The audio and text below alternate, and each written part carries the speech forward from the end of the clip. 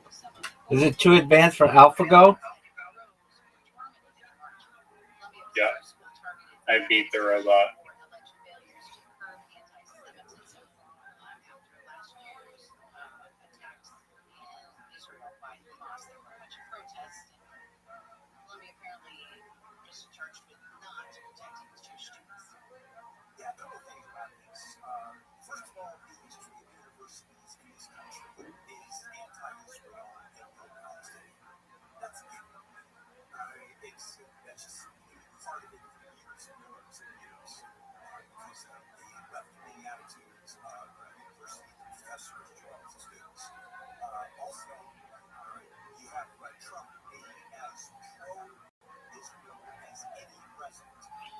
How do you win?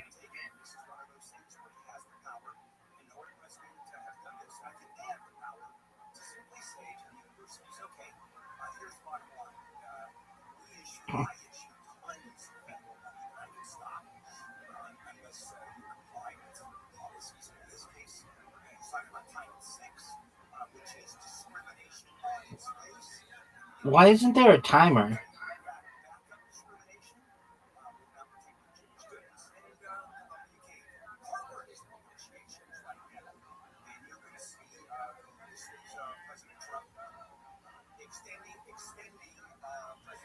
Can you hear me?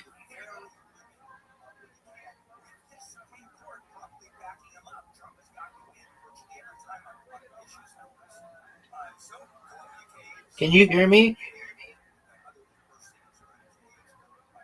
Riser. Riser. Riser. Riser.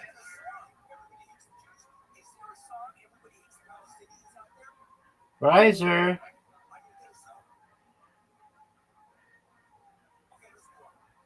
Apparently change isn't coming. The EPA's put together a proposal that would undo the government's endangerment finding. It's a determination that pollutants from burning fuels like carbon dioxide and methane can be regulated under the Clean Air Act. The finding is thought serve as a foundation for a bunch of policies and rules to address climate change. Already, environmentalists, climate activists, and others are bracing for what they say could be a fundamental shift away from trying to address the problem of a hotter planet because of this EPA designation. Riser. Sorry, I don't know why the fuck it booted me out of the Discord call. You good, pimp? Is there not a timer? I don't see the timer. I don't either.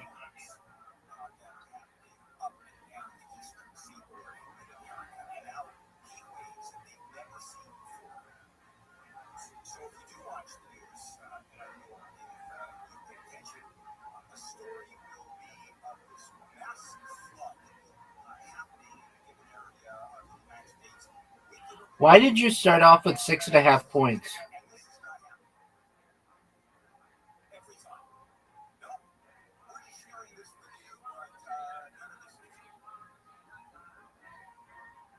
No men allowed in these Ubers. Uber has announced a new feature called Women's Preferences. It's designed to allow women riders to have women only drivers so they feel more safe.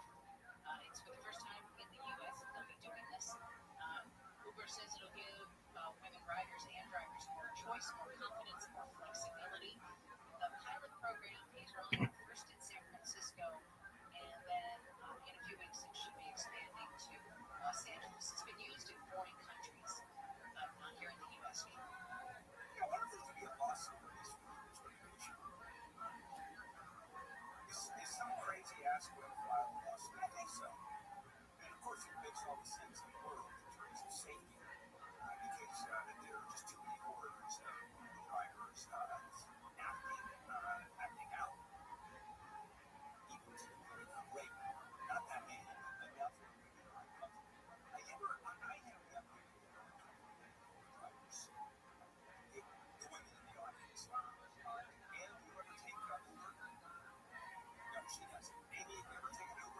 Yeah, and I have a bigger concern. But I don't do it in the middle of the night after an 8 hours set. I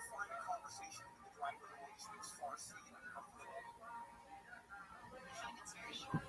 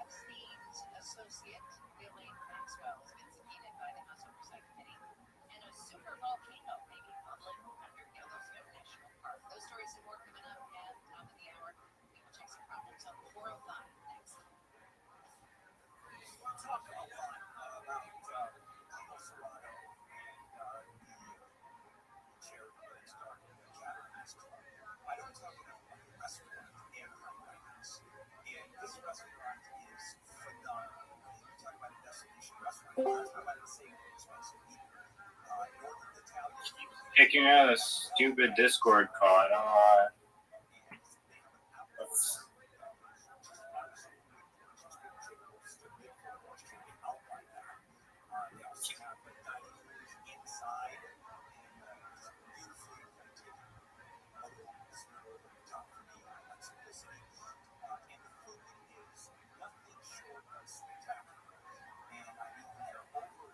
Are you gonna go, Pimp? It's my turn.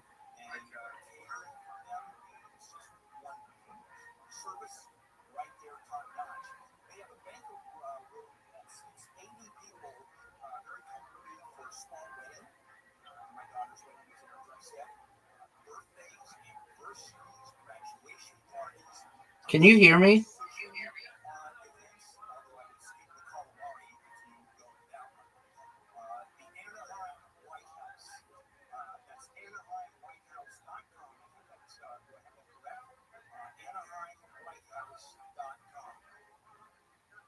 Sunny highs in 70s at the beaches, upper 70s to low 90s inland. This report brought to you by Limestone.com. From the Southern California Toyota Dealers Traffic Center, Dave North up with Toyota's full lineup of fuel-efficient vehicles. We've got a branch in Culver City on the 405.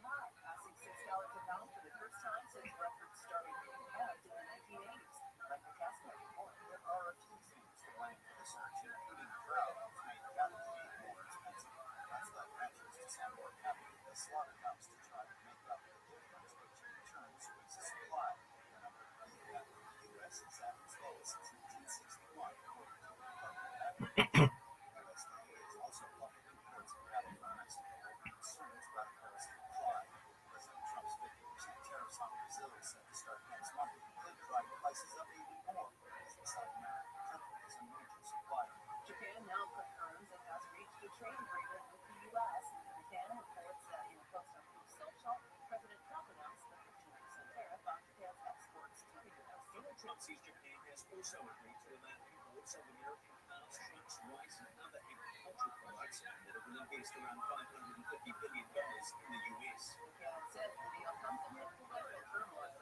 The trade deal may do little, though, to cause speculation of the future of Japanese Prime Minister Shigeru Ishida, into a stinging defeat in Japan's backwards elections. OpenAI CEO Sam Altman says artificial intelligence will eliminate entire job categories and become a destructive weapon used by nations around the world.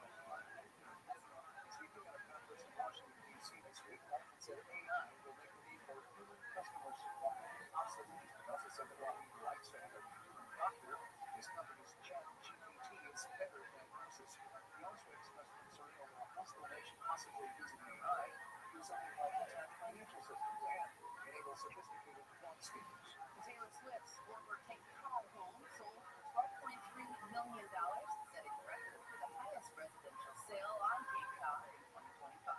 I'm Monica Nelson with your consumer and business news. KFI AM 640, more stimulating talk.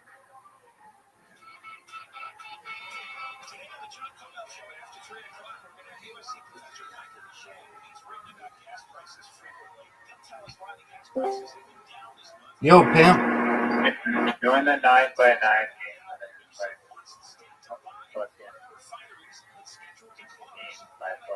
Before nobody fucking plays also. 9x9 is actually right. Are you gonna go, or are you just gonna jerk yourself off raw? Let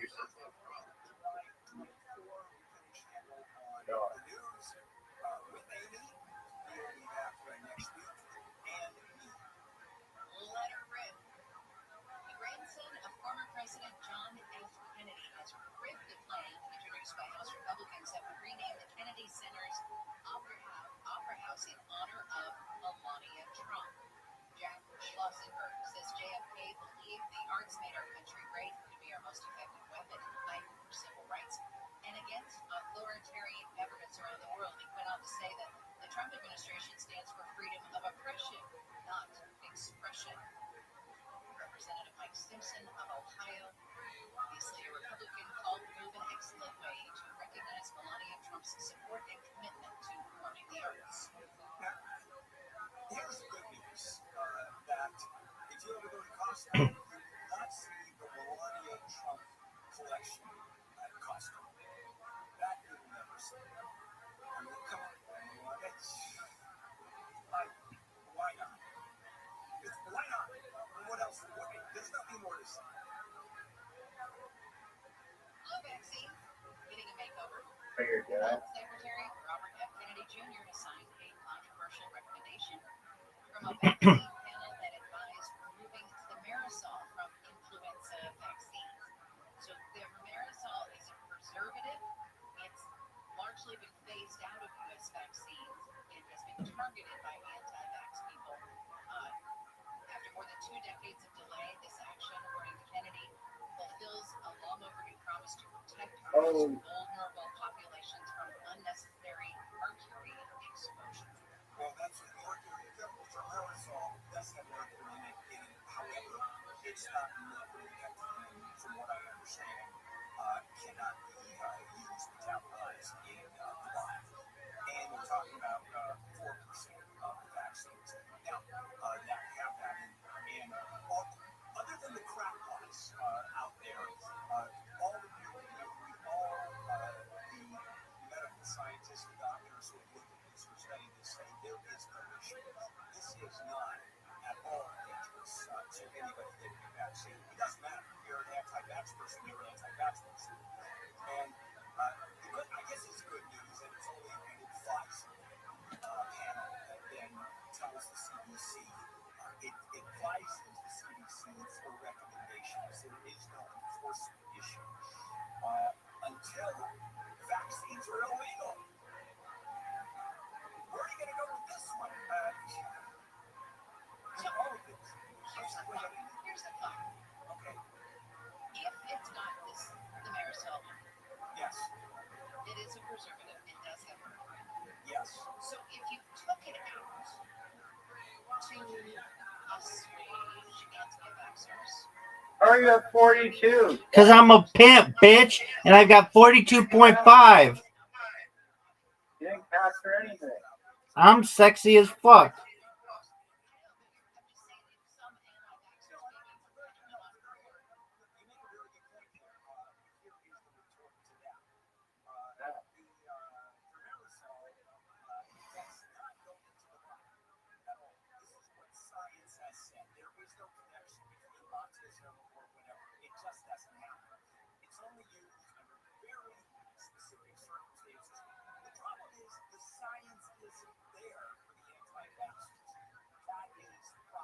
Why didn't I get points for that?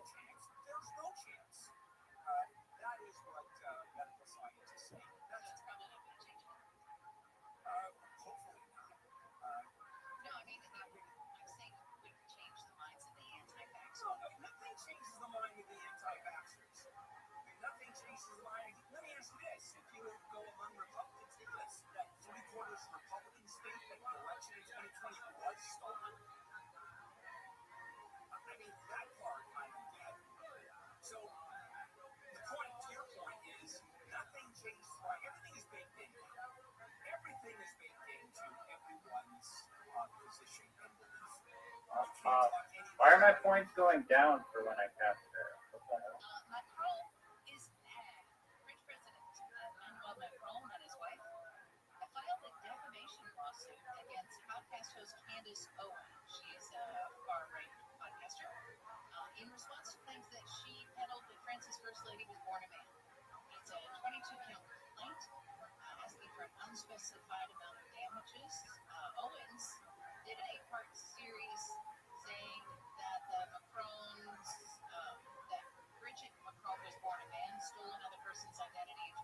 I should be getting points. That's like.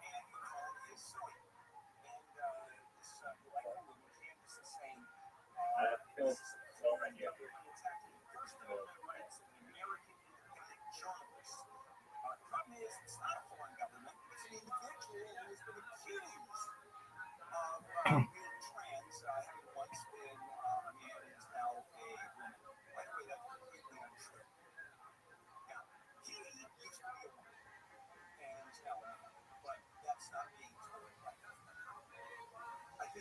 Dude, I just went from up 40 to back to 6?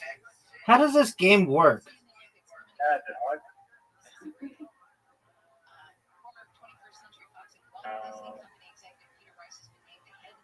I'm pretty sure I know.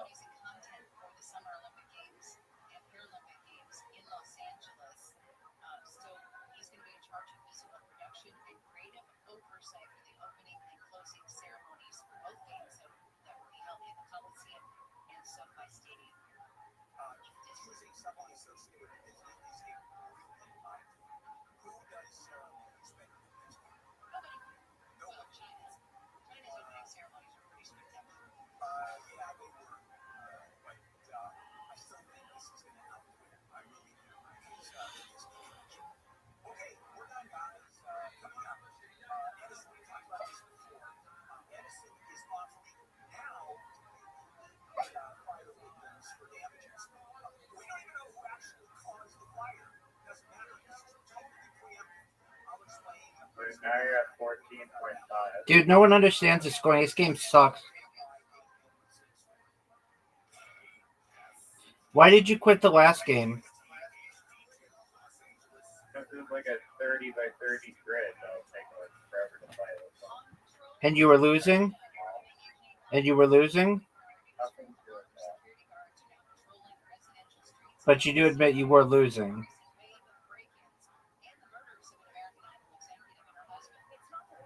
Correct.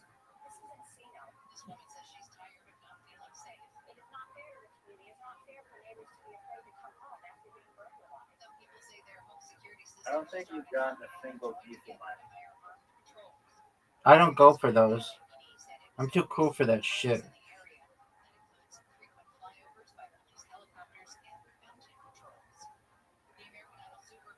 Grant, big dog. Literati time.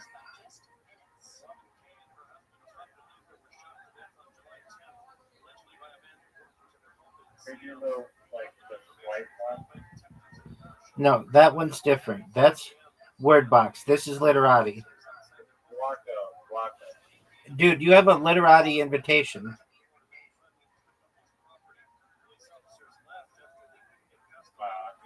Delighted. Are you excited? Are you gonna let me go first, or are you gonna? No, you go first. What do you want? Do you want to go first? Go for it. No, you go first.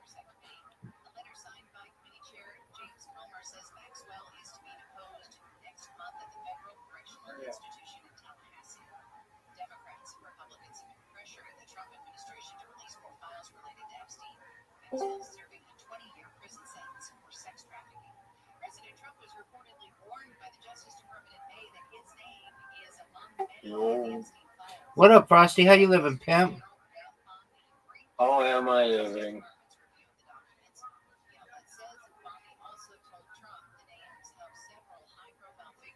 Liza is here and he's back in fashion.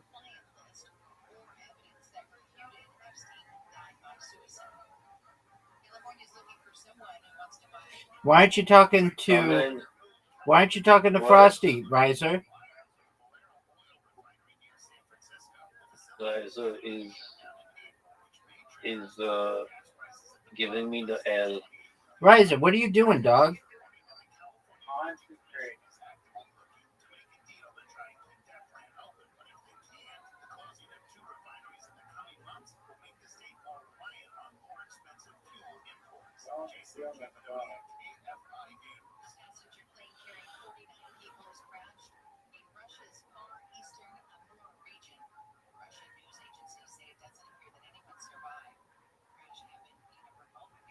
Bro, I'm about ready to get out of my coffin and start doing shit.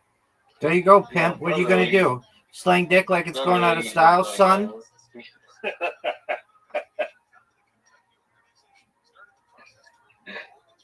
The undead pimp.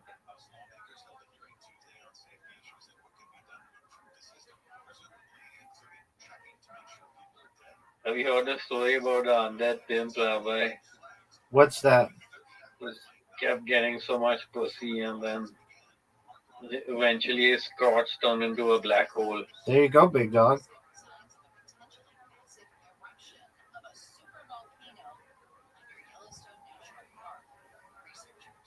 Now he just gets whatever he can get out of the ladies.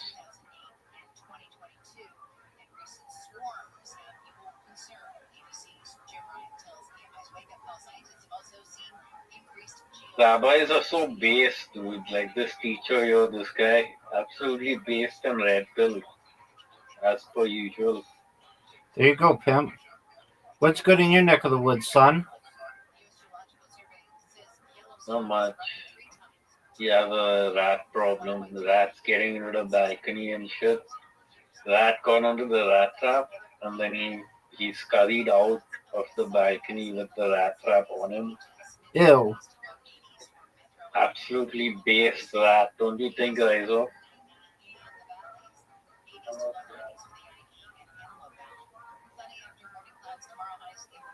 How big was the rat? It's pretty big, about the size of my hand. That's But I didn't giant. see him. The maid saw him, and my mom did. But my mom didn't kill it there. We called the watchman, and by that time the rat disappeared. Just ran to the floor below. This rat shit is like out of control, but I need better like ceiling in my balcony to seal shit from rats. Or we probably do something about it.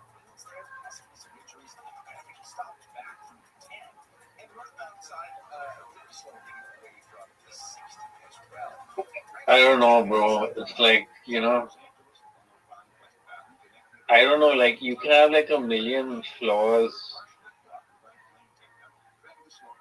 outside of yourself, but like if you're still living with your family, like from way back when, then you might as well kind of like, just off yourself.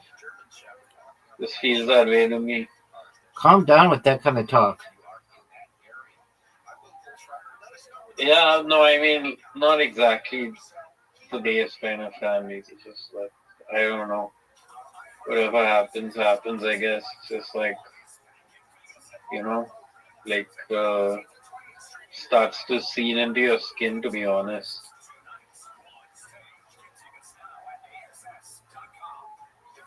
But years of abuse later, I'm also a dead person. So, like, whatever fame or shit or whatever money I could have, it's all out the window because I'm dead. I don't know what the fuck you're talking about, dog. You're fine.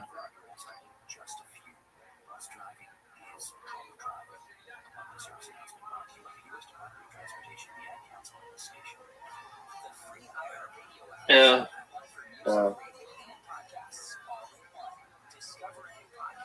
For example, right, so, right now, see, the thing is, right, if you start to convolute into the areas of your life where you have to start living very discriminately or, kind of like putting portions in and like start living a more simple life.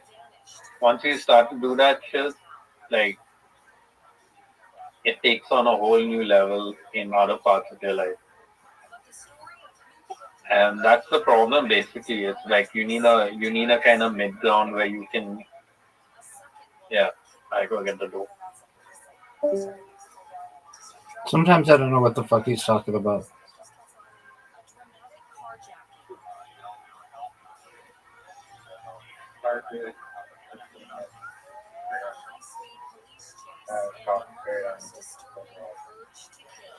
Dude, you're doing pretty well.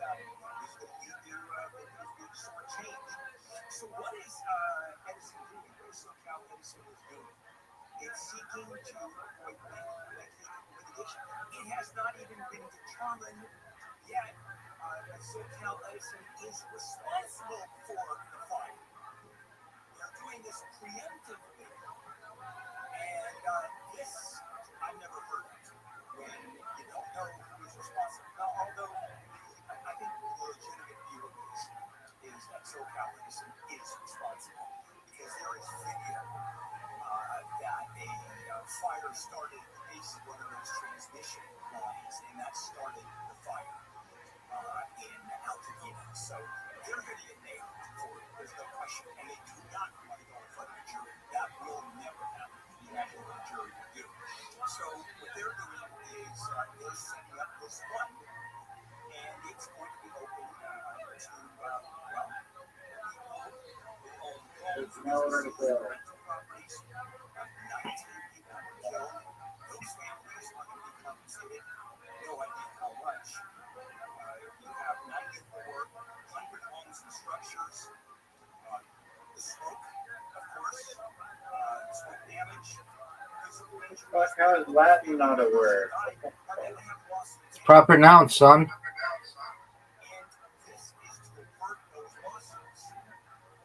L-A-T-I-N. It's a proper noun, son.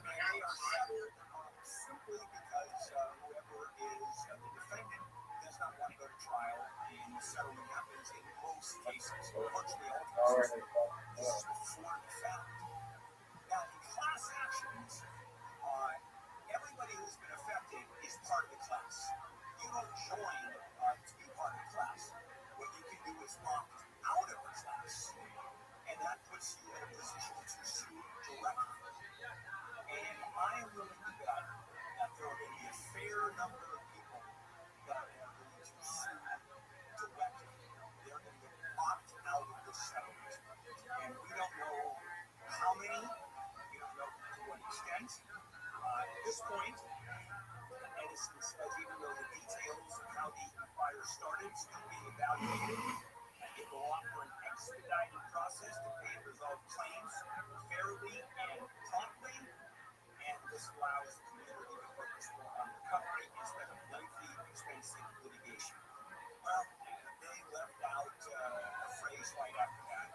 Lengthy, expensive litigation, where we are going to get creep on this. We're going to lose our insurance. To the point where I'm willing to bet that Southern California Edison may very well go bankrupt. Except, as we talked about insurance, because Edison has reinsurance, Edison, the insurance companies have reinsurance. So they are going to be made whole. The utility, that's going to be in trouble. So the lawyers, one of the lawyers representing some victims says in the past, utilities have proposed these programs as a means for shorting and underpaying victims. Well, I guess in the end, that's the argument. And in the end, any settlement is going to short the victims. Because there will be no victim that gets $50 million. Very well could be in front of a jury, a $50 million reward is given. Those happen all the time. Who was that woman, Susan Johnson dealing with talcum powder and the baby powder, or several other with talcum powder, and cancer? She got ovarian cancer and got $2 billion from the jury. I mean, come on. There is a system in the law where the judge has the ability, and generally does, bring down the award substantially to a reasonable amount. It can be very high, but a reasonable amount. All right, we'll see what happens. Qua, go fuck yourself with that bullshit fakeness. You play the.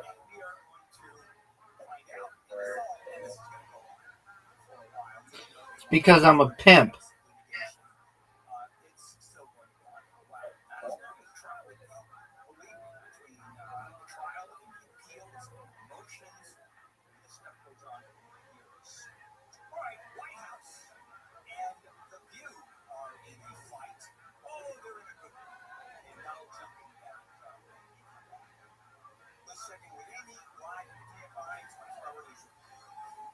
Two people have been killed, 2 others injured in what police say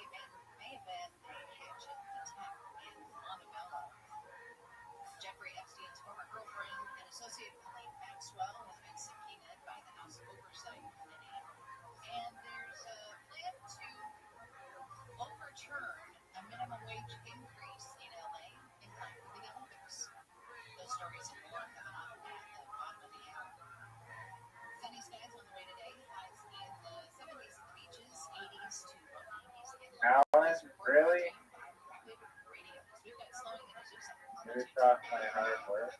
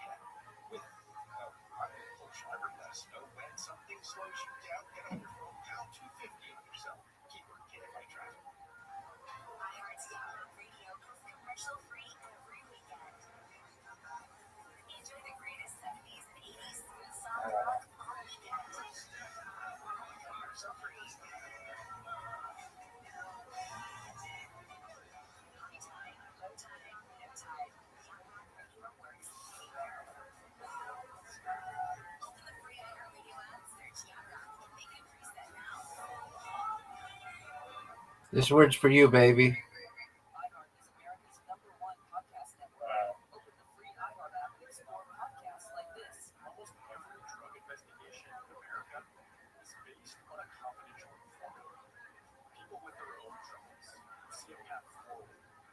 Big time. Good job, man.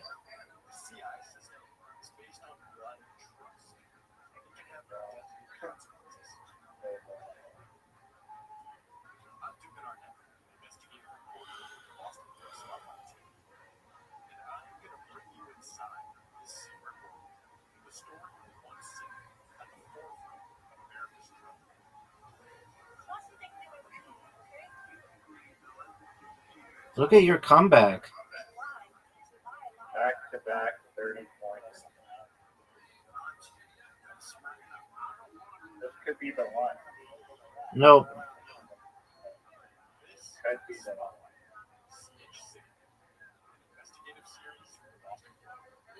Can you build somewhere else?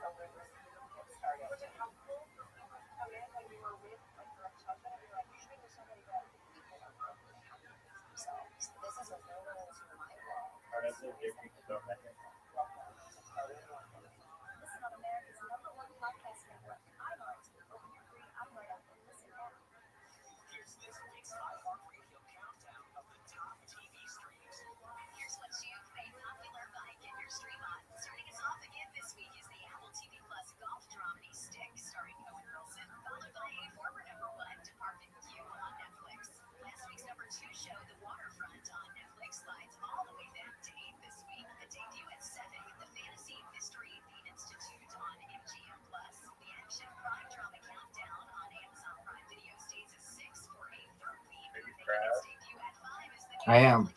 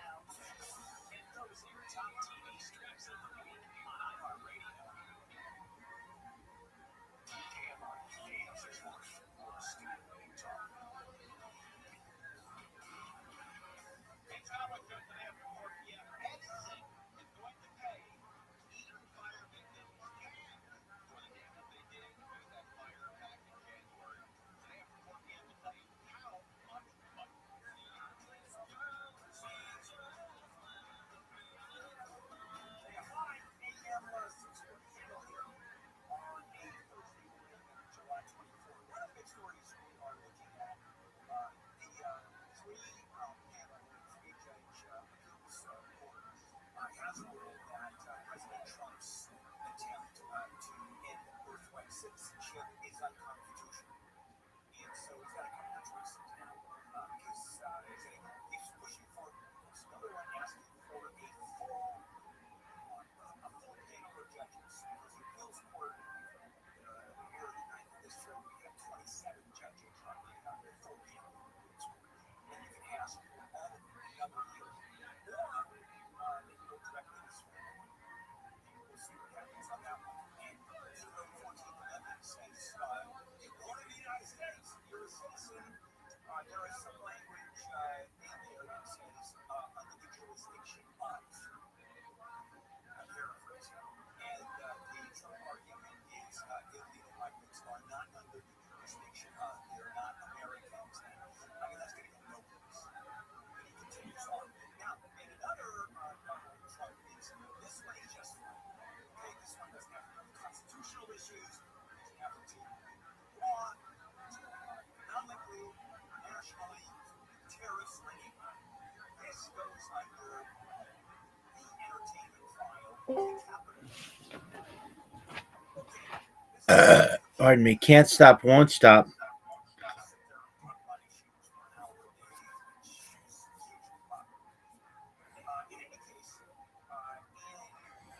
Riser, what happened? I had fucking like 4 eyes. Are you proud of the way you just played?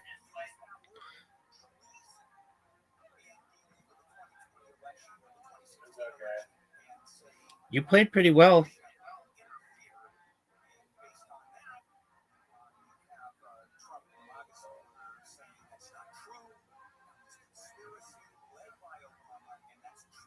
Saying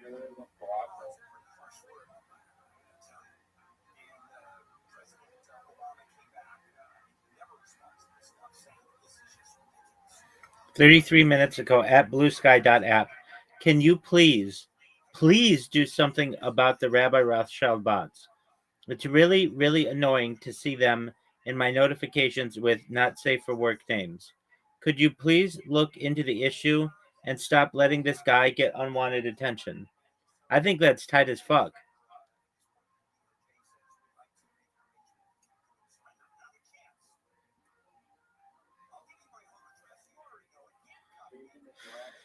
I'll accept in just a second. Just a moment. Somebody said something about me in German, and I want to read it.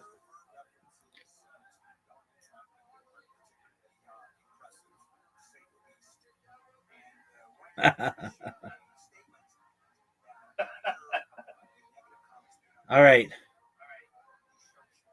You sent me an invitation? Waco? We're going to tie. Are you going to go? The dude walks into a bar and he finds 2 ladies to talk. Cool story, man. And he fucked those 2 ladies. Then he goes on to tell his friends about how he fucked the 2 ladies. It's a good show. It makes sense. I don't know, like how much it makes sense, but he's a good guy. Like he's doing whatever he's being told. I don't know. That's about it.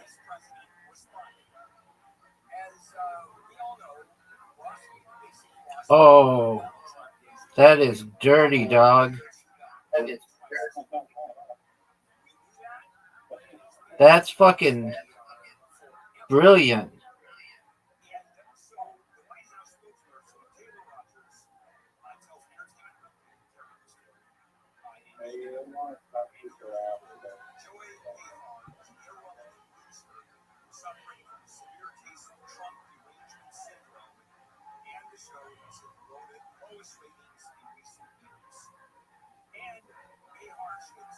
Hey, Rabbi, will you check out my new meme video? when I have a moment. Alright, cool.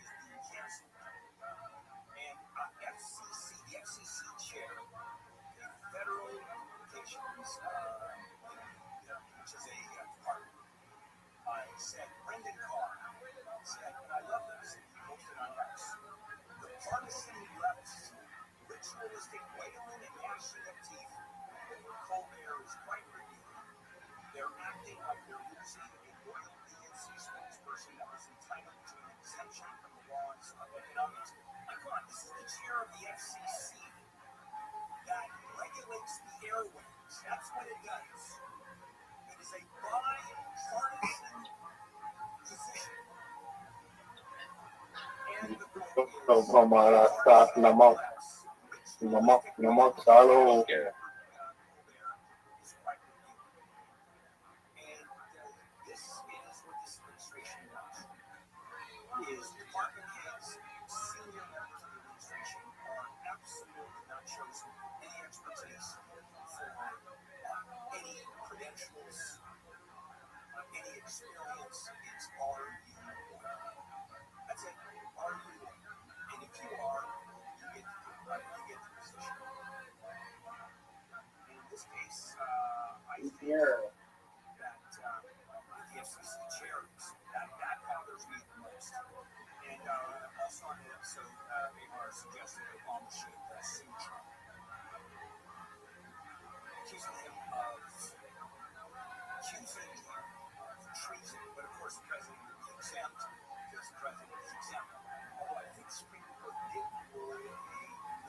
You know what shapes are?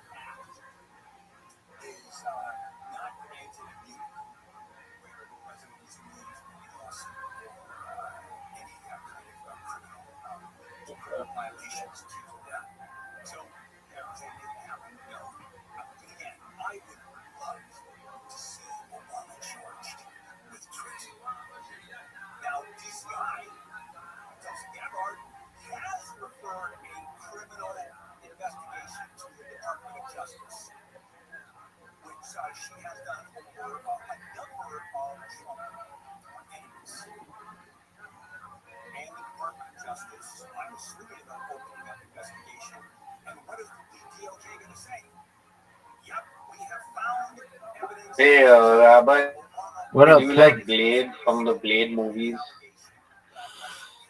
To be honest with you, I don't know if I've ever seen them. Uh, I know Wesley Snipes is, of course.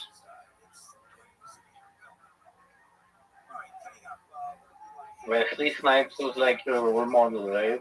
Once upon a time. He was what? Was he like your role model once upon a time? Of course.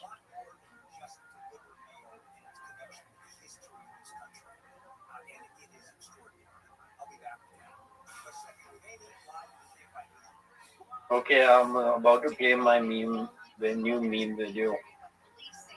Well, I'm in the middle of a game, my friend. So I'll watch it when I can. Alright, cool. I'll play it on my screen. I can play on my screen right now. Okay, pimp. I'll watch it.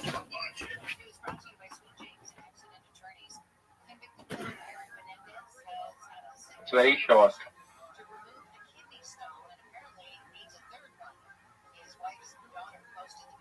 I'm watching it, big dog.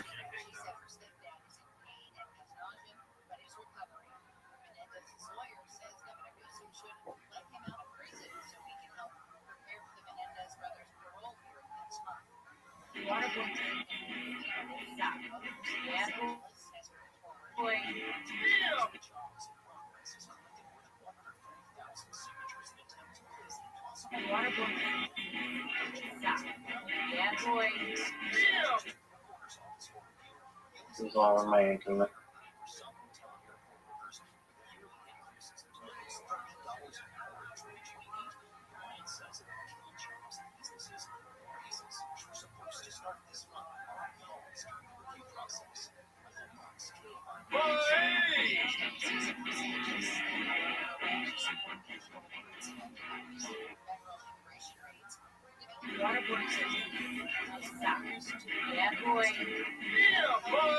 Did you make this?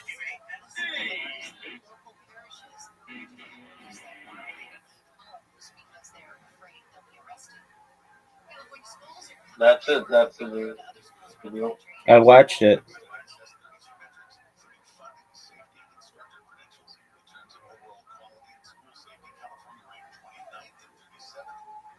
What was it? It was just like, yeah, boy, and then something about water.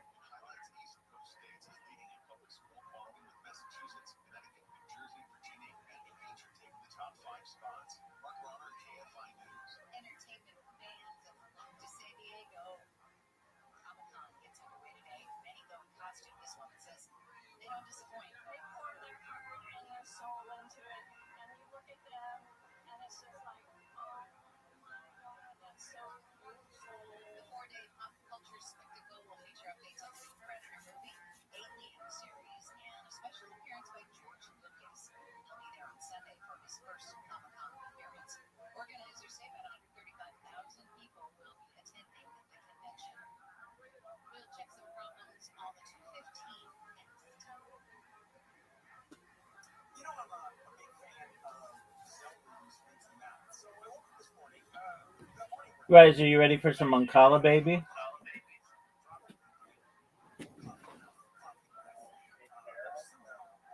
We'll play that in a moment. Mancala now.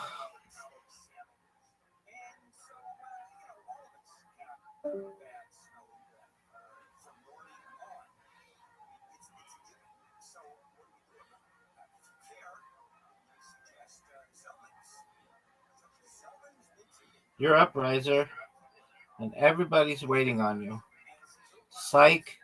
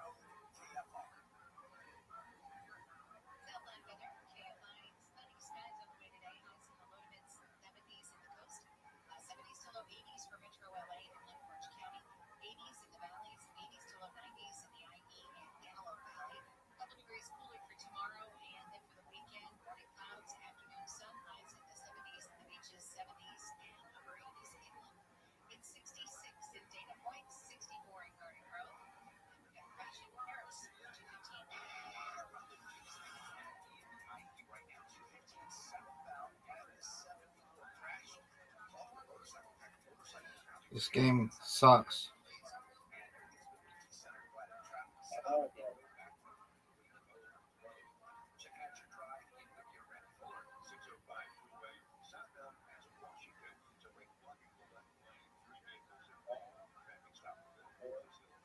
You're up, son.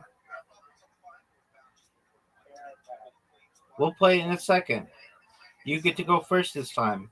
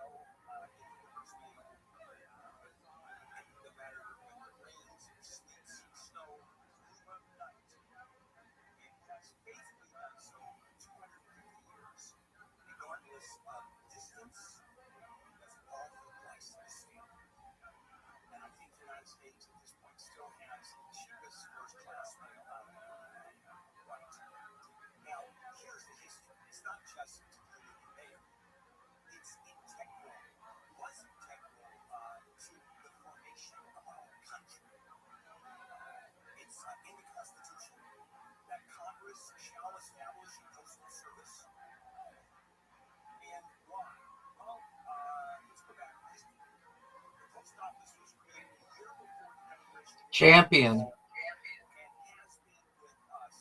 It's hard to capture the ones at the front. No.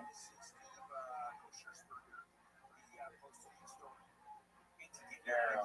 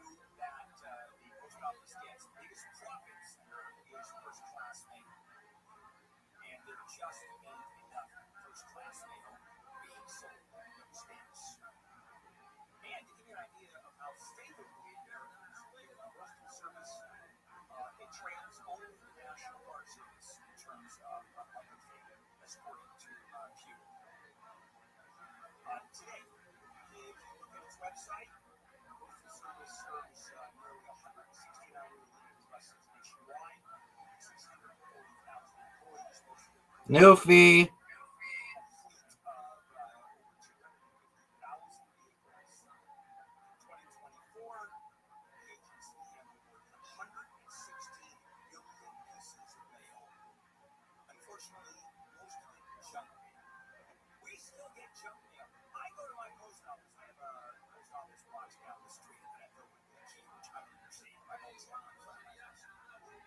3/4, 90% is junk mail.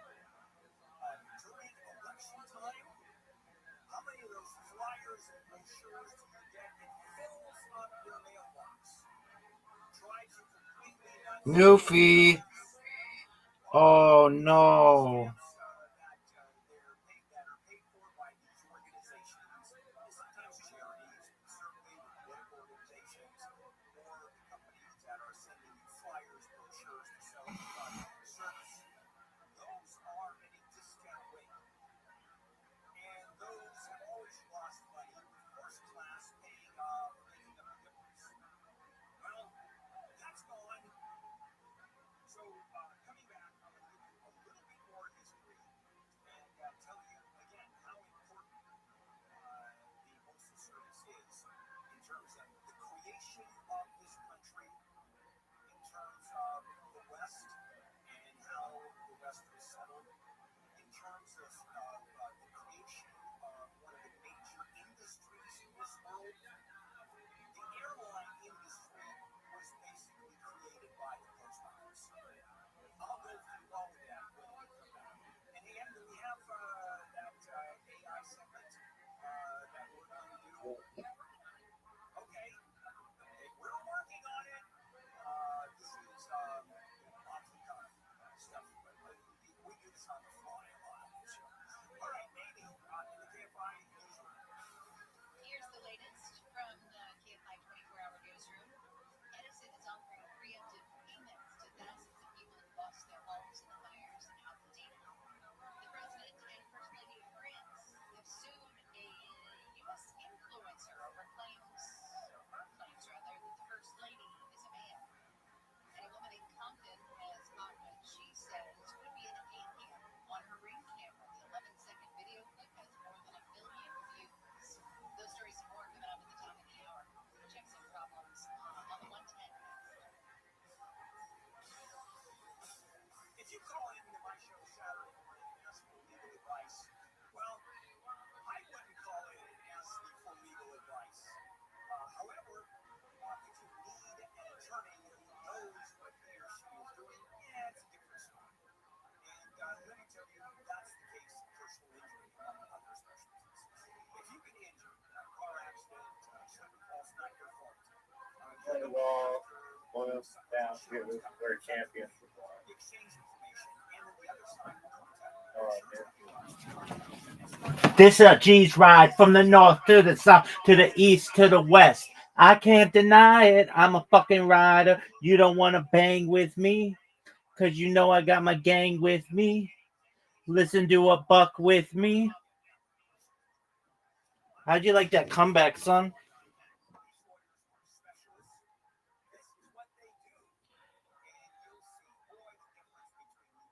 Join the basketball.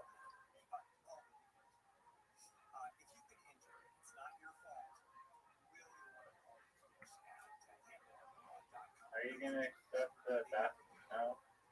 Yeah, I'll play basketball. Okay, we'll do this first. Why do you use this game?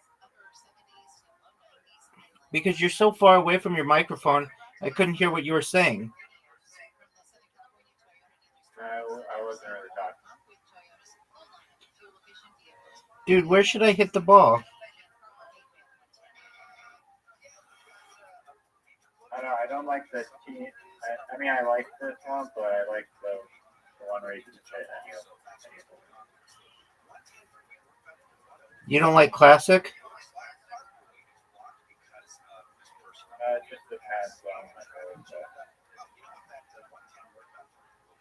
this one could be really nice.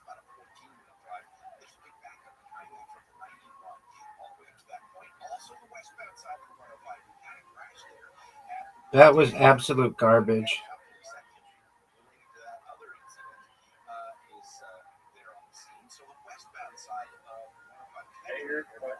Shut down 62 minutes from the 605 out to the 405 on that westbound 105. I'm the close driver. Let us know when something slows you down. Pound 250 on yourself. Keyword KFI traffic. Use apps for everything. Music, photos, even ordering coffee. Only one app gives you the live radio experience. It's radio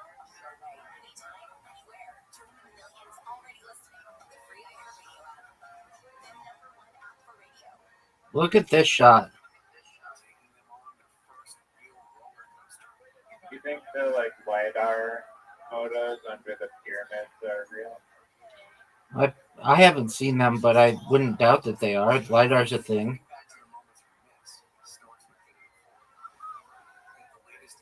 Yeah, the like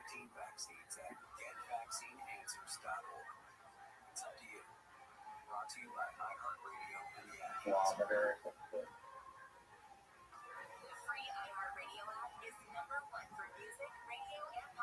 No way.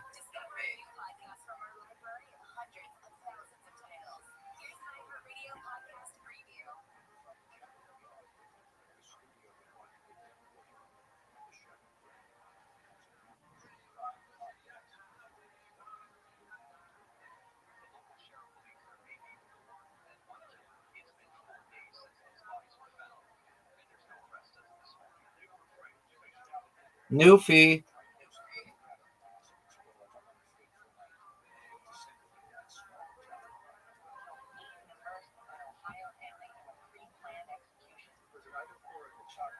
That is what I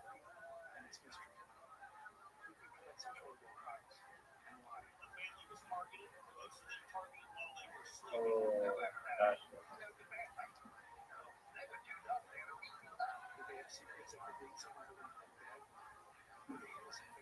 I wish there would be like different like stadium style boards that you can play on. I'm in agreement.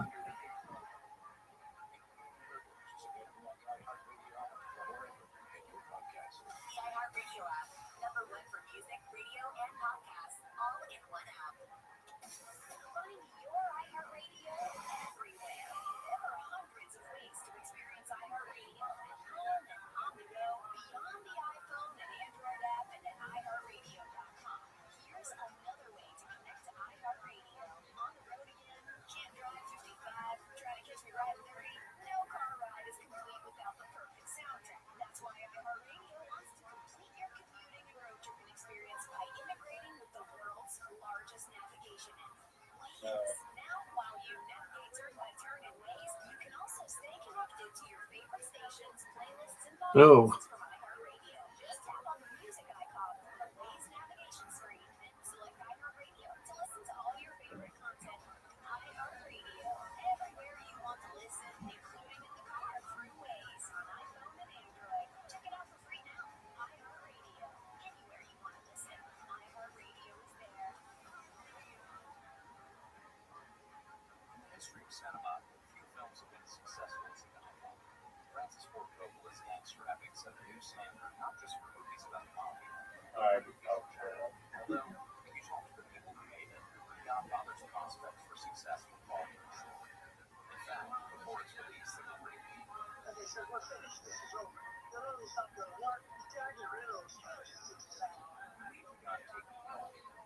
Something you get the last one.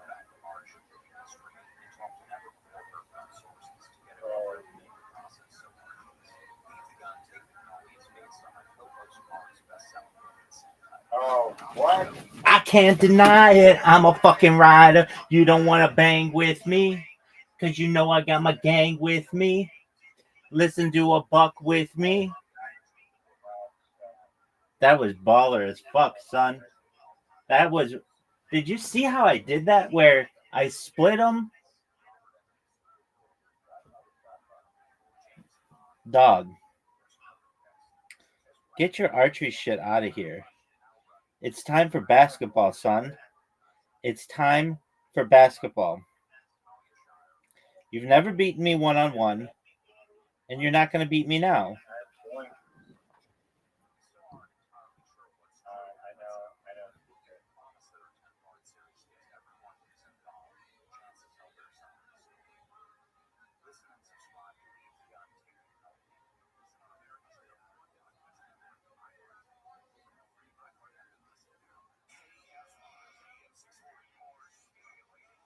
Have you ever gotten a flawless round?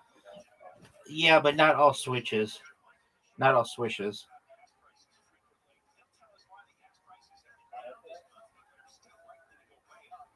That's a make. That's a miss. That's a swish. That's a make. That's a make. That's a miss. It's a swish. My time went way fast. I don't think so, dog. I got like 3 shots. I was like, What do you want me to do about it? well, it's the way the cheap side is doing.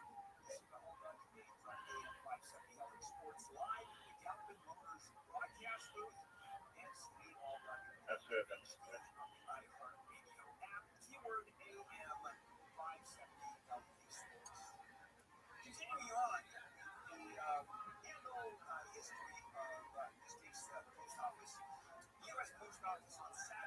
That's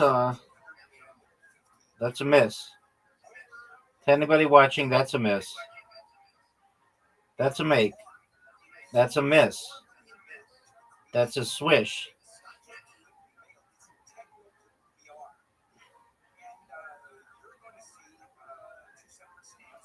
I can't believe I got like 32 that game. You got 34. Because I'm sexy. How could you get this?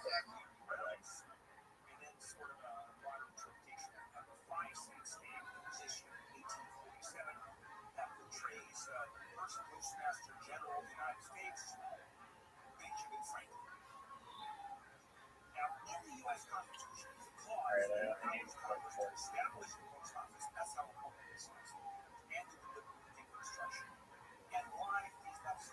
This game is over. You needed to hit that shot and that shot. You needed to hit that shot. You needed to hit that shot. And that you need to hit that shot. You needed that one. Dog, I just looked you directly in the eye, breathed hot air on your face, and smacked you. Archery.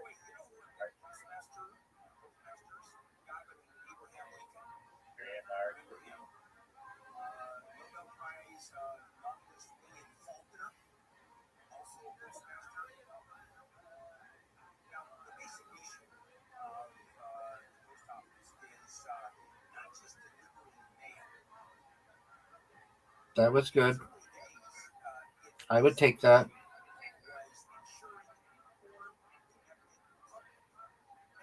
I would take that. That's good.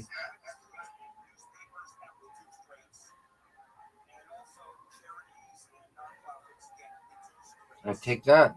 Shooting blazes here. Shooting blazes.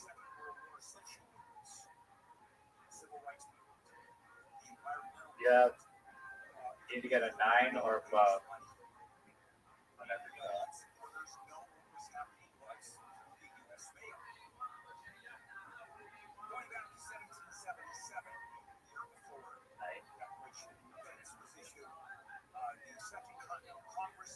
Maybe we need to take this up to 9 or 5 rounds. We're gonna take it up to it.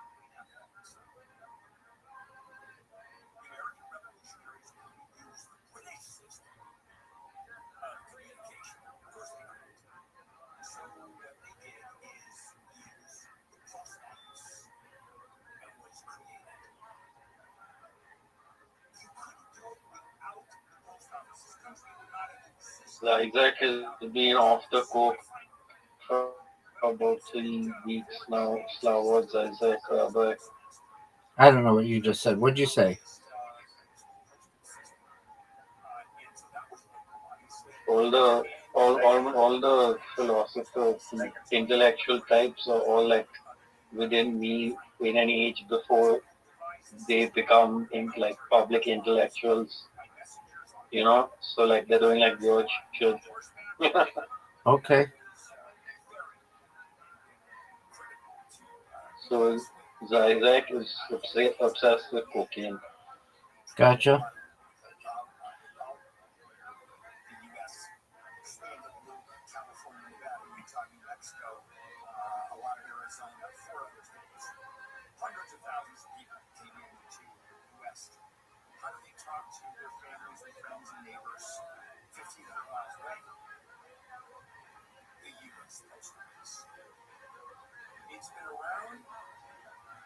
Yeah, right. I need to average 7.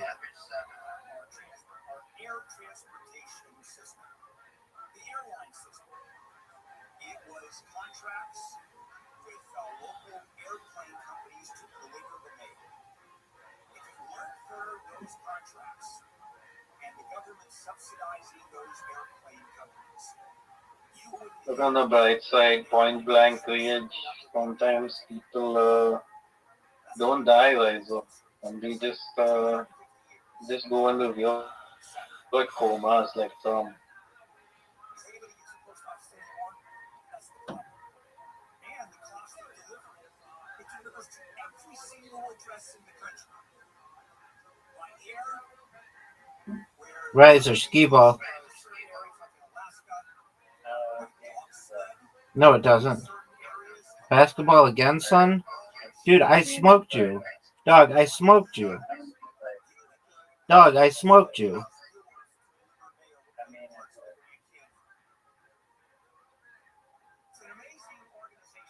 Riser, the woke intellectual, gets owned by rabbi based in red pill right winger. Cocaine sucks. Riser, you I made them all right, Riser. I made them all right there. I'm not even in the game. Where are you playing from? I'm playing against you. You're up.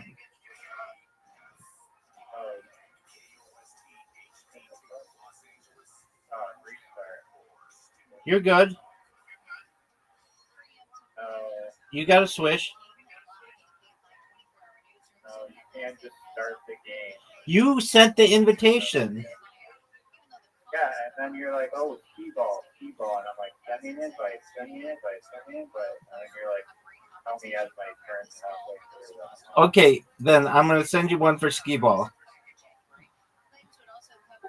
I pronounce Keir Starmer as the forever leader of Britain, and I hope he storms on Nigel Farage and all of the opposing party. We need Newsmere and Frosty for bingo. And Monopoly. All right, Riser, are you ready for this?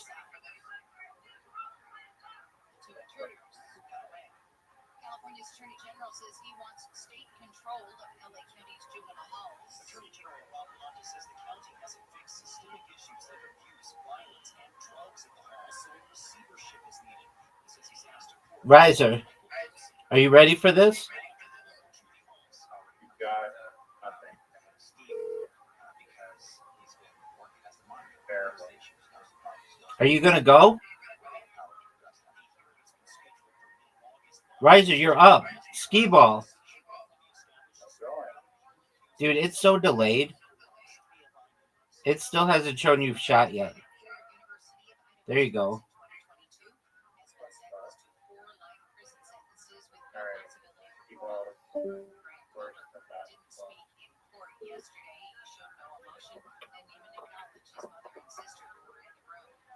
You got 90, dog.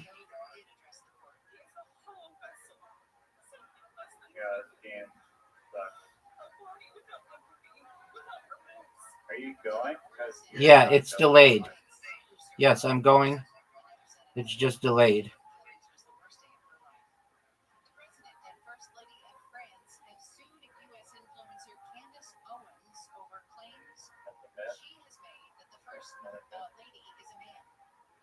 Nice strategy, really paying off. Haven't gotten a single one yet.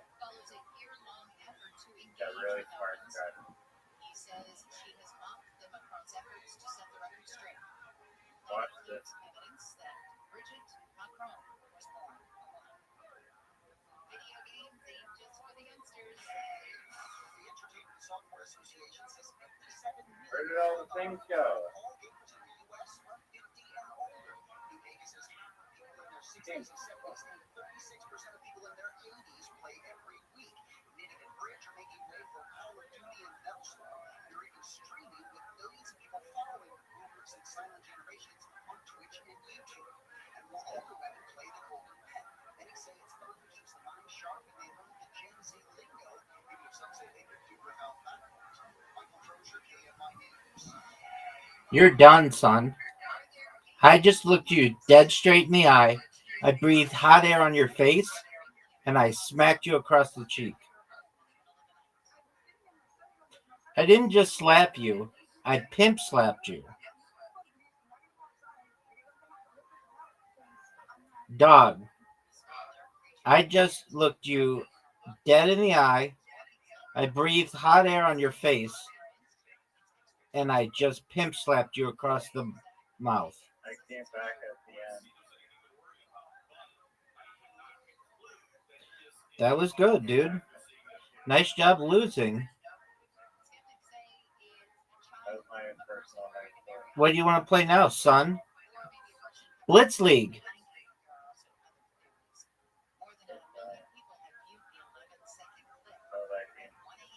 Riser, I'm going to play you in Blitz League. You have an invitation, dog. Dog, we need a new game.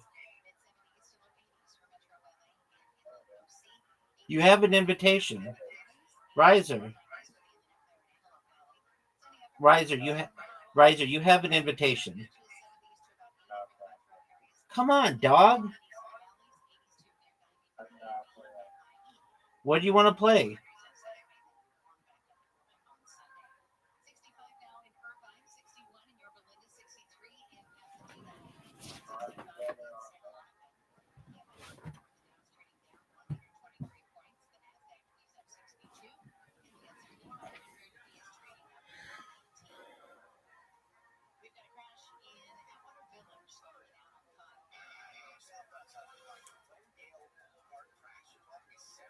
What are your thoughts on Martin Sten?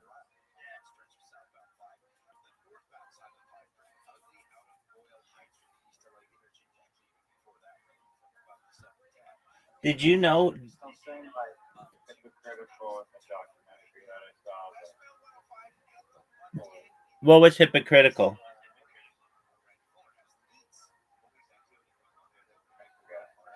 Did you watch the William Montgomery show? Oh yeah. No. In the beginning, he was eating the horse burger, right? He loved that shit. He loved it. I thought he said that. I thought he was like, in Slovenia, yeah, we love to eat horse boogers. Like, really? They're eating the fucking boogers out of the horse? And then I was like, oh, they say burger like booger. They're like, good booger. And then I was like, yeah, I love horse boogers. And then he's like, one part in the film is like, yeah, all these big fast food corporations are chopping down the Amazon to make like their like soybean cattle farm thing so that we can all eat boogers. And I'm like, this guy is like literally part of the problem. Like he's a vegetarian and shit. He's in the fast food consumption here in society. Did you know that Zoot likes Sam Cooke? I don't think I know a single Sam. Oh, dog. Okay, here's a quick update. In the last 52 minutes, Taylor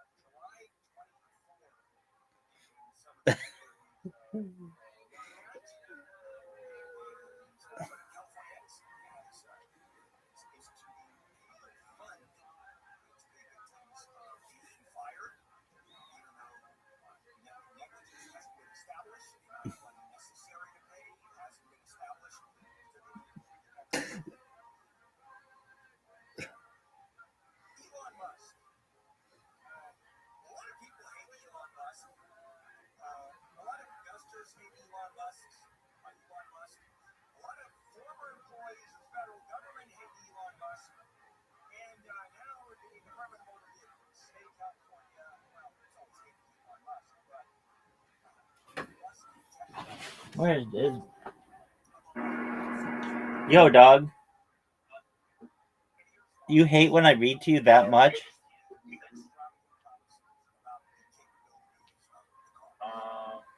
A little bit. I'm happy for you. Don't get me wrong. I'm very, very happy for you.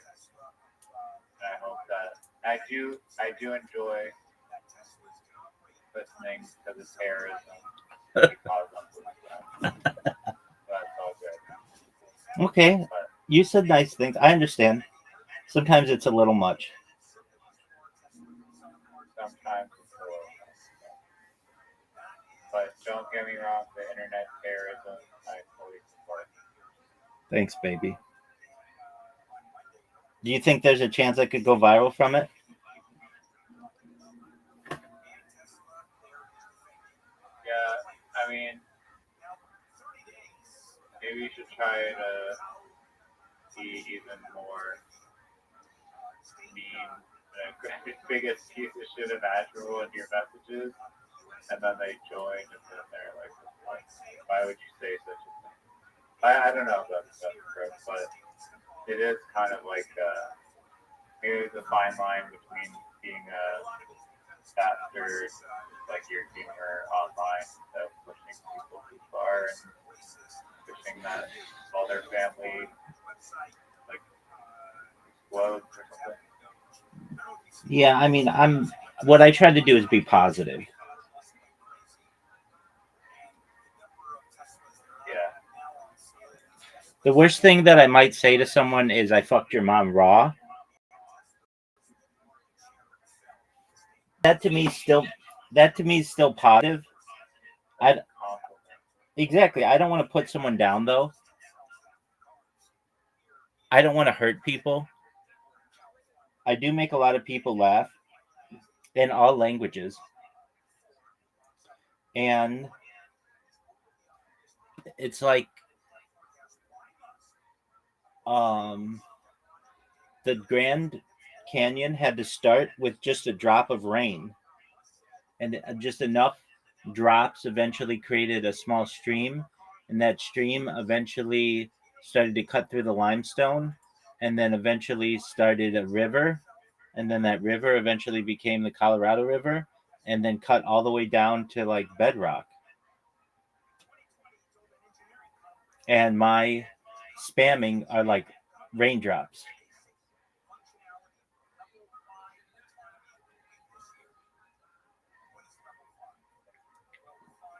My spamming is like raindrops, I guess. Is like rain. Each spam is like rain.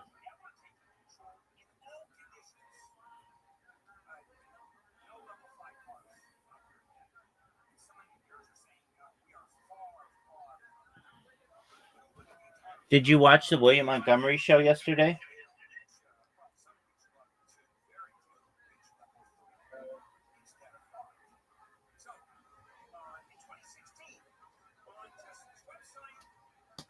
No one can hear you.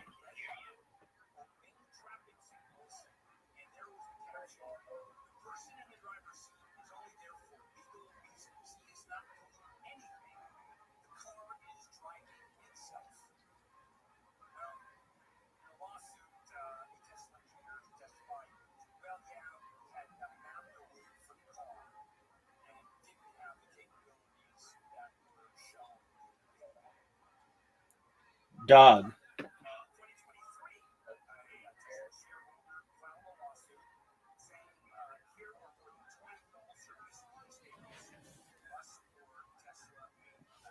Why don't you want to play Blitz League?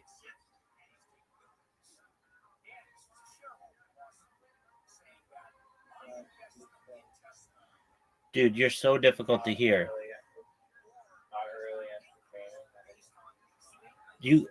What did you do with your mic? Why is it so much different?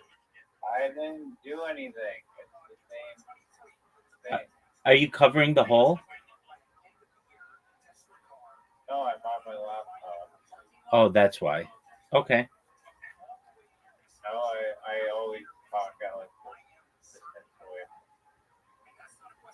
way. Okay. Well, what would you like to play? I'm looking on Discord for a game.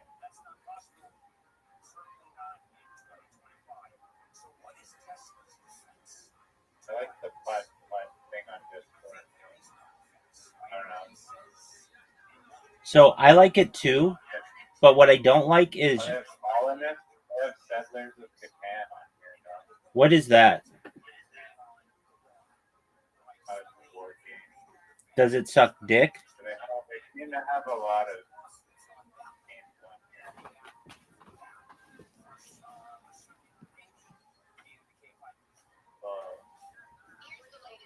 Well,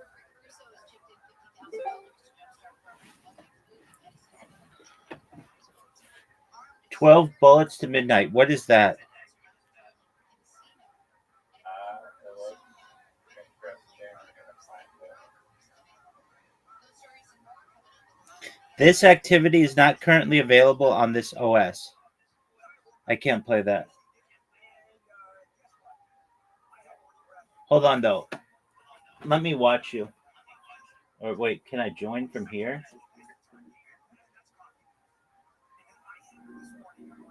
Why would a Chromebook work? But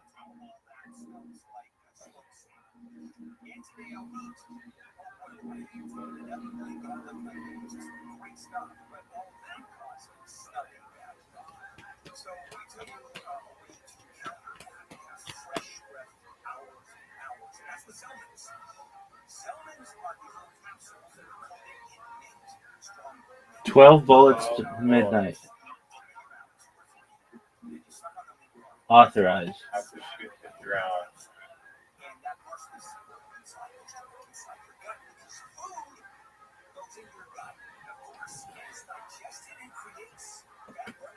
Oh shit. Oh, it's so sensitive. This is how G's ride. Can you hear me? I need a mouse.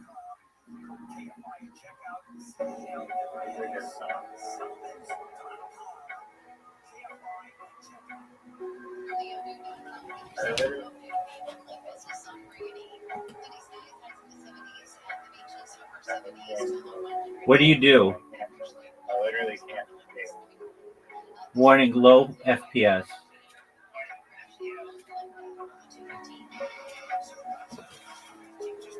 I don't know if I can play this game.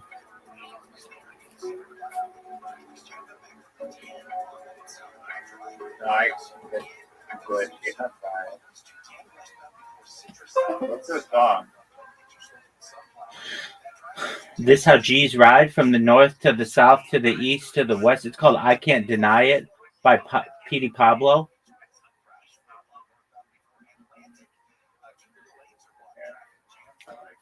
I think it's "I Can't Deny It" by P.D. Pablo.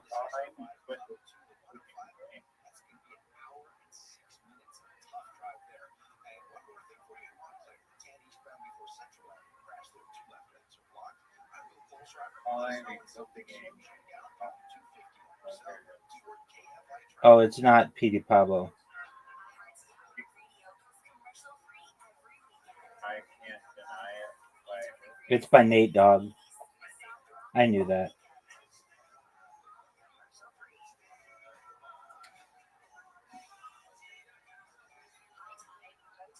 It's called "Can't Deny It" by Nate Dogg. Oh, Fabulous. That's who I'm. No. It's Fabulous. Not P.D. Pablo. I knew that. It's Fabulous. I love that song.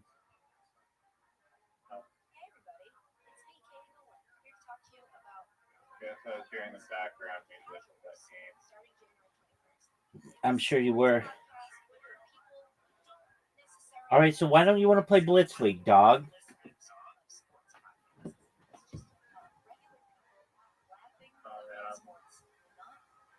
I'm done. Wait, hold on. Don't be done for the whole day. Go do whatever you need to do, and then when you're bored, come in here and I'll beat you at carom. How does that sound? Excellent. Do some actual igloo research to try it. Hold on. I heard about this. This was like in the Guinness World Record book when I was a kid. Let's look this up. It is. Yo, dog, what is that hotel that's made out of ice? It's like the Ice Hotel. Yo, dog, you're thinking of Ice Hotel. in Sweden, the OG and most famous one. Here's a breakdown. It's the first in the world. Built in 1989, it's literally the first hotel made entirely of ice and snow. There's a version that melts every spring, rebuilt each winter, and also Ice Hotel 365, which is open year-round with solar-powered refrigeration. Artsy as fuck. Each room is a different art suite, designed by artists from all over the world. It's super cold inside, around 23 degrees Fahrenheit to 17 Fahrenheit, but they do give you warm sleeping bags and reindeer hides. Extras, they've got an ice bar, an ice chapel for weddings, and even northern lights if you're lucky. There are a few copycats like Hotel de Glace in Quebec, but the Swedish one is the OG ice baller. Did you know that there was an ice hotel in Quebec?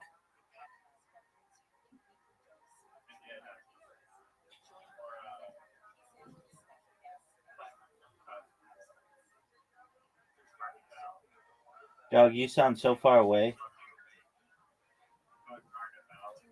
Do I know what Carnival is? That thing in Brazil?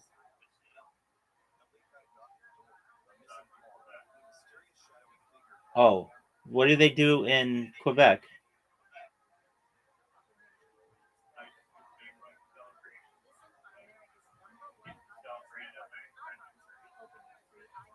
At your French? What?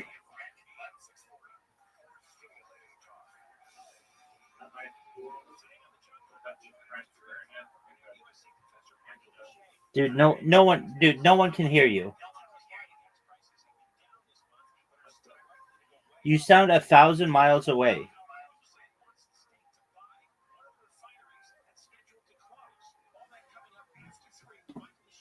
Can you hear me? There you go. French immersion. I went to school with French immersion, and we celebrated Carnival. What's French immersion? What is French immersion? What is French immersion? Half French school, like half the day, have to suffer through bullshit fucking French classes, like science. Fucking learn that shit in French. Because why not make it way harder for no reason? Do you know French? Do you know I've French? forgotten like all this. I gotcha. I quit and I quit in like grade 10. So like I can't stand this anymore. I hated French. What's, no reason to ever learn that.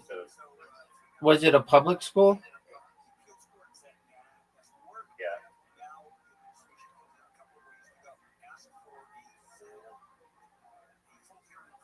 I don't know why we all got suckered into being taught French. There was no reason for it. Like French, useless. Spanish is useful. Chinese is useful. Caluit. UPEC is useful. Nuki is useful.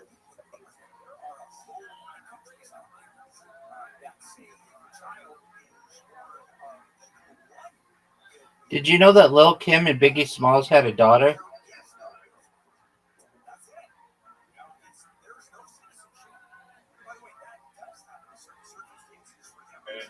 I didn't know Lil Kim was Biggie's wife or something. Not wife, just side piece. Dude, if you want to see some crazy shit, put in Lil Kim before and after.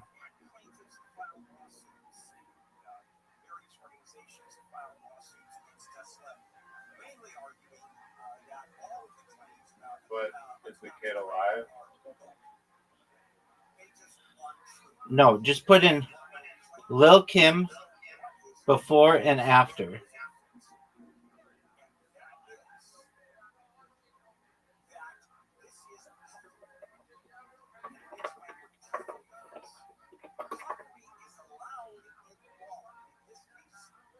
don't get it. She has Botox or some shit. Do you see what happened to her?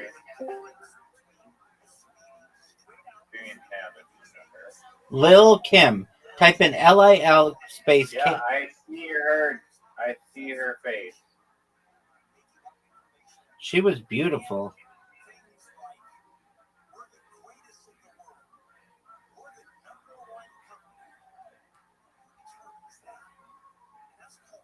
Hold on.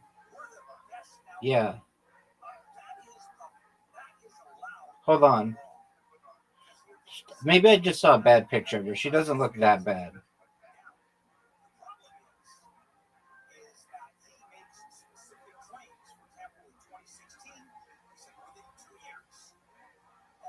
Who's your favorite female rapper?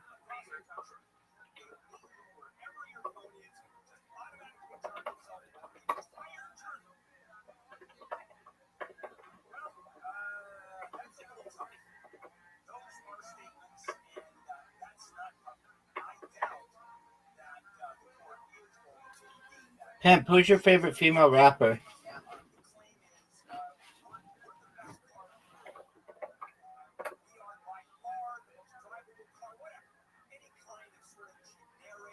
I don't know. I don't really have a favorite. Who's your favorite male rapper? Oh, wait. Do you consider like singers rappers like No. RZA? No. RZA rapper? How do you say RZA's name? Is it RZA? My favorite female musician in general is that chick from Always, ALBVAYS.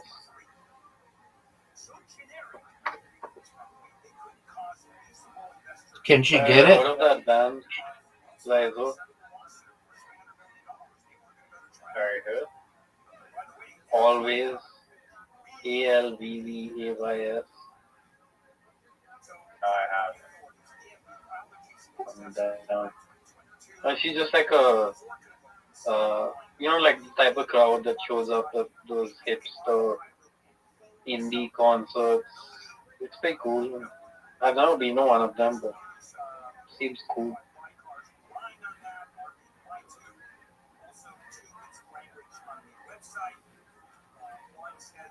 I mean, yeah, like sometimes you get a crowd of people very much like your music. So, like, if it's the free spirited type, then it's gonna be like that kind of music. Like Suicide Boys, for example, they have like the run out crowd. Yeah,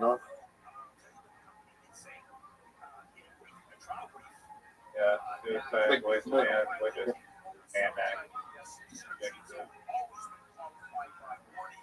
Yeah, but also like the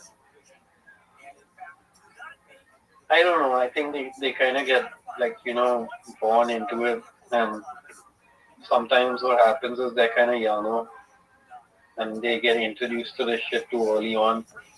So yeah, like they they kind of I don't blame like Gen Z people for like living like hockey kind of lives. Nothing wrong with that.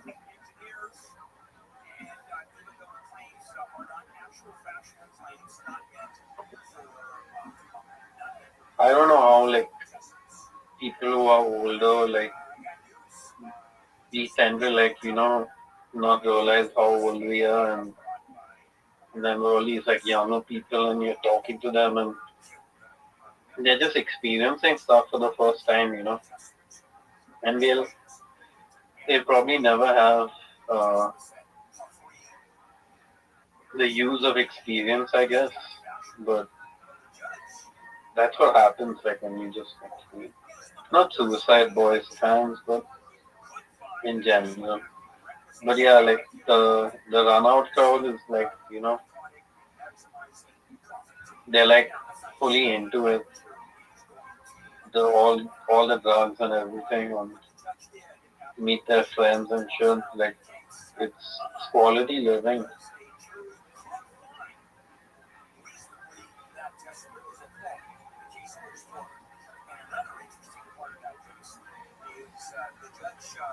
Rabbi, what was your childhood like? Was it good or bad, or was it like a mix of both?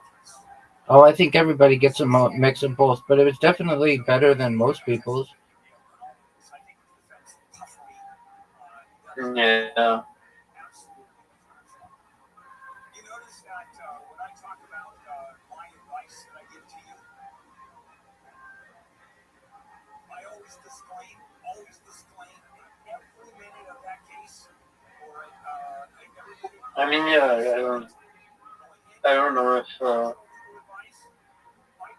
like, remember I was telling you, Rabbi, about people outside, like random teenagers, like in large groups, beginning to think about it, and I start to realize, like, there's not much else to life other than making the best out of it. So,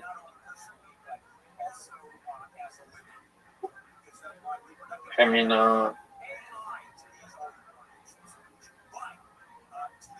yeah, I don't know, like people like you and me who are 30, 35, and they're still kind of like uh, not experiencing the better benefits of money. It kind of gets to the core of you because like you live your whole life and you're like just not making money at all. It's the stupidest shit ever. And then you see like random people just yeah, I don't know. I think at least people should have some amount of luxury, even if they're apart from like food and drink. But, it's a problem about luxuries themselves because you shouldn't have them, right, in the first place. You shouldn't have to have like that envy or whatever it is. But that's not the world we live in. That I know that much. Yeah, I'm just saying that like it's important to as in a Christian sense we take it over literally where you have to be poor and poor enough to uh, have like some amount of money used only um, only for your direct needs and whatever other proprietary and that's about it, nothing else. And if you live like that, then yeah, you have some empathy towards poorer people or whatever it is.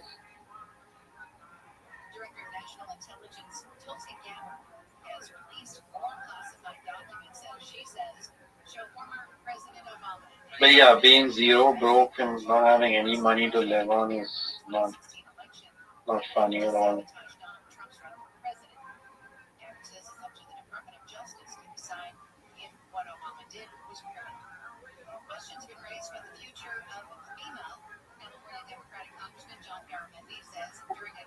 Like yeah, some people like stay on the ride and then they just some people fall out and then they get back on walking somewhere.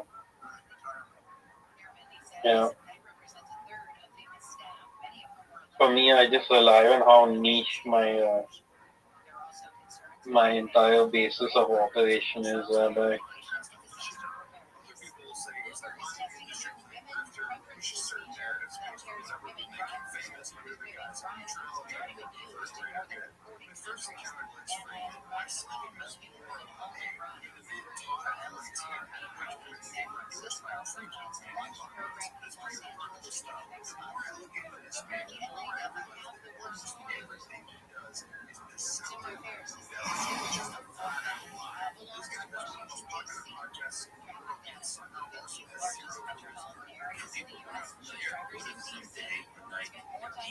you ever think about it, though, Rabbi? Like how like no one's gonna go back to the 90s or the early 2000s when there was actually nothing to think about anyway.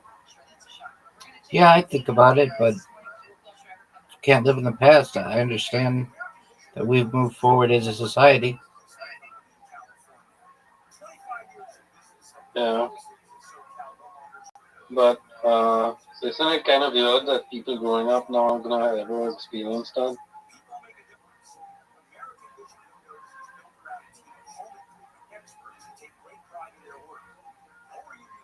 I mean, that's just how it is. Do you think there are outcomes to that? Like, are they less prepared for what they seem to? I don't think they are less prepared. I think they just,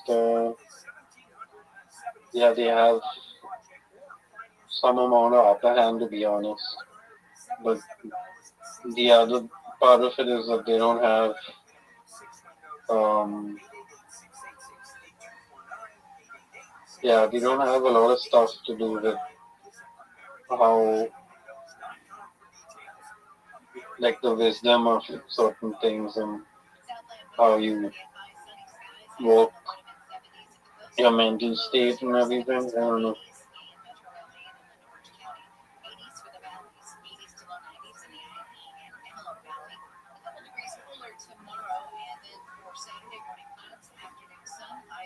I wrote an article on, I called it the twilight of the internet. It's when a lot of us were playing RuneScape 3D for the first time, or RuneScape Classic even. And a lot of stuff back then was it was so new, like there was no such thing as actual gaming. And then, like a lot of this shit like opened up, like the internet just opened up to everything. And that's where we are now.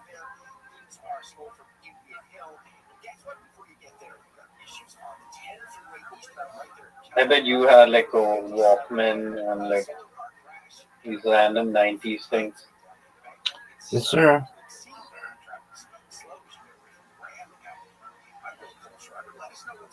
Riser, are you ready for an invitation?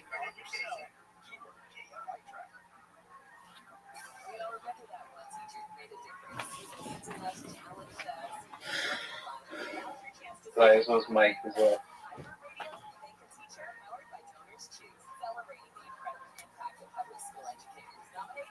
You have any questions for me, Rabbi? Yeah. What's life like slanging dick 24/7, 365 for you? For you. uh, you know that point where it's Christmas time. I have a question to ask. Riser has a question for you. Wait, Riser, let me answer. You know that point where it's Christmas time and you're alone at home and there's an opportunity to have some small amount of lean with like just a little bit of a joint. And then you look at your Christmas tree and you look outside and things have changed and there's stuff to dream in, places to dream in, people to see. And it's all like away from you and on the outside, but you can still feel it. You feel cozy at home. That's pretty much it for me. I can imagine what something like that might be like. Riser has a question for you, Frosty. Are you ready for it? Yeah, go ahead, Riser. Have you ever swam in the Gandhi River? Have I ever what? That's not a river. You mean the Ganges? Yeah. Okay, well, you said Gandhi River. Yeah, no. Oh, I'm Christian, so all that stuff is like not part of our tradition.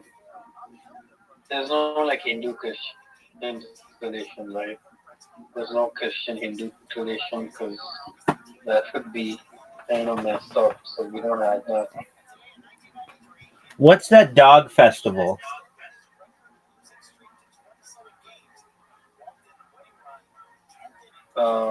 So we have a couple festivals. One is like the Holi festival, right? Which is also like water guns and water balloons and shit. So it's pretty cool. Apart from the color, there's also like water balloons. So like you can throw water balloons at people and shit randomly, with your friends or whatever and have balloon fights because it's holy. And that's what we do as Christians, at least.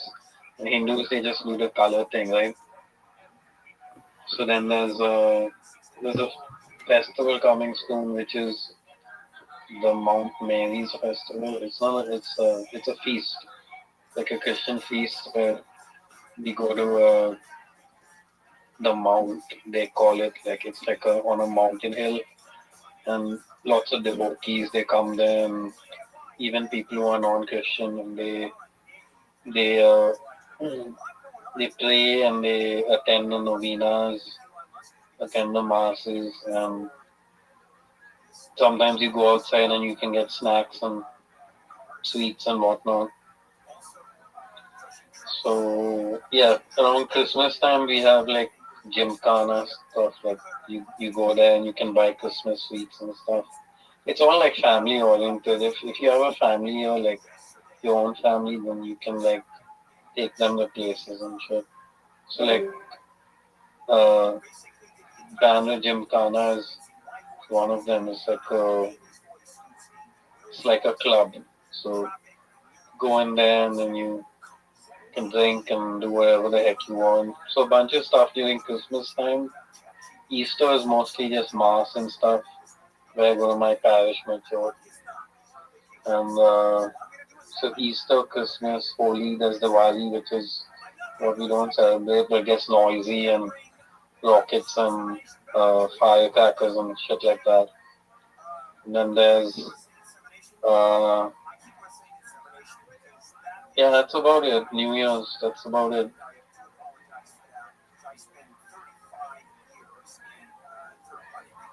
But it's like kind of crazy, Rabbi, that you don't see like stuff like about I don't know.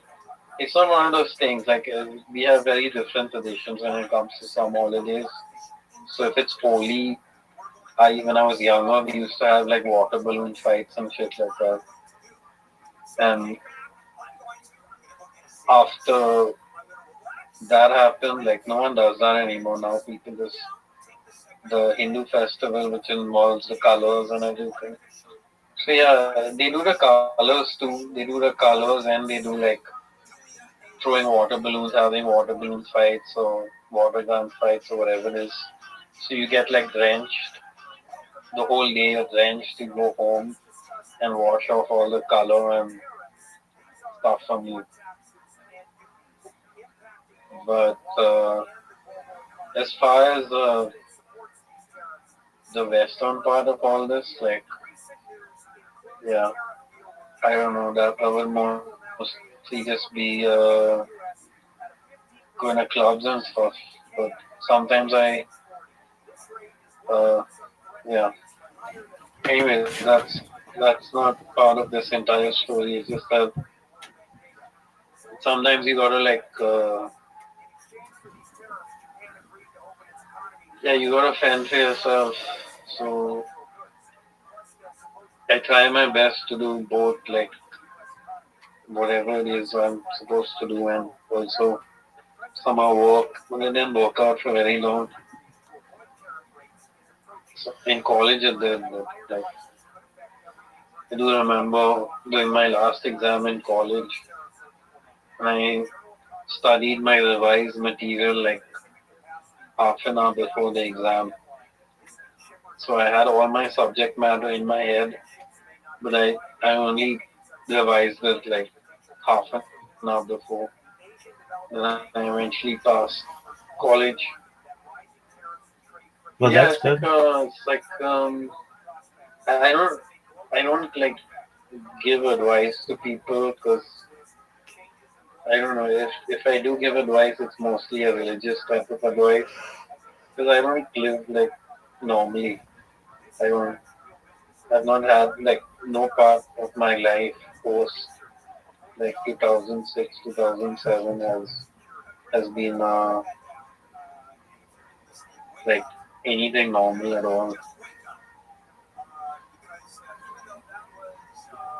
and it's been like that pretty much ever since. It's just it's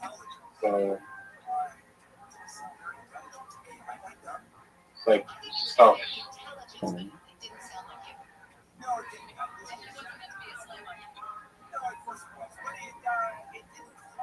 So those are the festivals anyway, Rabbi. Diwali, Holi, Easter, Christmas, bunch of other ones. And like Muslims have holidays, Hindus have holidays, Christians have holidays, Parsis have holidays. Everyone has different types of holidays.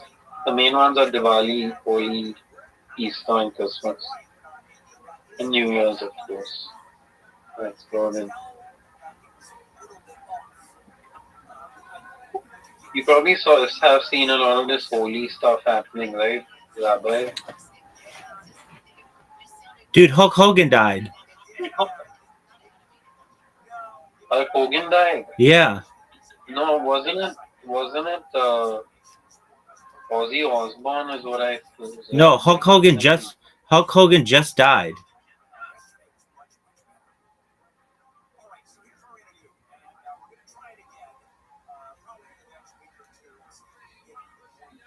Wow.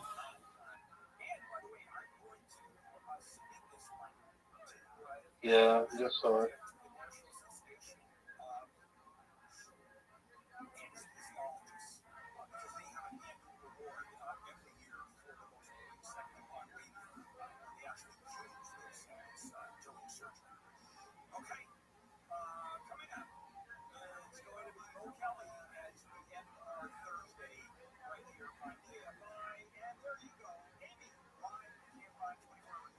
Here's the latest. TMZ is reporting that wrestling legend Hulk Hogan has died. He was 71. Murder in Montebello. 2 have been killed. 2 others were hurt in an apartment complex overnight. And the body of a passenger who died on an international flight into San Francisco is missing. Those stories and more coming up at the top of the hour. Sunny skies, highs in the 70s and the beaches, upper 70s to low 90s inland. This report brought to you by OPLaw.com. From the Southern California Toyota Dealers Traffic Center, think more at the pump with Toyota's full line of fuel-efficient vehicles. We've got a stall in downtown LA at 101.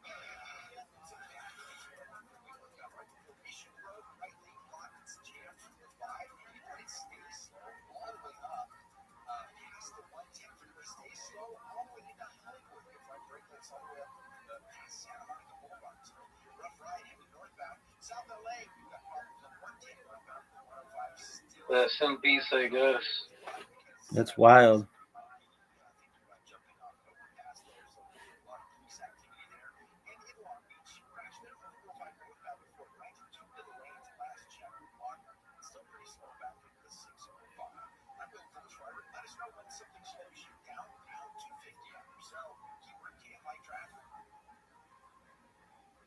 There's an app for your music, an app for your photos, even an app that tracks your steps. But only one app brings you the live radio dial. It lets you save your favorite stations, playlists, and podcasts as presets you can tap anytime. The free iHeartRadio app, the #1 app for radio.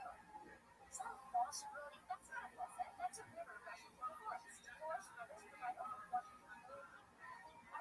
What? I can't hear you because of the vacuum. That's not a vacuum. That's the trees in the forest holding up the air we breathe. I didn't know the trees were so amazing. Yeah, and the forest gives us shade, trees to climb. Awesome. This makes more support. Visit the forest today and enjoy all it does just for you. To learn more about the forest and find one near you, go to discovertheforest.org. Brought to you by the U.S. Forest Service and the Ad Council. The free iHeartRadio app is #1 for music, radio, and podcasts all in one.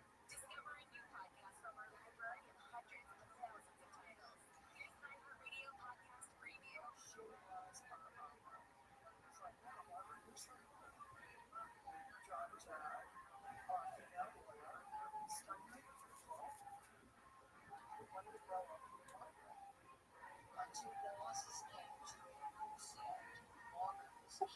Hulk Hogan was another Trump supporter. Yeah, he was.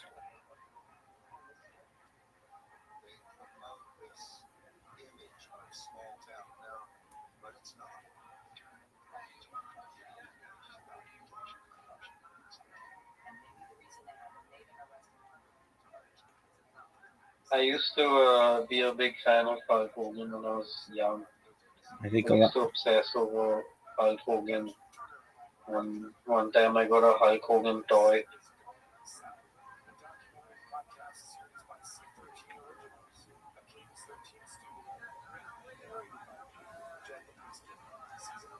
Yeah, Hulk Hogan was like my zero childhood power dude or whatever. He was, I don't know why I was obsessed with Hulk Hogan. Sometimes when you're a kid, like these like brand identities get stuck in your head.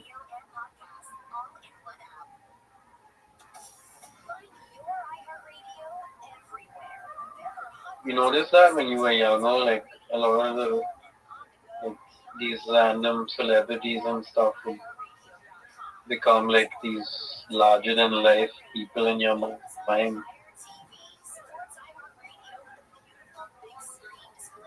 Yeah, it's wild.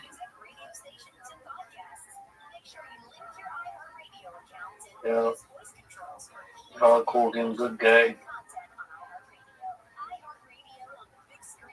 I don't know about that, but he was an American icon. Yeah, he was American anthem.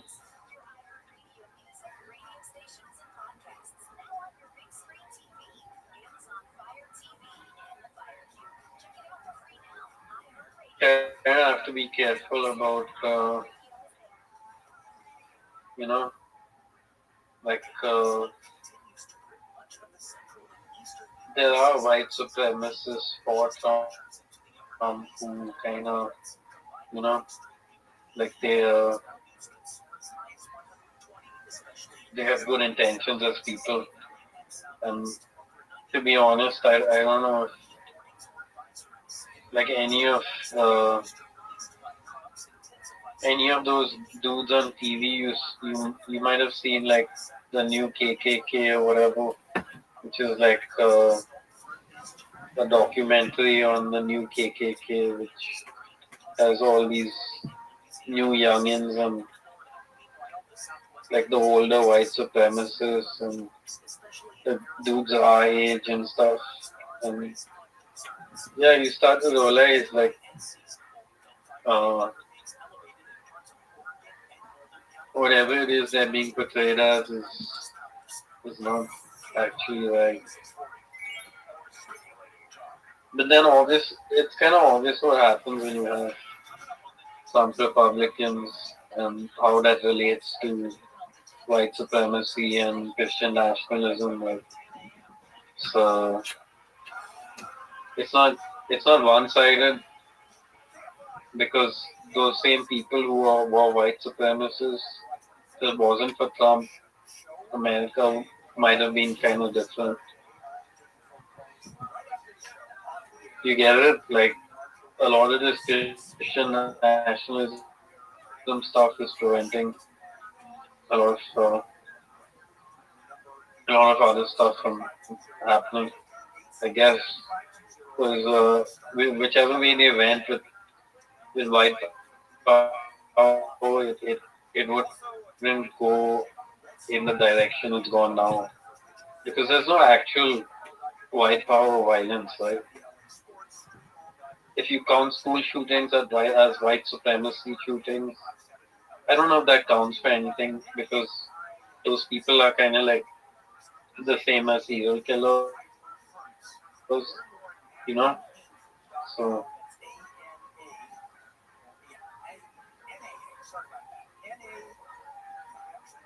so yeah, I think there are a small bunch of people. If you get the rednecks, the skinheads, the skinhead Nazis, those dudes are like beyond any power in like USA because they're not good for anything. But if you get the Confederate or the KKK and those dudes, yeah, it's just the problem. What happens is that you don't they're forced to be a part of it. I guess they're forced to be a part of the sideshow thing. I have a lot of friends online on IRC who are white supremacists, or sometimes they're just called racist. Some of them may be from the KKK. I don't know what white supremacy do. Yeah, like on a whole, they make sense as community builders, right? Like Rabbi, No, not right. I don't think that makes sense, and I don't like that. yeah, possibly.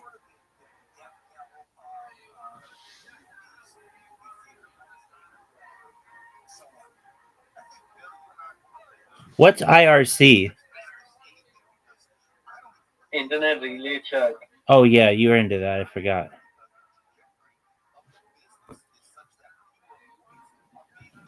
How's that been? It's alright. They come on every now and then. They're always having conversation about something or the other. Someone brings up something random and people talk about it. It's pretty much it.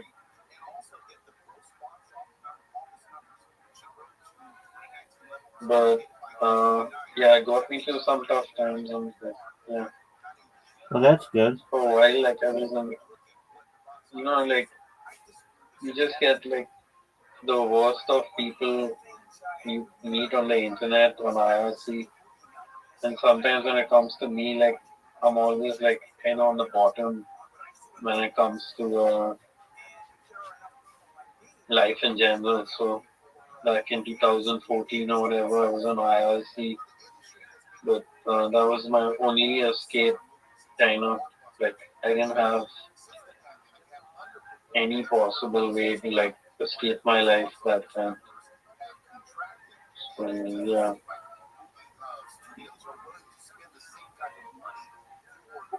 I mean it's kind of weird, but yeah, you have more white supremacists who are completely atheists than you have the Christian nationalist white supremacists. So if you're Christian, you can't really be uh, in any ways like you know like you have to follow the Christian way, which does not involve distinguishing between races and stuff.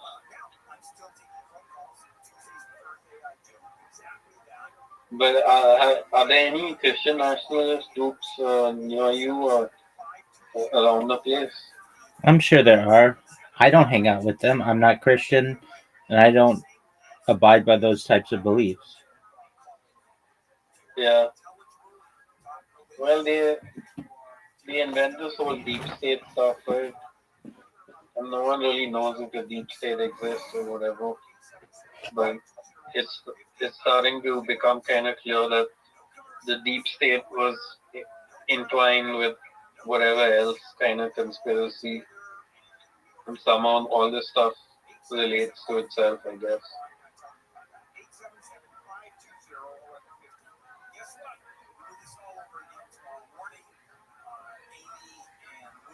What's on your agenda for today, Frosty?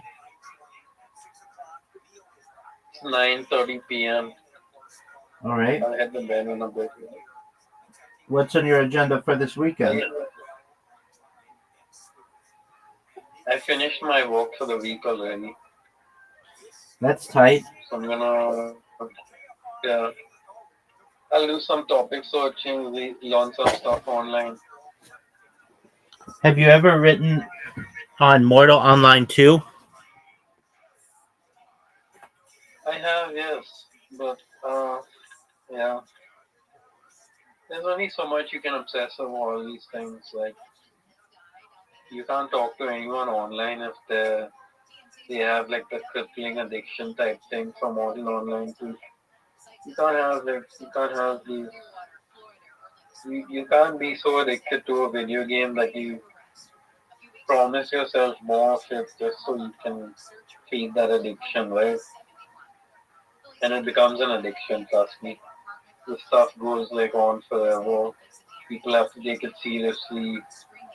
If people don't take it seriously, they're put in line to make make you think that it's serious, and it is serious because for the most part, like you're dealing with people's time, I guess.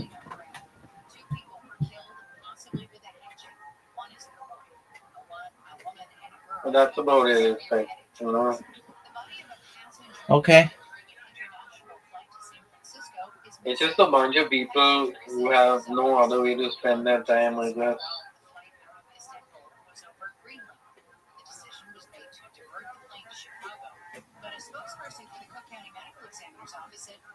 I don't think some people realize entirely that, you know, like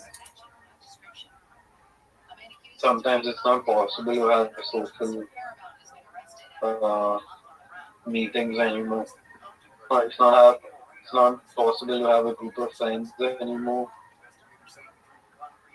All this kind of stuff post COVID.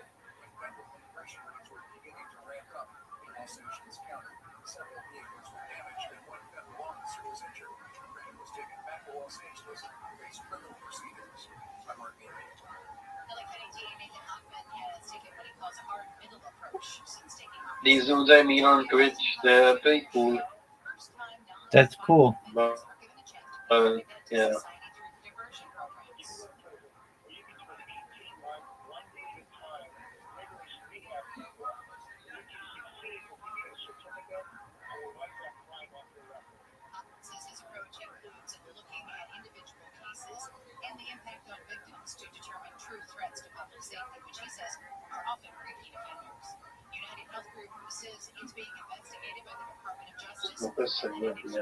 Bye. Okie doke, pimp.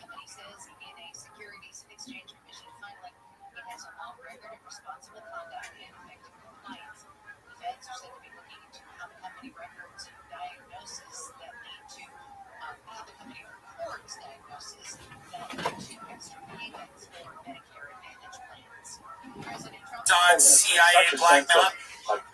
Or is this basically not? We're never going to definitively know that. Or will we? Well, we have a lot of conjecture. We have a lot. Gun to my head. That's what I believe it was.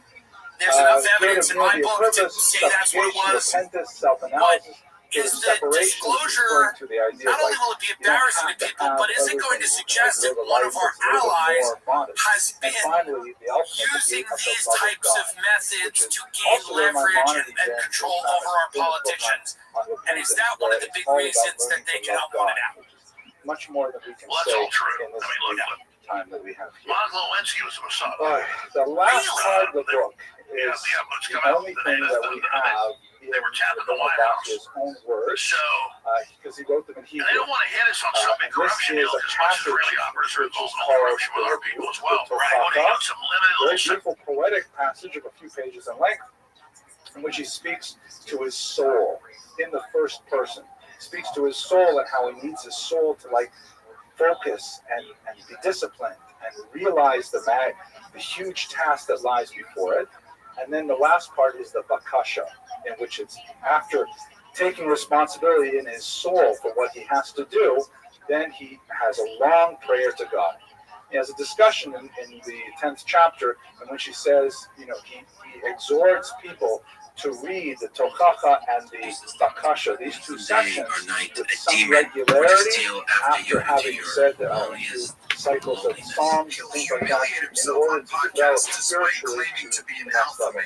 I personally, I've gone through the Tochacha levels before, but I totally forgot it, and I don't know anybody who actually follows this regimen. I'm going to ask around some of my rabbi friends to see if they can Jewish parents. He spent his childhood in Moscow until his family moved to the USA following the collapse of the Soviet Union. Lex's father was a plasma physicist and began teaching at Drexel University. Lex and his So, brother would follow moving in their to father's his footsteps legacy and also is attend the Drexel Excel University, competition. where I Lex hope would this obtain his inspires some of bachelor's, you to perhaps master's, pick and up a over to the PhD. levels if Now, you've not Drexel read it University yet. is a respected Make school, sure and to anyone would be proud skip to over the graduate first from there, chapter. especially You with don't 3 need to separate go degrees. to the second Anyone chapter. except for But Lex, it is a apparently. work What's interesting is that on all of phenomenal Lex's personal media, creativity, he and never quite mentions unique Drexel in that he University, starts off not even this whole new once. He genre never in mentions Jewish he went literature, there. He never focusing talks on about it on self-analysis, podcasts. self-development, He and his dad had a spiritual podcast growth years ago, who, that keep will in mind, is a professor really at Drexel, but flourish that in so podcast many has been different ways. scrubbed There are really clean 4 from the different internet. Even going through his schools catalog, of you won't Musser find that podcasts developed on. from What's weird is that you the can focus find of the Drexel Bible speech. articles Very about different, Lex, and even this catering really to a old different kind post of where he personality. confirms that he You have went there on his halachic Musser, Wikipedia, which which is he's much not more in with control of, by the way. Maimonides, for It example. says Drexel Kabbalistic University. Musser with Lex claimed that Moshe this was an Cordovero. attack on him for You know, no good where you reason, go on and on. But slander the idea him. is that all Now, really note comes this back to pattern of the behavior levels. for Lex. I Every time feel he's confronted extremely on something grateful for shady having or the something that doesn't add up, he discuss plays this tremendous victim. book Try and this looking great up figure with you. Drexel on his And subreddit, and I look nothing will forward come up. to In learning fact, with if you you in even 2 mention weeks. We're Drexel not on meeting his next subreddit week, or as I tweet at remind him you. about Drexel And I hope you University, all you'll have a almost certainly be fantastic week. banned or blocked. Thank you. Even if you're just saying,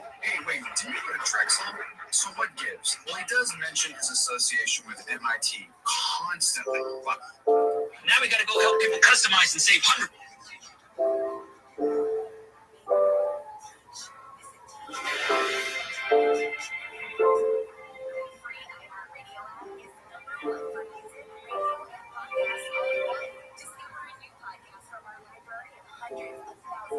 Hello, everyone. This is Henry. MIT truth-telling podcast aficionado. Other people will say he's a lying industry plant who pushes certain narratives based on whatever will make him famous under the guise of neutrality and working for a greater good. When I first encountered Lex Friedman, I saw him as more of the man taught at MIT and had an academic paper endorsed by Creek and Elon Musk. That's pretty remarkable stuff. But the more I look into this man, the more I realize that almost everything he does is deceptive, embellished, or just a flat-out lie. This guy has one of the most popular podcasts in the world, yet somehow also has zero charisma. For people who are not familiar, what is some day or night a demon? By the way, he has a demon introduced this thought experiment. What is some day or night a demon or to steal after you into your loneliest loneliness? He'll humiliate himself on podcasts despite claiming to be an alpha male. He has an extremely shady background that nobody can make sense of, other than accusing him of being an intelligence asset, which might hold more weight than I originally thought. So let's try and get to the bottom of who is Lex Friedman. Lex was born in the Tajik Soviet Republic in 1983 to Russian Jewish parents. He spent his childhood in Moscow until his family moved to the USA following the collapse of the Soviet Union. Lex's father was a plasma physicist and began teaching at Drexel University. Lex and his brother would follow in their father's footsteps and also attend Drexel University, where Lex would obtain his bachelor's, master's, and a PhD. Now, Drexel University is a respected school, and anyone would be proud to graduate from there, especially with 3 separate degrees. Anyone except for Lex, apparently. What's interesting is that on all of Lex's personal media, he never mentions Drexel University, not even once. He never mentions he went there. He never talks about it on podcasts. Nothing. He and his dad had a podcast years ago, who, keep in mind, is a professor at Drexel, but that podcast has been scrubbed clean from the internet. Even going through his catalog, you won't find podcasts on it. What's weird is that you can find Drexel articles about Lex, and even this really old post where he confirms that he went there on his Wikipedia, which he's not in control of, by the way. It says Drexel University. Lex claimed that this was an attack on him for no good reason, slandering him even. Now, note this pattern of behavior for Lex. Every time he's confronted on something shady or something that doesn't add up, he plays victim. Try looking up Drexel on his subreddit, and nothing will come up. In fact, if you even mention Drexel on his subreddit or tweet at him about Drexel University, you'll almost certainly be banned or blocked. Even if you're just saying, hey, wait, didn't you go to Drexel? So what gives? Well, he does mention his association with MIT constantly, by the way. How he's a research scientist at MIT. How he taught at MIT. If you didn't do any research, you'd assume the only school Lex had affiliations with would be MIT. But what if I told you Lex has What do you want to tell me, Frosty? Some people don't kind of trust the media and in USA and other places. And what comes with that is that you have people who will willingly side with things that are not neutral, right? So you might be right about a lot of stuff, but on the other hand, they have to perpetuate their right to, uh, yeah, to expand whatever they want. It, it's got a lot to do with like how the media uses entertainment and Hollywood and stuff like that. Judaism in the Iberian Peninsula really means. Today is the first of 3 lectures. You know, you get it? Going to look at the expulsion. I think so. We're just going to touch on it briefly today as sort of as passing. If you watch a lot of these reporters who show up to and I have to say, the more I study it, the more it amazes me. these people who just in general unfazed by how we need a narration to everything and all that stuff. So yeah, they're kind of going their own way in terms of what they believe to be equal in their own context, I guess. Because the media is all about equality, and very often that equality involves everyone stay in line to the normal broadcast of things, I guess. You will be my 5th guinea pig. Here's how. Kind of unfair, but that's how the government controls them, I guess. I don't know if the war was that safe anyway. It would make sense. Europe is sort of like the fictitious place of foolish Jews, and you remember the joke about the bread, and he drops the bread. That's how it goes. So this joke is about a horse thief. So there's this horse thief in hell, and he's one night he's going to this Jewish man's barn, and he finds a horse there. Kind of an old their main horse, but, you know, he's not approach was against the right wing. All of them, like each one of them. Jordan Peterson showed up. And so the Jew, people kind of knew, like, he opens up his door. He says, "What's going on? What's going on there?" They have a weak side when it comes to making rational arguments. If you're conservative right wing. Trees there, and he says, "What's going on? Who's out there?" And so finally, the thief ties the horse to a tree, and he says, "It's me." And the farmer says, I think in Judaism, you have like a lot of stuff that involves. What happened to you? He says, yes, I'm Chaim, your horse. Like in general, the Jewish people believe themselves to be on a mission from God, but that also involves some tolerance towards people of other cultures and faiths, I guess. I was reincarnated as a horse, and I was sent to work for right, honest like people like you, and it's to pay off my debt. And as of today, my debt has We believe that we're here to help heal the world. and now I've been transformed into a human being again. Yeah. And the farmer, credulous skull knight that he is so amazed with this story. He says, "This is fantastic. I have to bring you inside, meet the Rebbitzin. Come on in." He sits them down at the table. They feed him and they clothe him. They ask him what it was like being a horse. He makes up a whole story, things like this. And at the end of the night, he says, "Listen, so you'll sleep over?" And he says, "No, I really do have to go. I can't stay.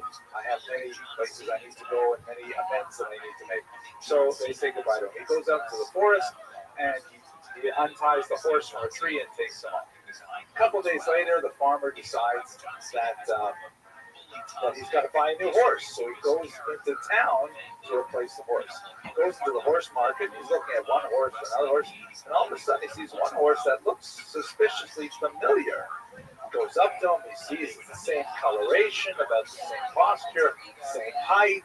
Checks its teeth, even checks the ear where there's a little nick from an earlier injury. And he looks the horse in the eye and he says, "Chaim, it's only been a few days. What did you do wrong this time?" Just everything your body goes through.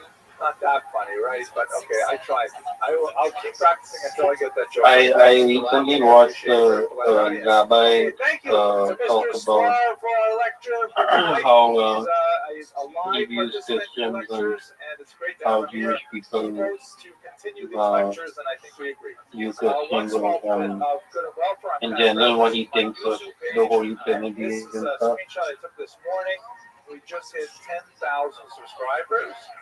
And it's got a lot to do with kind of a nice number. I'm hoping YouTube will send me a little letter or put a little star on my how name or even in something, Christian tradition, there's God the Father actually, is 10,000 is the singular God, that, but at the same time, 75% of the people who Christ watch comes this as both teacher and not savior, subscribed. They just, etc., etc., and all this that's kind of great. stuff. So this number is actually quite a bit So, bigger, which is very exciting. And of course, yeah, the videos are also watched. for the most part, I don't believe. I believe that like Okay.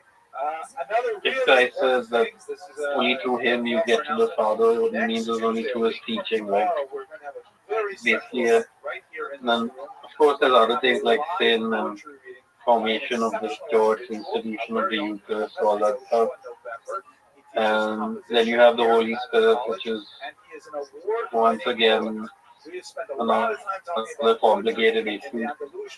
Because the only reasonable explanation is that the Holy Spirit is the angel of the Lord, the angel, not any angel, the angel of the Lord who stands in the presence of God, etc. Because the Holy Spirit cannot be Christ's Spirit, right? And once again, it's what you call the Ruach, right? So in Judaism, do they believe that the Ruach is also an incarnate person? We will have refreshments. Ruach? And he is, by the way, perhaps the number one most popular professor. Was a person? The Holy Spirit. We believe that it's like wind, breath, or spirit, but not that it's a real person. It's like it's like the breath of God. Yeah. So I guess it's like the same idea is that the angel of the Lord is, yeah. So in Christianity, the only way to figure this stuff out is to compare timelines, Old Testament, New Testament, and right now, to be honest, we're living in the Revelations time. If it can be called a testament, like people who have understood the Old Testament, understood the gospel, and are now understanding end time revelations and how it affects the church and stuff.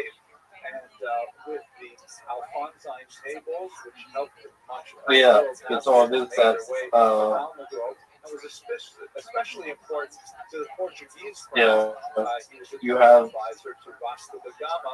a Godhead, and if you have a Godhead in the Trinity, and all three are God, in fact, in many ways, the Portuguese becomes a problem when God the Father is obviously superior to Christ and like the singular God.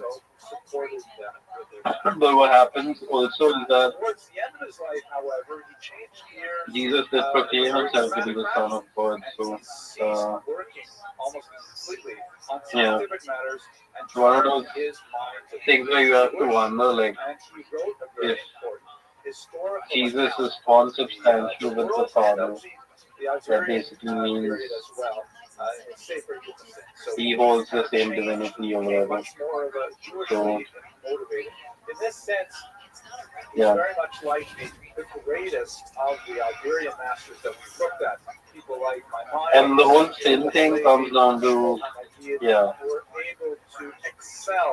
it's always been there even before Christ, but final offering, I don't know.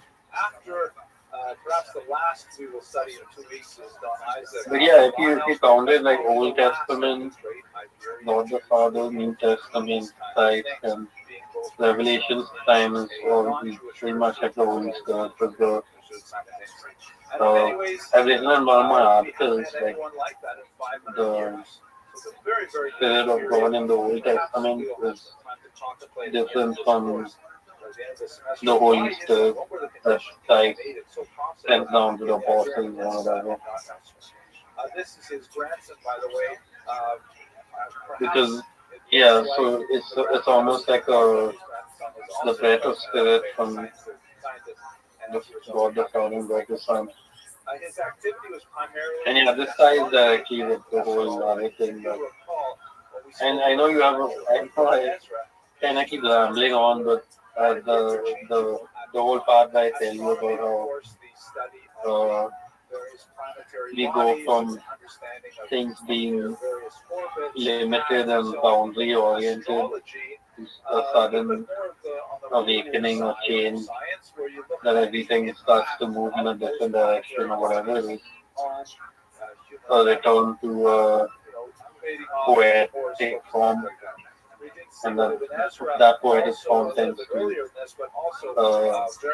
delve into death a bit more, etc., etc. It becomes less physical relationship, and it becomes more the part you decide and stuff like that. Respecting the influence of planetary bodies on human affairs throughout the Talmud and later. I don't know if you understood that part entirely, or even if, like, as a rabbi, you relate to it. Because I know, like, I don't know if that's part of your Jewish tradition. Like, you guys have a kind of consequence of time thing that happens. A consequence of time? Yeah, like things moving from what they were and how they are now. And what's your question? Do we have a consequence of time? Yeah, so if it's stated that it's not stated entirely in the Bible, but people know, Bible scholars often know that there's a time when everything is apportioned by just these boundaries, limitations, and you have a certain role to fulfill, and then after that, everything that was part of that natural order gets taken on to a different level where the person becomes the animate entity and starts to it's almost like what was kind of like death before becomes more part of you, or somehow you, it's a reversal. Like, say if you were going to go to an actual hell, and what if that hell becomes a different kind of more more worldly oriented hell, you could say. Library. This is actually quite likely the actual room that he stood in as he spoke about I would just ask you if you guys have the kind of consequence of time. It's not mentioned clearly in the Bible, but we know for mostly know for a fact that there's some sort of awakening that happens, and it happens to everyone living here, you know. World history. We see so few elements of this throughout the last few centuries, but this is one of those brief periods when, because of his. I mean, we do have certain consequences of time when it comes to Shabbat and like our calendar. There's an idea of Tikkun Olam, which is repairing the world and having time and a moral responsibility. And then I guess like we have Messianic time, where we're awaiting the Messianic era, basically the time of Mashiach. The consequences, though, are individualized and can be forgiven generally during Yom Kippur, during Kol Nidre. Yeah. Take a big step forward from the Talmud in terms of understanding things such as the appearance of the moon, the renewal of the moon, the calculation of the seasons, and this is, by the way, something which is essential to Judaism. It's one of those ironic things that one of the first Jewish publications that are ever put out, especially when a community moves to a new region, one of the first things they put out is this listing of all the Chinese restaurants, and then immediately after that, they put out a calendar. Calendars are crucial because we are bound to the calculation of the Passover holiday, Yom Kippur, all kinds of things like this. So this is a long pursuit of Jews, is understanding exactly how to determine the calendrical cycle of the year for ritual purposes. Let us recall, just a slight kind of like footnote on this, the Jewish calendar is extremely complicated. The Christians follow basically a solar calendar, which is a little complicated because it doesn't work out to exactly 365 days a year. Hence, you have to have a leap year, or actually more than one calendrical variations. Europe moved away from the old Julian calendar to the Gregorian calendar, which was losing a day every 10 years, I think it was, or every century. Like, for example, the cherubim, I think the cherubim kind of represents actually have an 11-day gap. The modern life of the Muslims whatever. calendar, which goes according to the 12 lunar months. It represents the modern time, but back then. So it's noticed that the cherubim kind of represented that back then, but whatever it is now is different. The Jewish calendar basically follows a lunar pattern, just like the Muslims It's but there are certain in the Bible where it mentions the cherubim, and on either side is one throne and another throne, and the seraphim in between, I think. And in order to make that happen, we have a complicated 19-year cycle of leap months. That an entire month is added to make sure that Passover always falls out in the springtime. Hence, our fascination with the calendar goes back a long time. Sometimes I read stuff in the Bible and it wonders of dreams, visions, in certain cases where there's description. With Abraham Zacuto's works that he asked them to translate it. One of those is like Vision of the Cherubim, I guess. It's like local languages, Romance languages yeah. of the period, and also into Latin.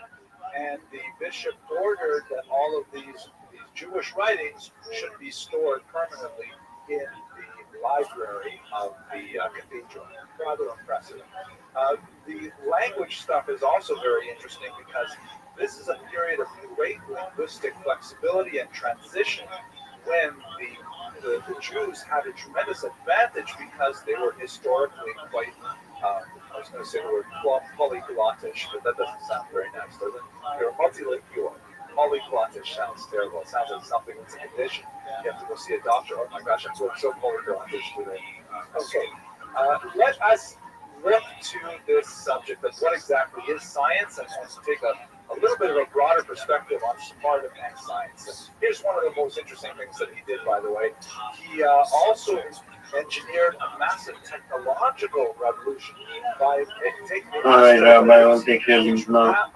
Take care, Pam. And he designed them out of copper. Yeah, thanks for talking. Absolutely, buddy. Love having you here. Astrolabes from the 15th century as a result of his innovations. But they're also much more accurate because wood, of course, is subject to the vagaries of moisture and time and things like that. Just to remind you what the astrolabe was for. Ask Lex Friedman is a super genius former professor at MIT, truth-telling podcast aficionado. Other people will say he's a lying industry playing grifter who pushes certain narratives based on whatever will make him famous under the guise of neutrality and working for a greater good. When I first encountered Lex Friedman, I saw him as more of the man taught at MIT and had an academic paper endorsed by Creed and Elon Musk. That's pretty remarkable stuff. But the more I look into this man, the more I realize that almost everything he does is deceptive and embellished, which is far away. You line up one arm with the top of that building, the way it looks with your naked eye, and you line up the horizontal with the bottom of that mountain. And then when you've got it moves, and you've got it lined up properly, you can then simply take the measurement, place it on a scale, and calculate how tall that building is and how far away it is. You can do the same thing with planetary bodies, so you can measure how big the moon is, how far the moon is from other planets, all kinds of amazing things that were, impossible without this amazing little device.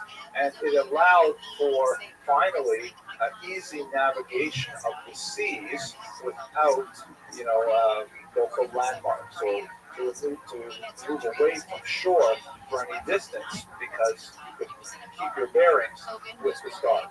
So making it into copper, later into bronze, was exceptionally important in terms of the durability of this device. He was associated very closely with it, as were many Jews of the time. But what exactly is science? We've already talked about the way that astronomy and astrology kind of melded together. There's basically, at this time, we're still working with medieval trivium and quadrivium, definition of the classic ideas of what is the essence of scientific knowledge. The trivium, or three items, was grammar, rhetoric, and dialectics. These are kind of like the basic humanities that you just had to know if you were going to be an educated person. It's ironic that of the three, we basically only study a little bit of the first one, and that's primarily at the primary and secondary levels. Like, how many people really know how to use a comma well? Not too many of our freshmen, I'll tell you that. We really work hard on the commas. And apostrophes, forget about it. Rhetoric, we only have one course in rhetoric. It is a required course, thank God, the principles of public speaking. But this is a subject that people used to spend years and years studying how to speak effectively, how to argue effectively, and it's largely down the wayside. And dialectics, which is basically logic, you only study this if you're going to go into math or if you're going to go into philosophy, things like that, maybe into law. So we really, the trivium has been watered down significantly. We also have, however, the quadrivium, which was four other cool things people should learn. Arithmetic, of course, mathematics, music, which we have also basically lost. It's very rare for people to actually study music at a higher level. Third is geometry, which related, of course, to arithmetic, but much more in the physical sciences. And then finally, astrology/astronomy, because these two things were not clearly defined from each other.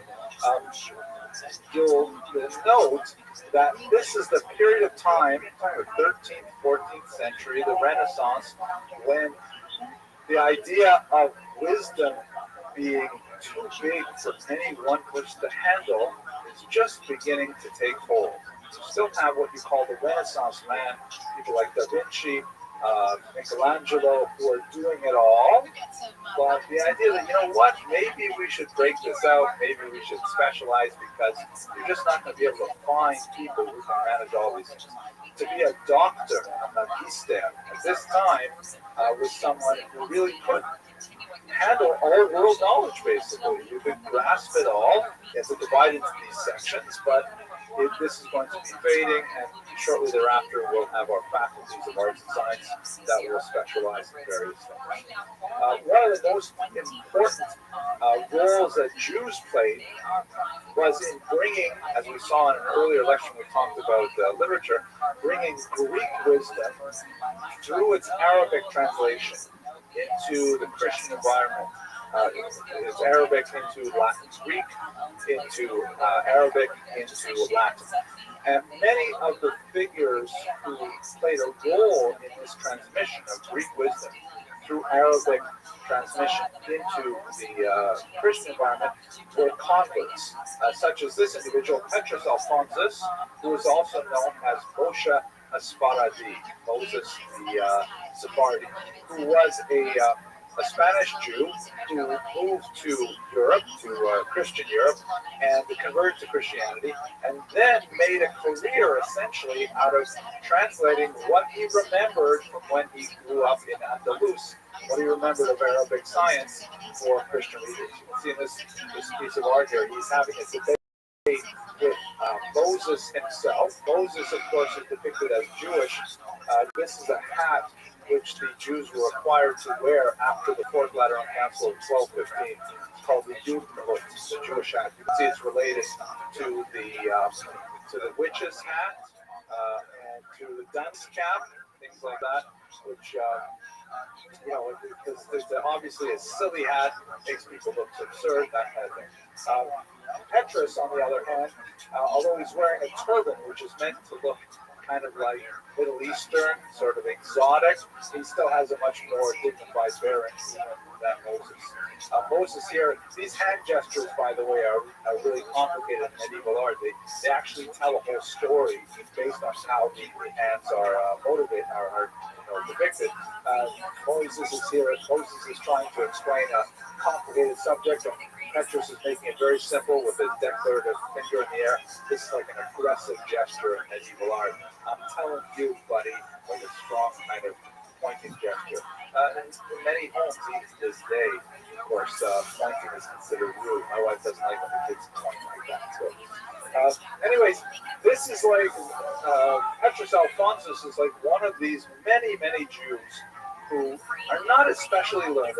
He was not like the brightest kid in yeshiva, but he knew a lot because, the general level of literacy of Jews was quite high in multiple languages.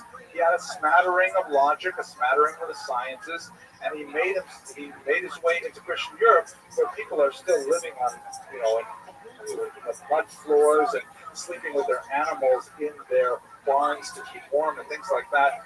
And he knew so much that he was immediately a celebrity. When you have real people like Ibn Ezra come into the north and offer the same kind of information on a much more sophisticated level than people like Petrus Alphonsi who are out of a job, but there is nevertheless always a market for Jews who sort of jump over the wall and sell the secrets to the larger population. He was a little bit of a strange bird.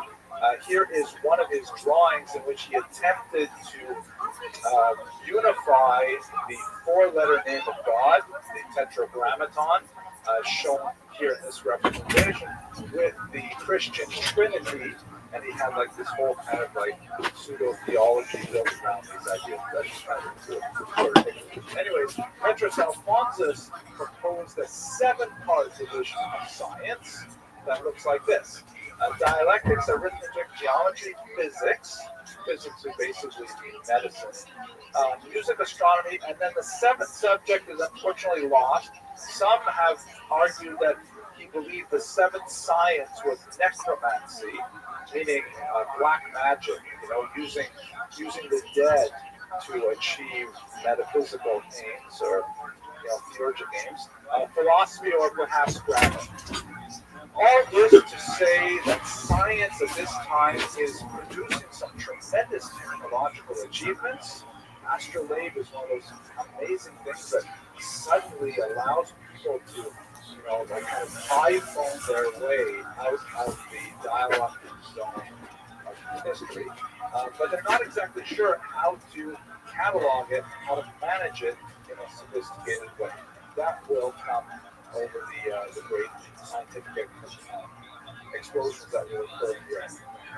Now, as I mentioned, the role that many of these Jewish scholars play, and I would have to morals are facts as long as it makes him money and makes him feel good. So he signal boosted Lex super hard to the point of even appearing on his podcast after only 18 episodes. This has caused people to call Lex an industry plant, which, depending on if you consider this a plant move by Musk, could be true because it blew Lex up into mainstream podcasting. Some random AI researcher almost overnight became one of the biggest biggest podcasters in the world, pushing Lex as an intellectual who went to MIT and is a trusted source when it comes to research, even if none of those things are true, or at least half true. Ever since this interview with Elon, Lex has been an absolute Musk and Tesla meat grinder. He will stop at no self-awareness to defend his hero Elon. While Elon could be considered Lex's jumpstart, his appearance on Rogan was what truly solidified him as a podcasting mainstay. Joe, being immune to bullshit, was immediately enthralled by Lex Friedman. Thinking this man was a super genius, he got him connected to some of the most influential people in podcasting, like Brendan Schaub. This left Lex and Joe with almost completely overlapping audiences, with Joe being the more Neanderthal brain one and Lex being the alleged intellectual. Speaking of Neanderthal brain, I want you to imagine this. Me arriving at the Melbourne airport. I am jet-lagged, can barely function, and I'm forced to stand in a line at a cell phone kiosk to get a SIM card so I can use my phone. The attendant speaks an incomprehensible dialect of English known as Australian, and it takes me well over an hour to finally have my phone up and running. None of this would have happened if I used Saley, easily my favorite sponsor to grace this channel. Saley is an eSIM app that I have literally recommended to every single person in my life that travels. I even used it when I went to VidCon last month, and it was a lifesaver. My phone plan requires I pay $14 per day when I go abroad and use data. Saley charged me the same price for a data plan that lasted me a week. But when I added the code GHOSTGUM at checkout, it was actually cheaper than 1 day of roaming data. And pretty much no matter where you're going, Saley will have you covered. I mean, look at all the countries they have. You're basically good anywhere. My mom and sister were a bit skeptical, but after they checked a few other apps, they said Saley had by far the best prices, which you can take advantage of by scanning the QR code on screen, clicking the link below, and using code GHOSTGUM to get 15% off. And even if you're not traveling, you can use Saley to top up your data and save some money. It also immensely helps out the channel, so check them out if you're in the market. Use the QR code on screen or link in description. And if you want to support these videos, this is the best way to do it. Since Lex had captured an audience similar to Joe Rogan's, he felt the need to be like Joe Rogan, which has led to some hilariously embarrassing moments like this. I learned more in these masks than I have in all my years.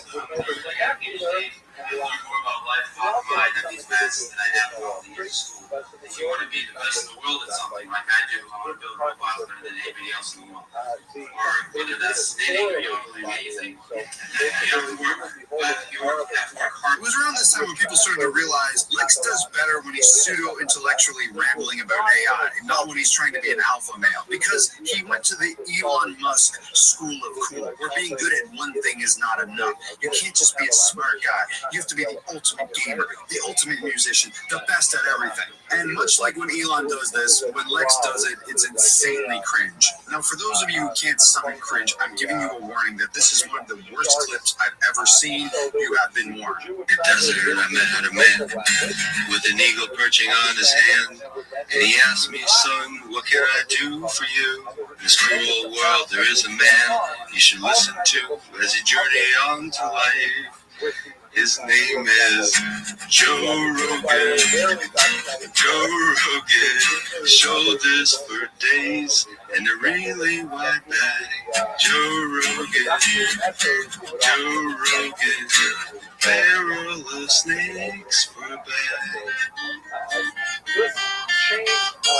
You fucked up. You should have never done that. It was terrible. I can't put my finger on it, but I think what makes Lex so embarrassing is he's trying insanely hard to make it look like he's not trying, if that makes sense. Once you notice that he's a transparent figure, it makes everything he does grown-worthy. I mean, this guy basically faked his way to the top and is now still faking it. Lex has been getting ever more political lately. While claiming to be a centrist, he clearly has a bias, especially towards Trump and Elon or whoever else might take interest in his takes. Now, what's interesting is Lex can get bigger profile guests than Joe Rogan. Like, this guy had Jeff Bezos, Benjamin Netanyahu, and Oliver Stone on his podcast, plus all the high-profile Rogan guests like Mark Zuckerberg, Elon Musk, and even Trump. This has led to some people questioning if his rise is authentic. Even Rogan adjacent comedians are perplexed by the rise of Lex. What I think is more likely is that Lex has proven himself to be a puppet who will say whatever benefits people. Look at Elon Musk, for example. He will say whatever benefits Elon Musk, and and will never criticize him.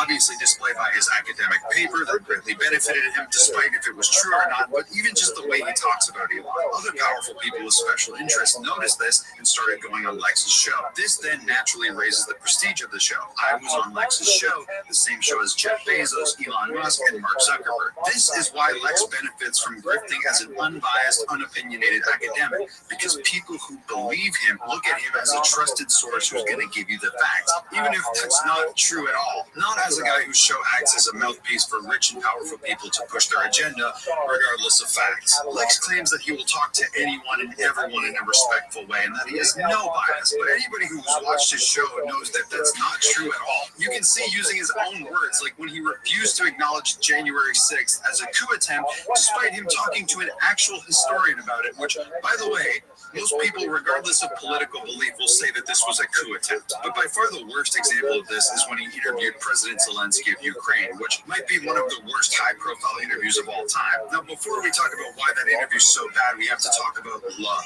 It's about love.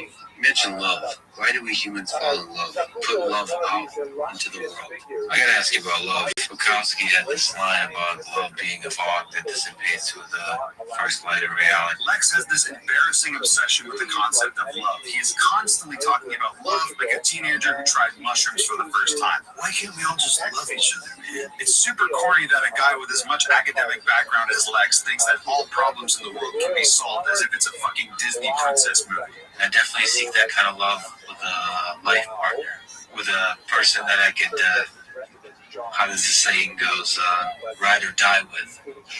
I can bury the bodies with them. Most of the time it's just cringe and harmless, but sometimes it's downright delusional. Like straight up asked Zelensky if he could forgive Putin with the power of love, which is maybe one of the dumbest things I've heard in my entire life. If somebody murdered your entire family and friends, would you use the power of love to forgive them? Lex heavily pressed Zelensky on Russia and the war and asked him some pretty hard-hitting questions, but will not give that same hard-hitting attitude to the other side. So with all this talk about love, Lex must be this stoic figure that really cares for all humans, except much like his entire persona, it's all an act. Proven when Mark Norman shared a story of Lex freaking out at a lady because her printer wasn't working. Well, what's fun is we did it in a hotel in New York. He was in town for some reason, and the printer wasn't working in the lobby, and I got to watch him yell at the lady behind the desk, and that was weird, seeing him not be that robot guy. He was like, what the hell, the printer isn't working? Get your shit together. And some girl like, I don't know. Do you think Lex's love for her, or better question, could he learn to forgive that printer?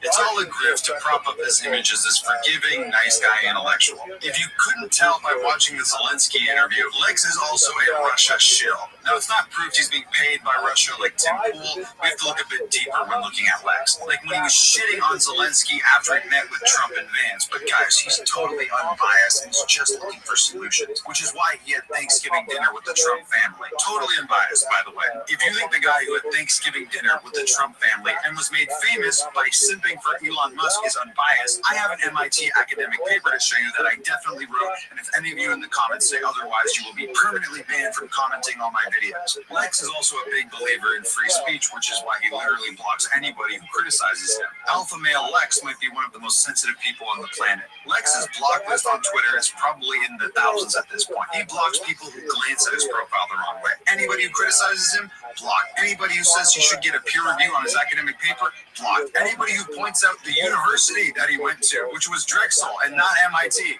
you guessed it, blocked. I wouldn't be surprised if I'm blocked after this video, so follow me for more updates on that. The censorship has gotten so bad on Lex's subreddit that they had to create another one just to actually discuss and criticize Lex. People were getting banned for just simply asking questions about Lex's background. And when they're not banned, sometimes we get a rare Lex sighting. Lex is so terminally online that he will randomly show up in comment sections to defend himself, saying that the internet is full of hateful, cruel people, but he still has love for them, of course. He disappears just as quickly once you question his ethics. Okay, but who cares about Lex, his personal life, or opinions? How is his podcast? Surely he must be a good interviewer. Joe Rogan, whether you like him or not, can carry a conversation. He's charismatic and can make even the most boring guests an entertaining chat, most of the time. Lex does not have this same skill. His podcast is incredibly boring and slow. In fact, if you want to listen to it, turn up the speed because it becomes way more tolerable. Beyond the bias, shilling, and corniness, Lex just isn't a great conversationalist, which leads to some incredibly awkward and uncomfortable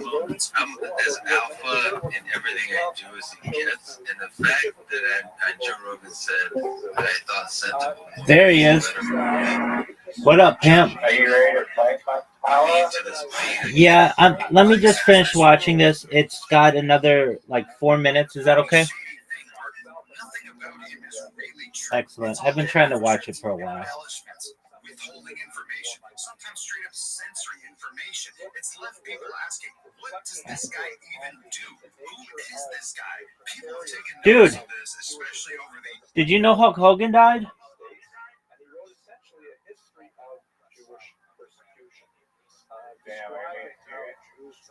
Did you know that Malcolm Jamal Warner died?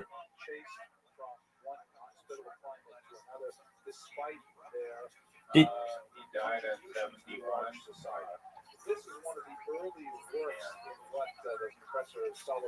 Did you know that Ozzy Osbourne died? I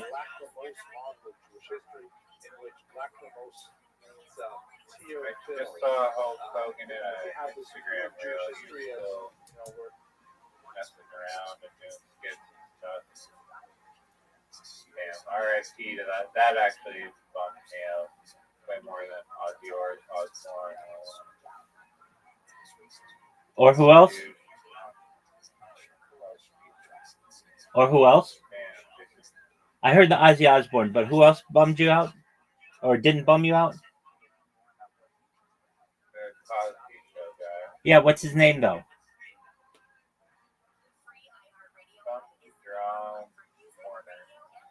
Malcolm Jamal Warner.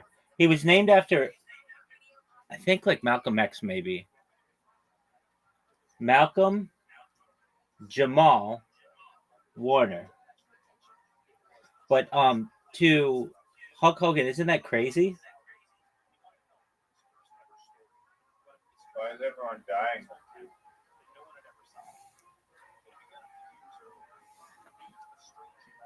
I don't know. I don't know how he died. I'll have to do some research into it.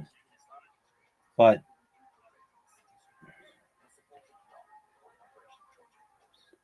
yeah,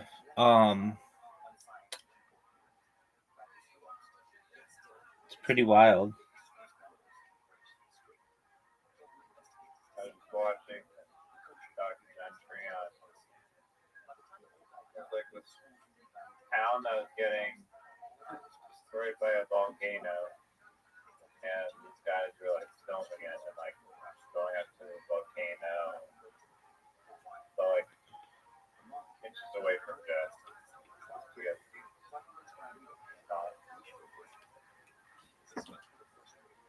All right, this has 20. It's got 5 minutes. Tim Dillon had an impeccable rant about these pseudo-intellectual types that basically sums it all It's up. about Lex Friedman. I'll tell you about it in a second. It's great. 6 hours because he takes 6 minutes to ask each question. I love him. I'm just trying to stay in this. But he's great. He's a genius. Everyone says he's a genius. I don't know if he's a genius. What does he do? He's a coder? Yeah, for AI. So what does that even mean? So like Does anyone have to ask credentials anymore? Everyone goes, Eric Weinstein's a genie. Does anyone know why? What? Is there anything they've done? No, truly, because all they do is talk. Is there anything they've built? Is there one appliance that they have anything to do with? Have they come up with something even like the Rotato, which peels and slices a potato as you could? Like, is there one thing any of them have done except whack off Elon Musk and talk?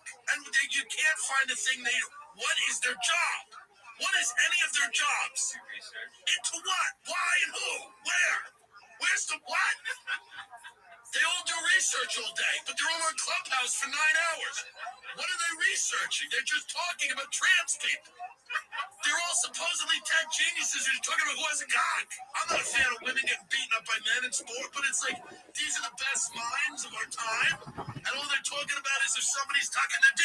It's convenient that Lex and these other guys say academia is being corrupted so their audience ignores them, when Lex has been shady or half-truthing about his academic background for years now. Guys like Lex have become mainstays in Joe Rogan's space. Therefore, because Joe Rogan is basically mainstream now, these guys also become mainstream. Joe Rogan, podcaster and alleged comedian, has arguably become more mainstream than mainstream news. If you told me this would happen a few years ago, I'd call you crazy. But now guys like Lex have been able to become the mainstream, and I'm not afraid to say they're all grifters. All of them. They love to wax on about how the mainstream media is biased, speech is being censored, and they're the last line of defense. My guy, you are the mainstream media now. You're biased, you censor people, and you misrepresent shit all the time. I think what drives people insane nowadays is insincerity. People who claim to be something that they're not. And that's the only word I need to describe Lex. Insincere. He's the perfect example of a grifter. He claims to be an unbiased, super genius alpha male. He is none of those things. He's an agenda-pushing grifter who desperately tries to fit into the Rogan sphere and continues to embarrass himself in the process. He claims to be all about love, but freaks out on random people, bans, and blocks anybody who mildly criticizes him. And most importantly, he's not a truth seeker. Lex is someone who just cares about blowing up his image and making himself more famous, which is fine. But don't pretend like you're not that. But the problem with Lex is he's in too deep now. He's grifted so hard, there's no going back. His entire persona and brand is propped up by the fact that he's an unbiased academic. If it somehow comes out that, hey, you didn't actually go to MIT, hey, some of your takes are pretty biased, you got put on by writing a bullshit paper. If any of this comes out, Lex is fucked. His whole brand and persona is shattered. That means less podcast views, no more dinners with Trump, no more conversations with world leaders and billionaires. So that's why Lex's strategy of playing victim and blocking people to control the narrative when he's called out is the only strategy that'll work for him. And the worst part is Lex's audience will continue to buy into his victim complex, that he's actually a really nice and smart guy who's getting attacked for no good reason. He isn't respected by academics. He isn't motivational. He's a boring as shit podcaster. So why the fuck do people watch him? There's a running joke within the podcast world that Lex is an intelligence asset. I had a good laugh at this until I watched this episode with Tim Dillon, where Lex gets a bit defensive about calling other people intelligence assets. Not do things overtly with our military and with U.S. policy and get things passed through Congress. You have a shadow organization. Now, I won't go into it due to YouTube's ad regulations, but the end of this podcast had everyone saying that Lex is in the Mossad. I believe this to be true, not because I know of any links or proof that Lex is in the Mossad, but because it's the only explanation on why one of the most boring podcasters ever gets to interview some of the most high-profile people on the entire planet. Also, recently, since the Trump and Elon falling out, Lex has said they need to do a podcast and solve their issues. So, yeah, think about who really gets hurt in the divorce.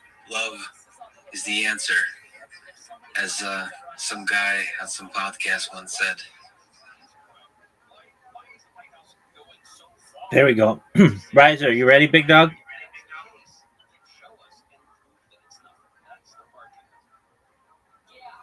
Riser. Riser.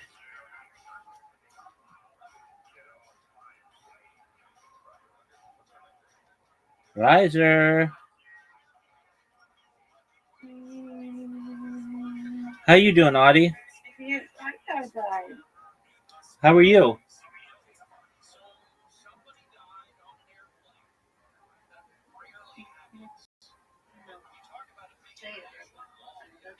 Another day, girl. We're just getting through it as best we can.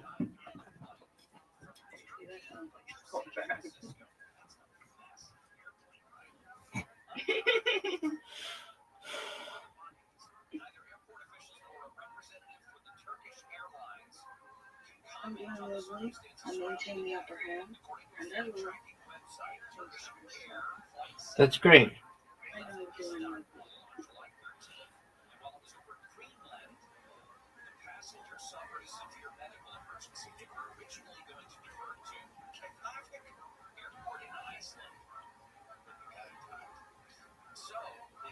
No, 2 nights ago though, dude was like, alright, I'm not going to go into this for 5 years. But he told me that I should have sex with somebody, but just not in his car. What? Wow. Yeah, he's like, just don't do it in there. Like, what the fuck? I've actually never experienced something like this. Like, I've experienced like this, but this is... Can't help but laugh.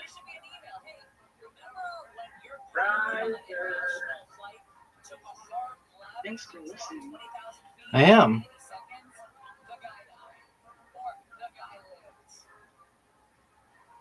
That's wild. Do you have sex in the car, or you're not allowed to? No, apparently I can have sex outside of the car.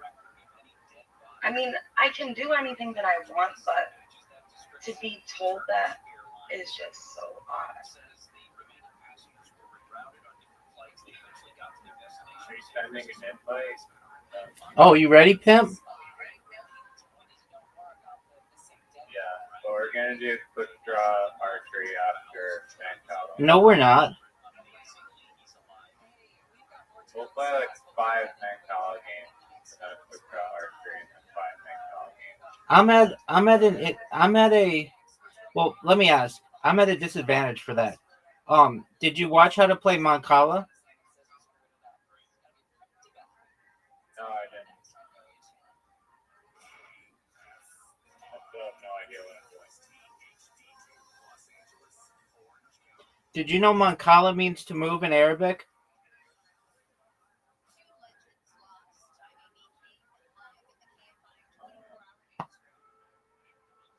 What's the game that sounds like Harambe?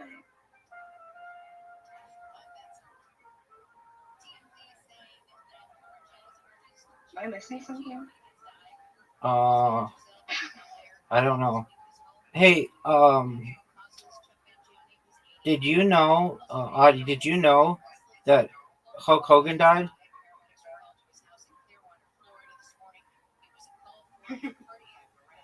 Wasn't that a couple years ago? No, it was just today. Yeah, I figured that's what he said. That was mine. Yeah.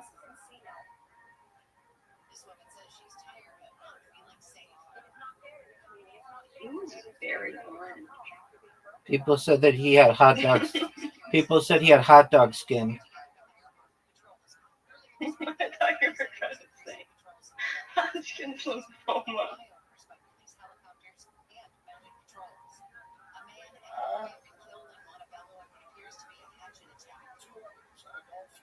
Yeah, he looks like a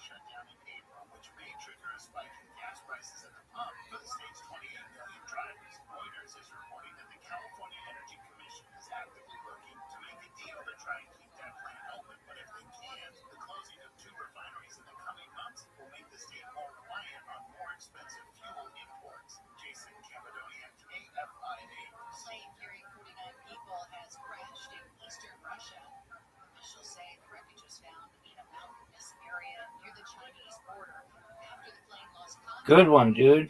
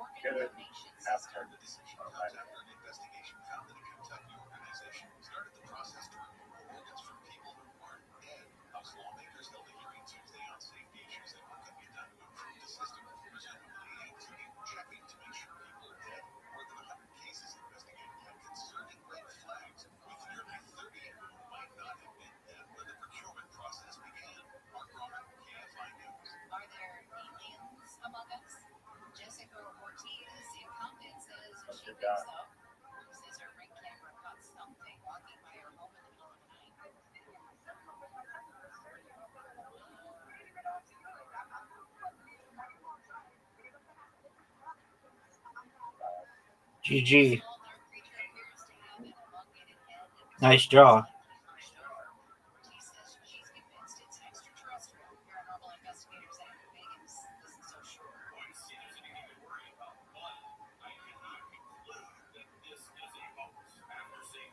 Look who's going first. Doug, I will purposefully next game. I will purposefully make sure you go first. I literally just do.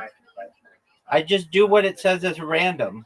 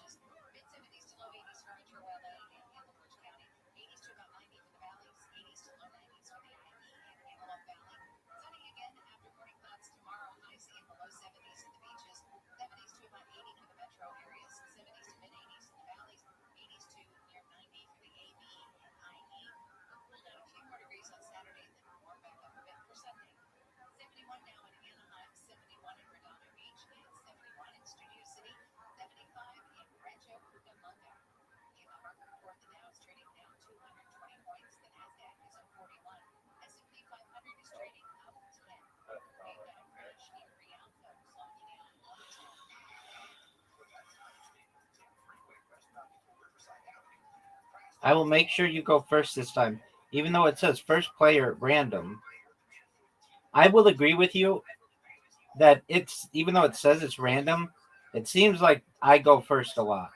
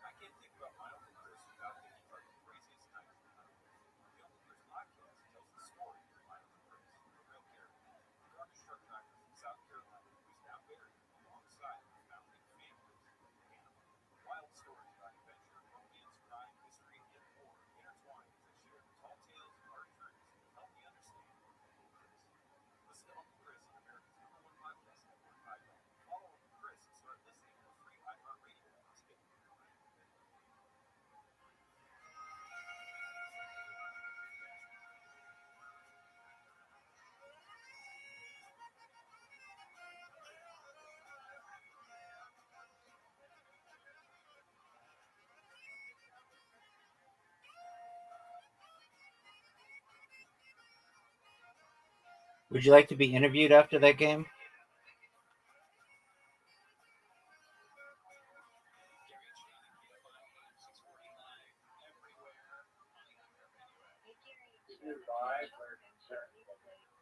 You're up.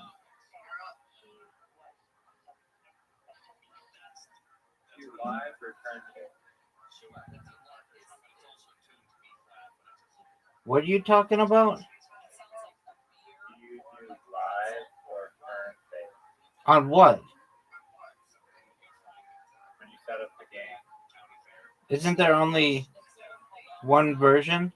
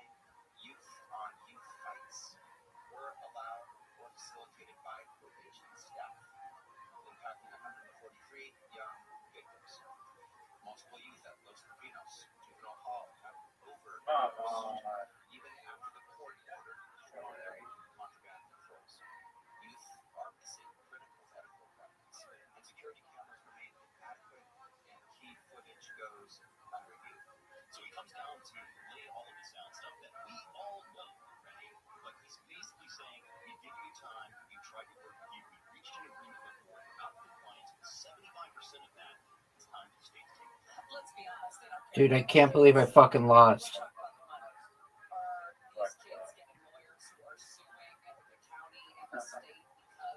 Garbage.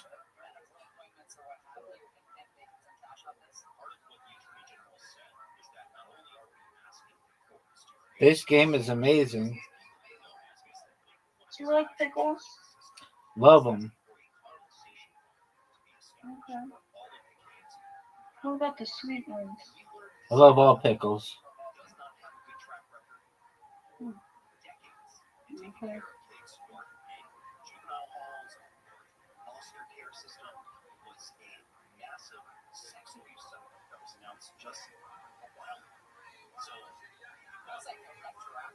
Did you know that all pickles are cucumbers, but not all cucumbers are pickles?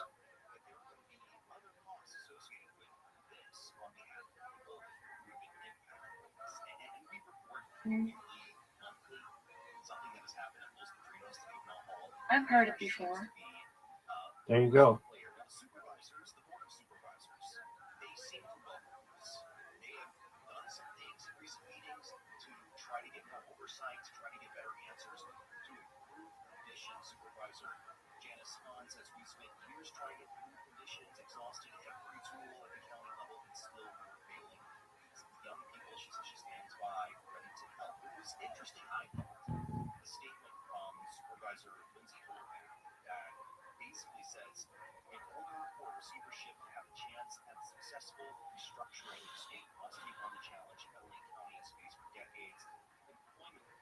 Do you like to be interviewed after that game? I do. I'd like to say RIP to Hulk Hogan. And may your memory be a blessing.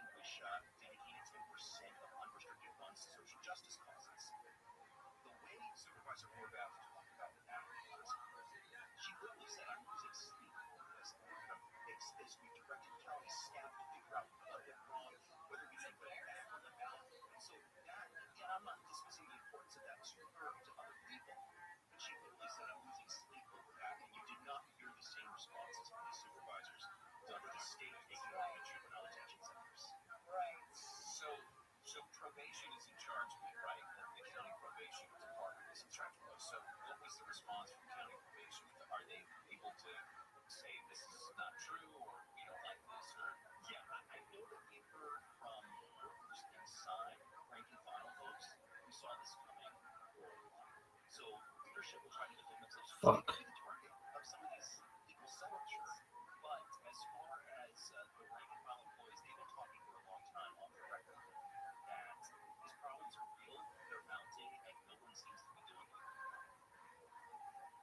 Oh, one off. Oh my god.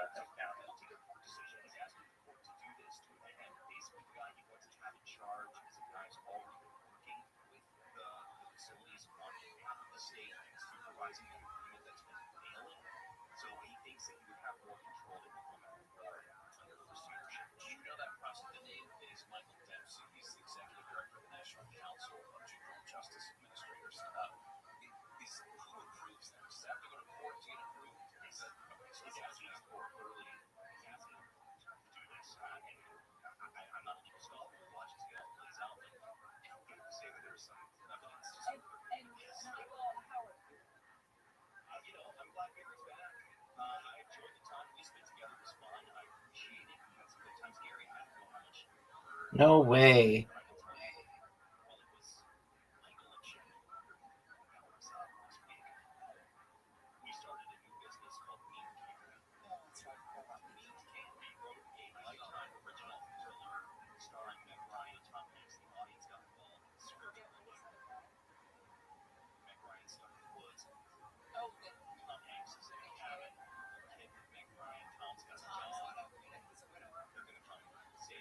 F this.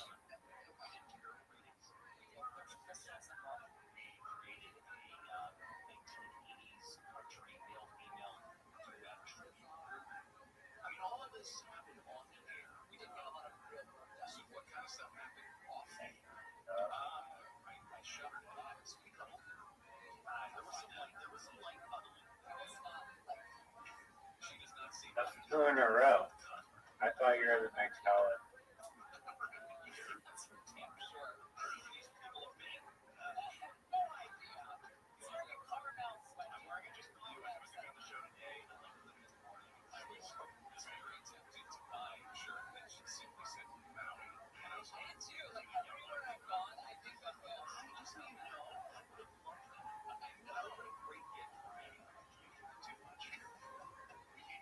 I miscounted. Fuck.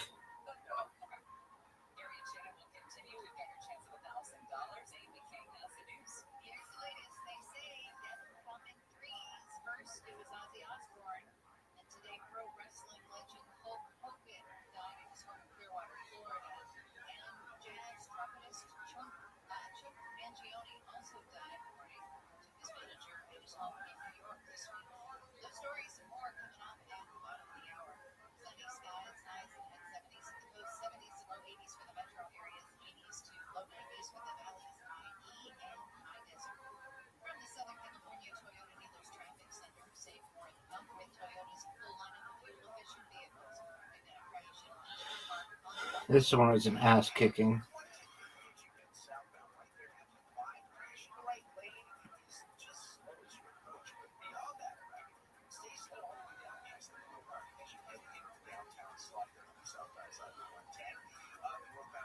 Wow.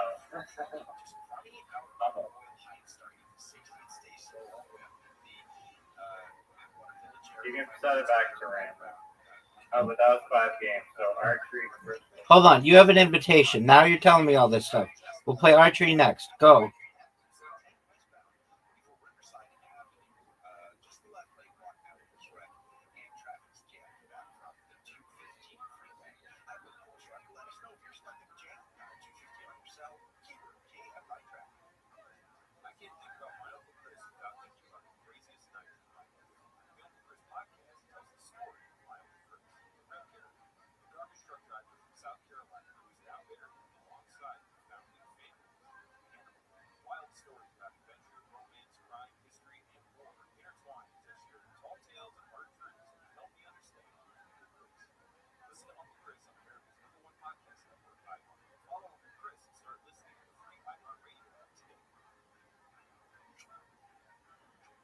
Dirty.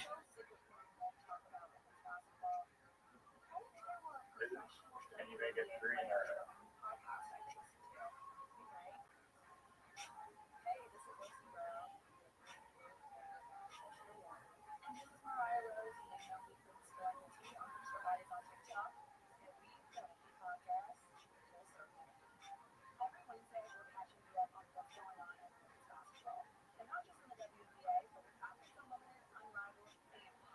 No way. Got it. Oh, I miscalculated. Yeah. I miscalculated. I guess it's still not over.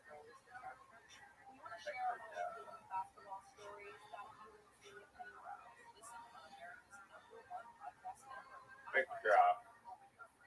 Dude, this sucks. I'm already at a disadvantage.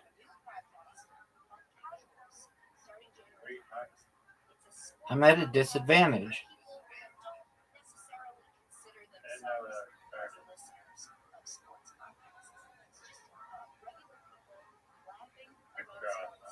That was good. That was really good. Oh, very good. I'm not beating this. Who draws the best?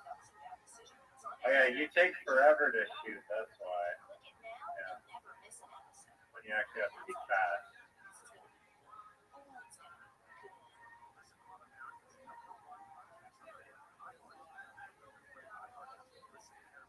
Way too slow.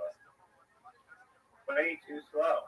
I'm doing it as fast as I can on my phone. Way too slow. Oh, nice. You can do it. It moves faster on an iPad.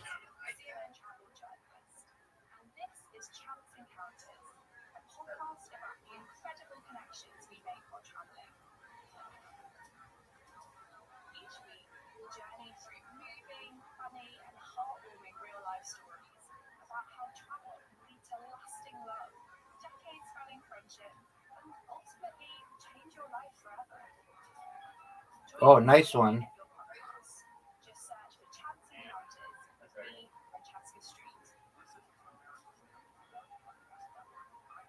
Way too slow.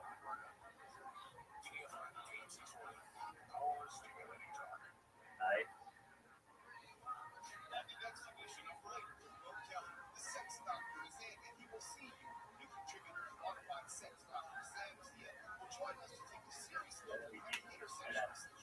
Well.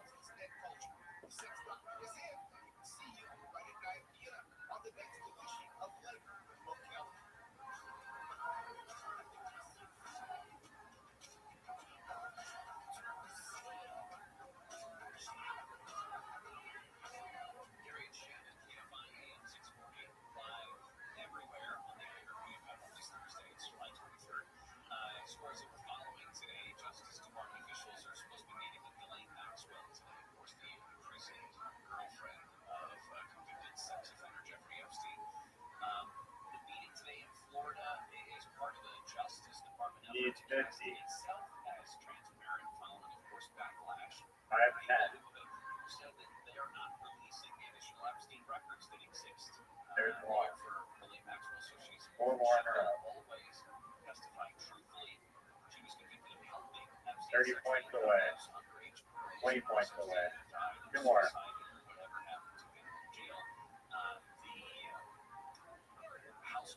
One more.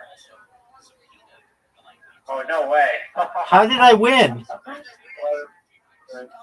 He somehow sniped an 8 at the end. How did I win? Somehow got a high 1 more point than me. And somehow made the same amount of shots. Excellent. Skee ball time.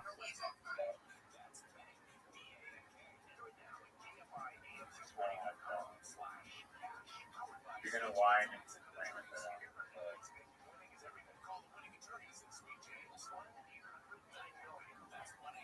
You're up.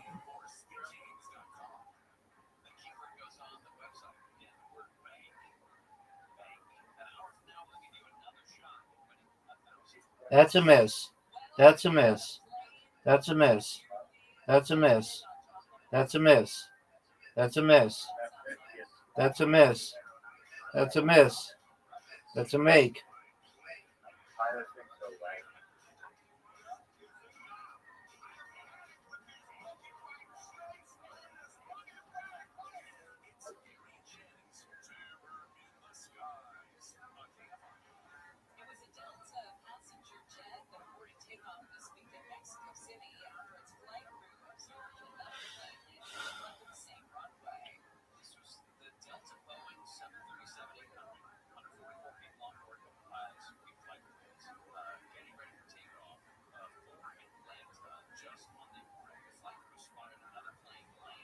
Let's see it, baby.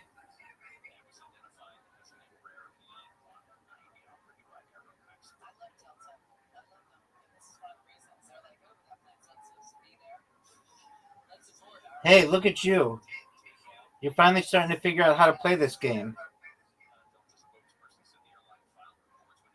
Yeah, might as well.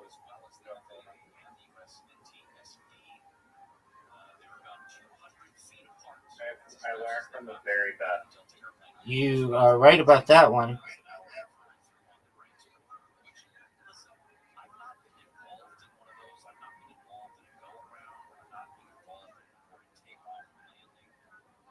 You think that Plato would send you like a fucking plaque for your wall of like playing 12 hours a day every day? Yet I still don't play mini golf as much as Zoot. That's true. That can't be true. Zoot always had like 1,200 games, and I have like 800 games.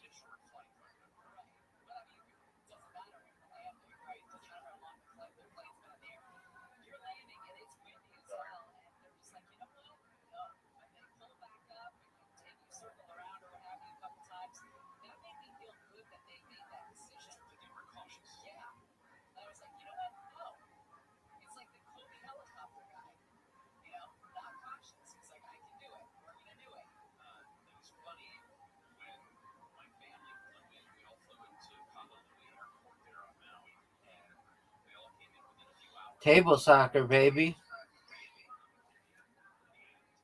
have an invite.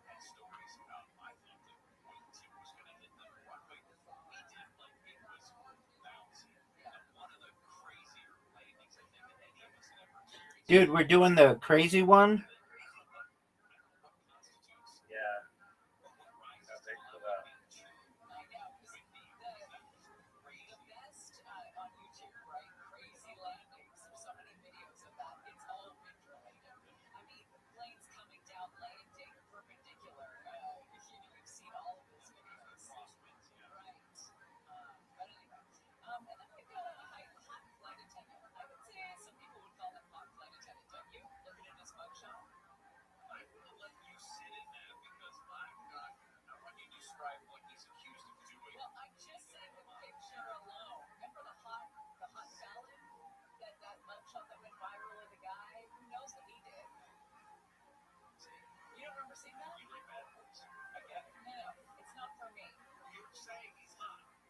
Are you gonna go?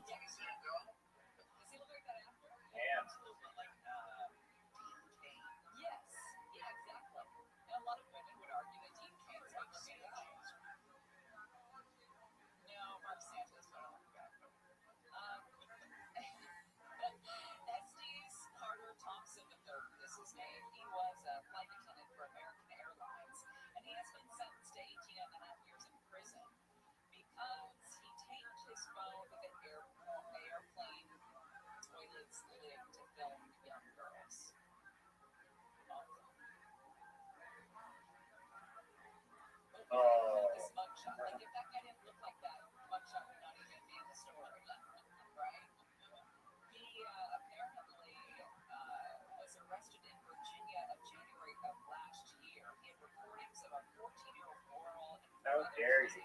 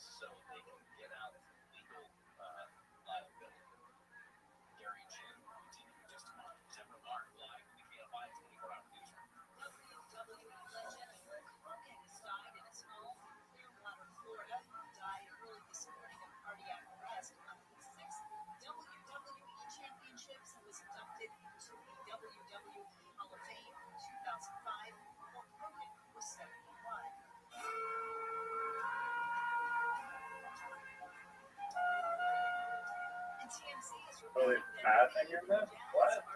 I thought there weren't any Pat.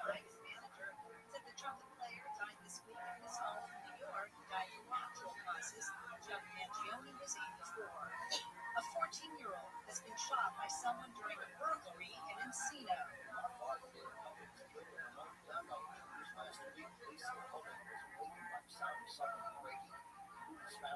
Oh no. No. Oh no.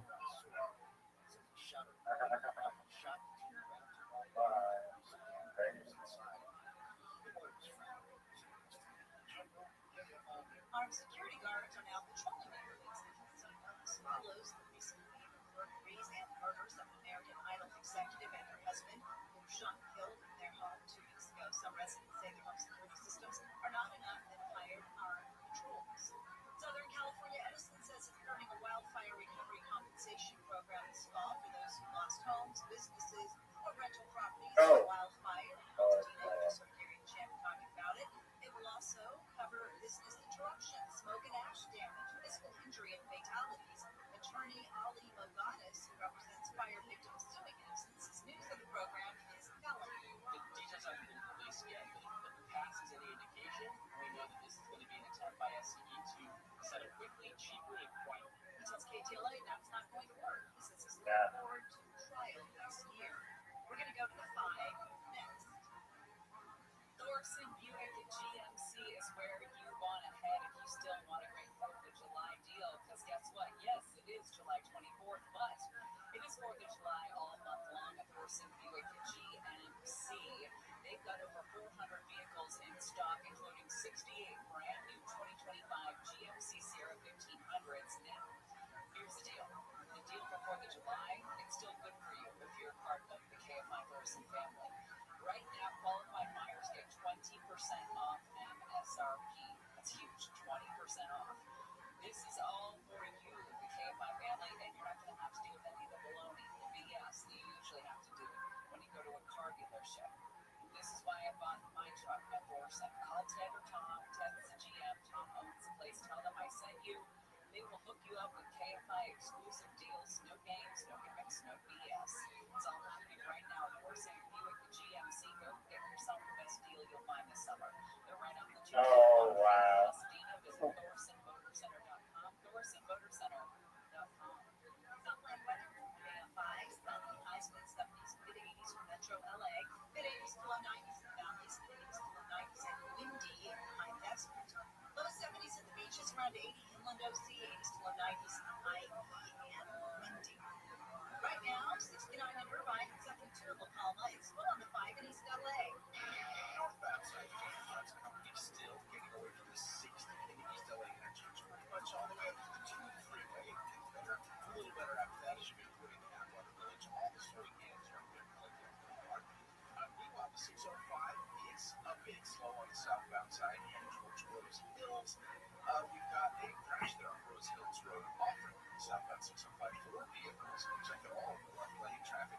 Quickly backed up to the 10 freeway on the southbound side of the 605. Excuse me. And some good news coming from Rialto, the 10 freeway westbound, right before Riverside Avenue. That earlier crash is quickly clear traffic. Still, it's going to be a while before it empties out back to the 215.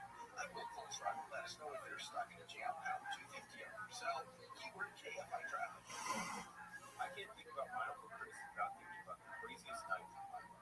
The Uncle Chris podcast tells the story of my Uncle Chris, the real character, the garbage truck driver from South Carolina, who's now buried alongside the founding families and wild stories about adventure, romance, crime, history, and more intertwined as they share the tall tales and hard truths that help me understand Uncle Chris. Listen to Uncle Chris on America's #1 podcast network, iHeart. Follow Uncle Chris and start listening to the free iHeartRadio app today. Help a plan with a tip from iHeartRadio. Spending time outdoors can improve overall health and wellness.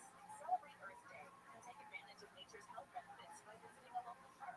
Recreate responsibly to protect yourself and others, and to make the outdoors safe and welcoming for people of all affinities and abilities. Brought to you by iHeartRadio Earth and the National Environmental Education Foundation. To find more tips for smarter, sustainable living, or to take action in your own community, go to iHeartRadio.com/earth. Garbage.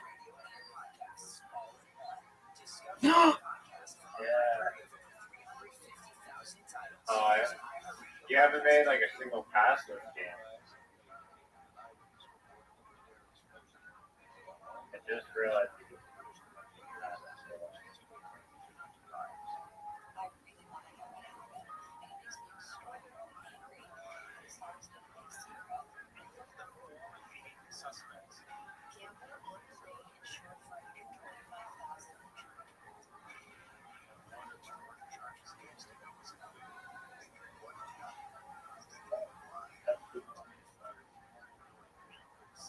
There's a pass, son.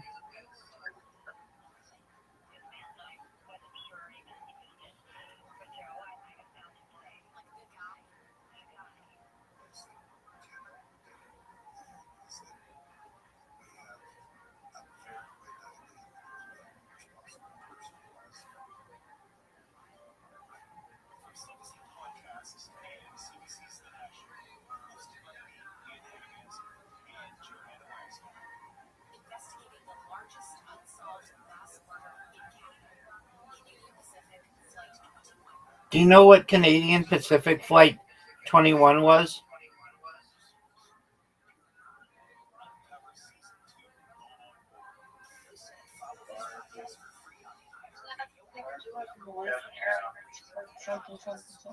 No, it was the largest mass murder in Canada's history or something. Oh, fuck. Okay, let's hear about it. I don't know anything about it. There's a podcast about it. How is it a murder if it was a plane crash? Could be a bomb.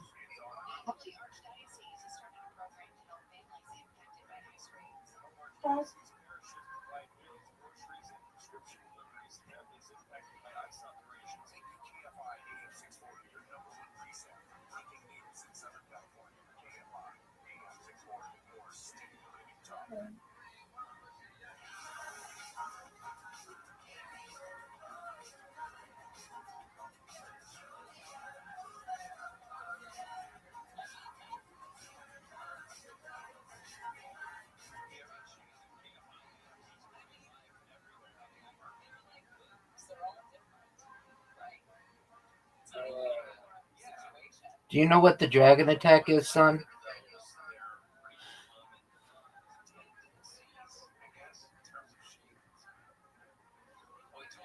It's like I looked you dead in the eye, blew hot breath on your face, and slapped you in the mouth. Pimp slapped you in the mouth.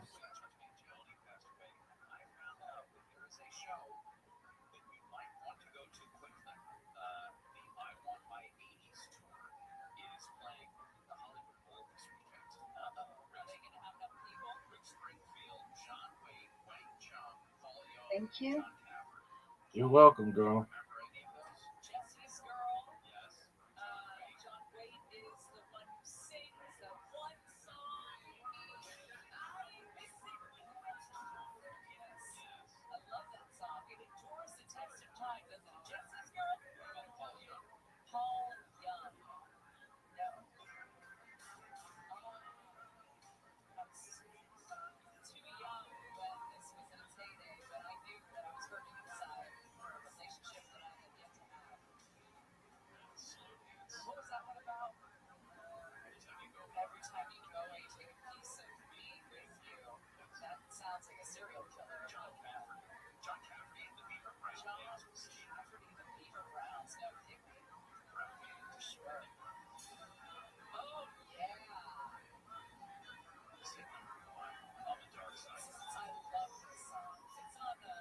Whoa.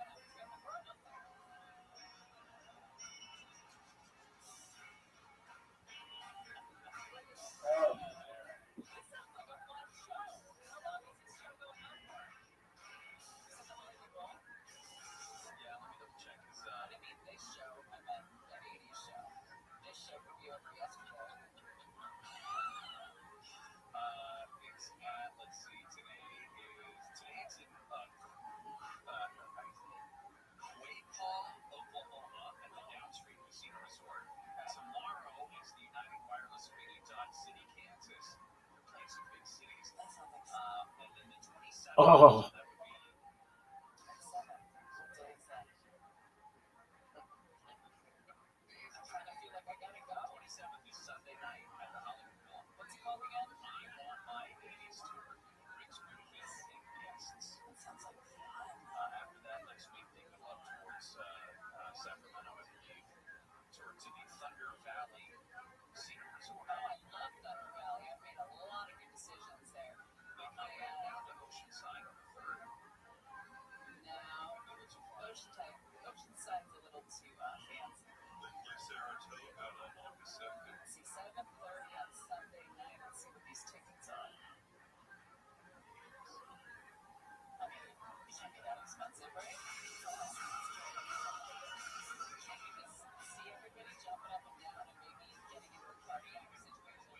that was a pass? I've had that. Then they went in for an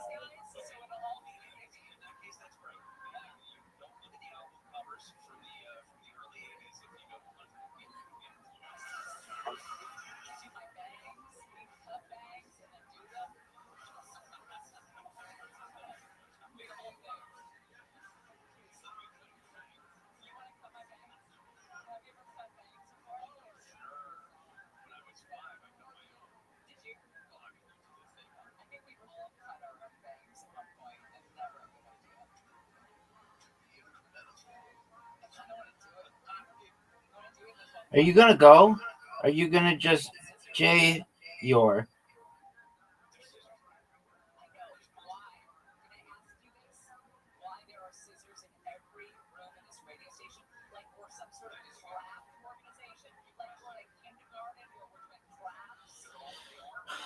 Are you gonna go or are you just gonna J your?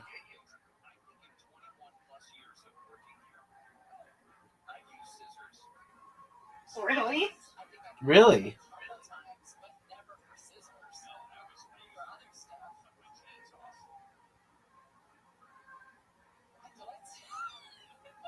Rise, are you gonna go or are you just gonna J your? Are?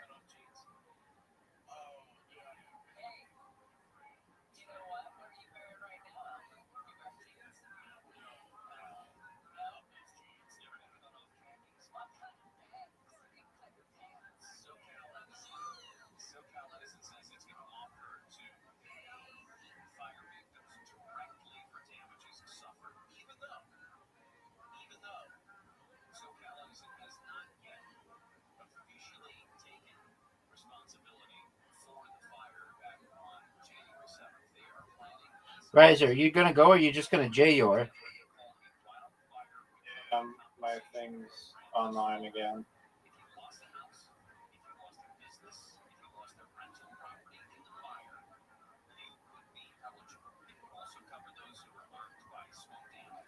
Oh. That was a little too close for comfort.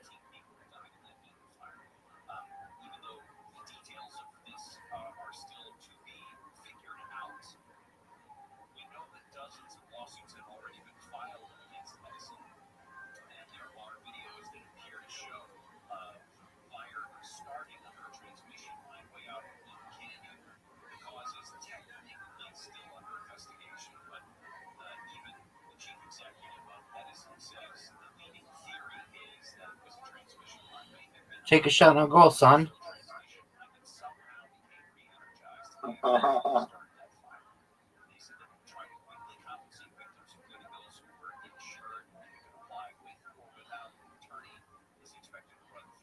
That's not a pass.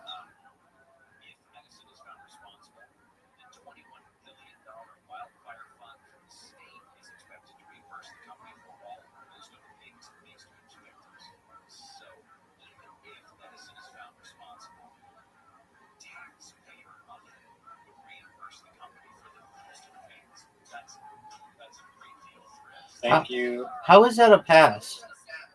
There's some glitch in this game where we're passing to each other's teams. Yeah, I don't think that's supposed to happen. No, it's not. There's a glitch.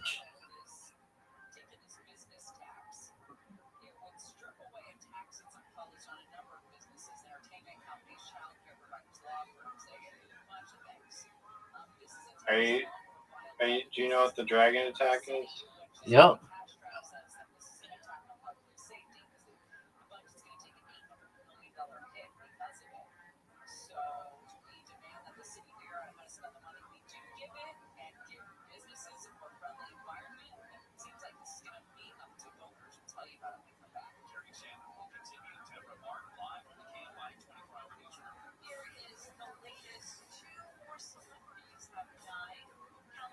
Got him. Like that. Oh, What a goal! What a goal! that was a little long and boring. Nothing like Moncala. Riser, you're going first, son. Sweet spine collar. You're going first, son. Easy.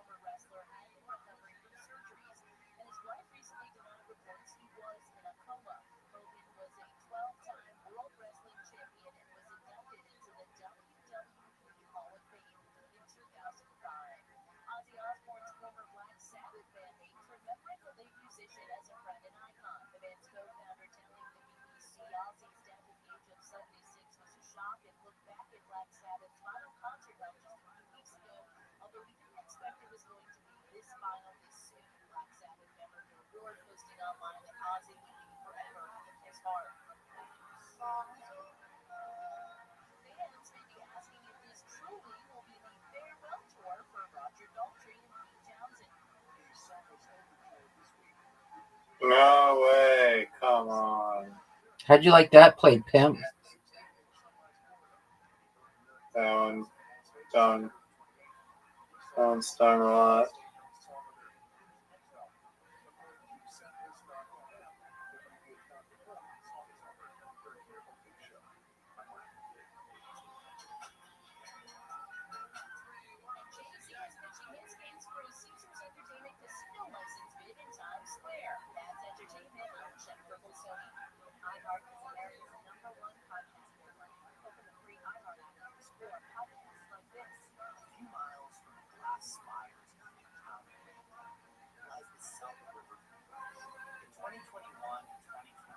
Shoot. Doesn't matter. Game over. This bitch is done.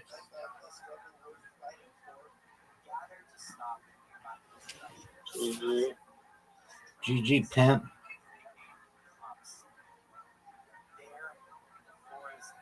All right, bear with me. Just want to see if anybody said anything about me.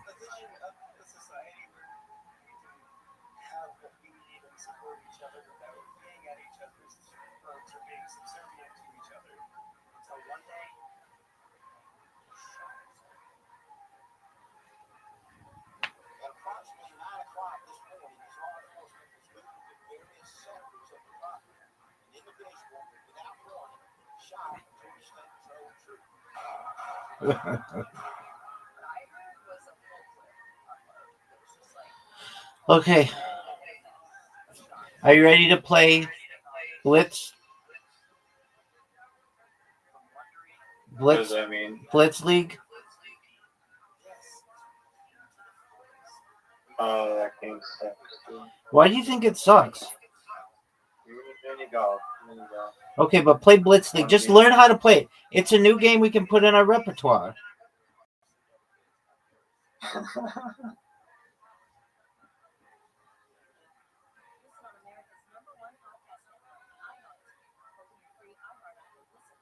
Why does it take so long to load?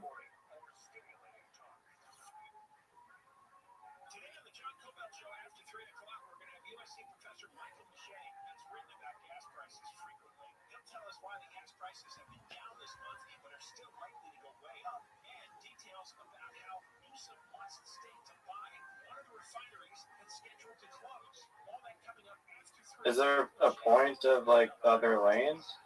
Yeah. What's that? To score on the other guy. It seems to all damage the other person's health.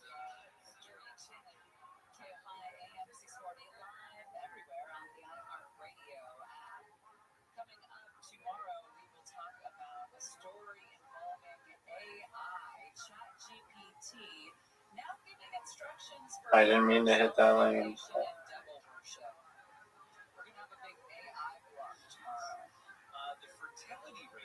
No! It should let you spam these things a lot quicker.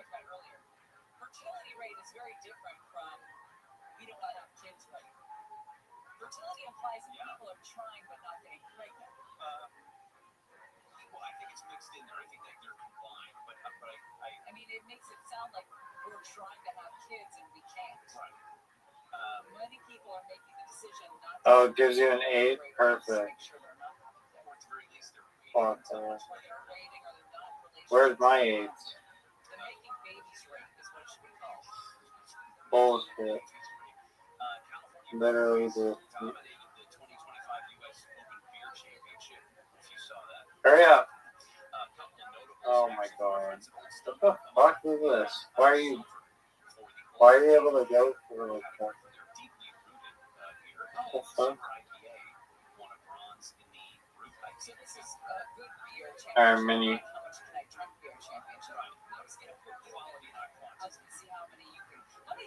Oh no, basketball. Are you sending me an invite? Sure. One sec. Where the hell is it?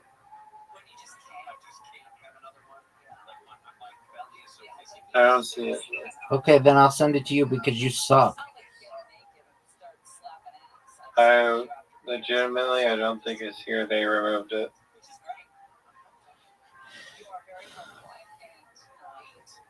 You gotta do 5 rounds next time. No, 5 rounds sucks. Okay.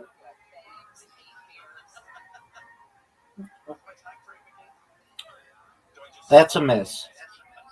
That's a make. Oh, swish. 2 swishes. Oh, this man is on fire, folks. This man is on fire. 12. That's his high.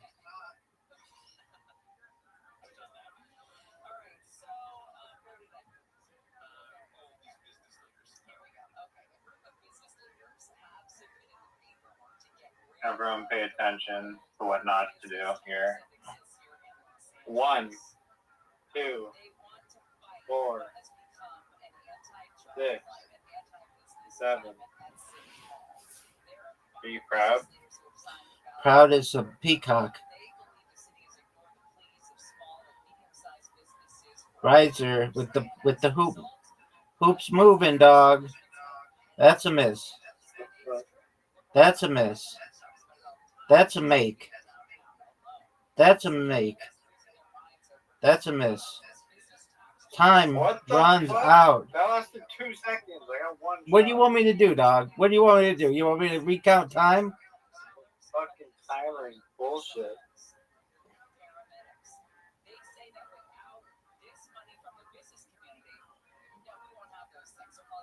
You're not even going, dog. Your time's up. You're done. It's tied. It all comes down to this, B. Are you ready? How did the fucking time you? What the fuck? GLAMOROUS, y'all. GLAMO. Oh no. Oh no. Oh no. Oh no. What a big round. 9. He just ended it. 9. He just stopped his streak. 9. The streak is over, folks. Miss. The streak is over.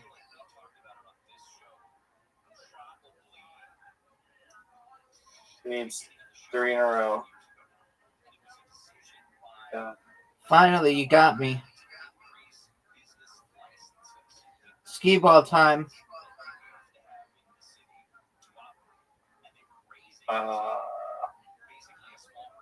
Why don't you like? Why don't you like skee ball, dog? You're gonna go to sleep? No, I'd say I'd rather play Blitz League than that. All right. Well, you're up, dog, and everybody's waiting on you. That's a miss. That's a miss. That's a miss. That's a miss. That's a make. He got 1. He got 1. That's good, dog. I'm going to destroy you now. I'm going to get 3. We'll see about that.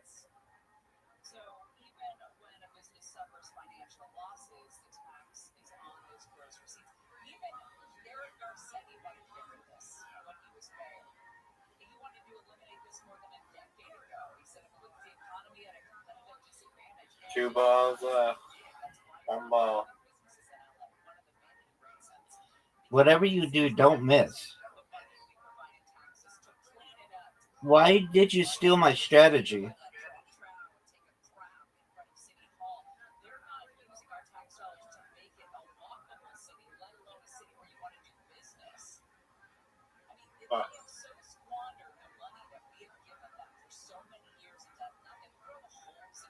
Dog, you got 1. Now I'll show you how a champ does it.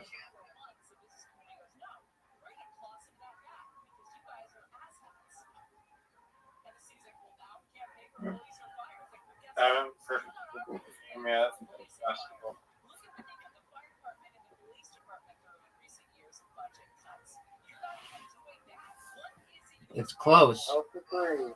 It's, 0 for 4. it's close. 0 for 5. 0 for 6. 0 for 7. 0 for 8. 0 for 9. You're up, pimp. That's a make. 2 makes. This game is over. Riser 1. Oh, 3 makes? This game is over.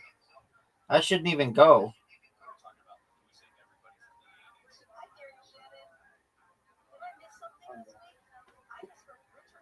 Let's see what you got.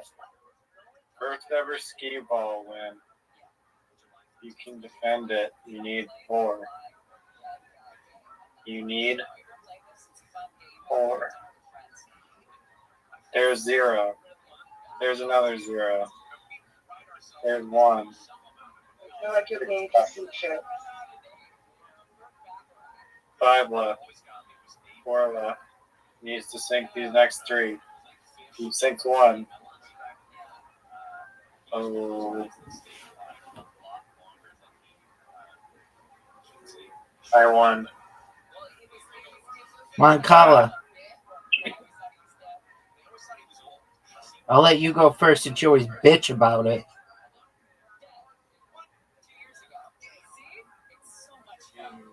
You go? Thank you. Oh, well, we do have to play that. All right, but play Moncala first because this game rules.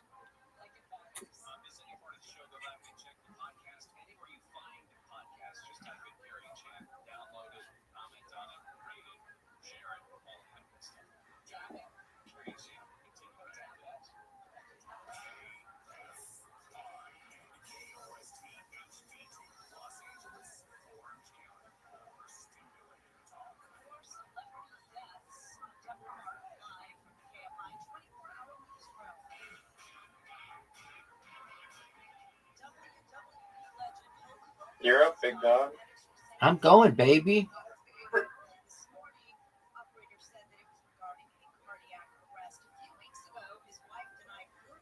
Are you gonna go? Yeah, I'm gonna go.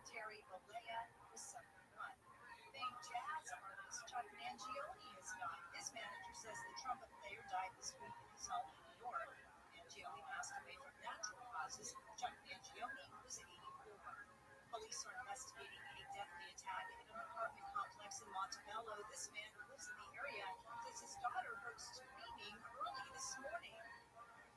So something like somebody was sitting with metal or something. The dog was barking. He says it sounded like screams for help. One neighbor said she woke up to the sound of police sirens and saw a person's body on the ground. 2 people were killed possibly with a hatchet. One is a boy. A woman and a girl have severe head injuries. LA County DA Nathan Hochman has taken what he calls a hard-middle approach since taking office. Oh, shoot.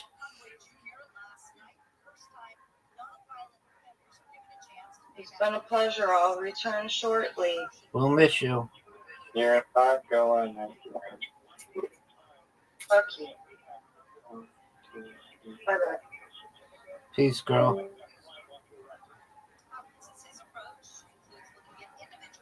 Fuck this. Oh, that's the loss. Mathematically. All right. Yeah, fine. I know we have to play golf, but just give me a second. Pardon me. It's like you looked me dead in the eye, blew hot breath on my face, and pimp slapped me in the mouth. Hell yeah.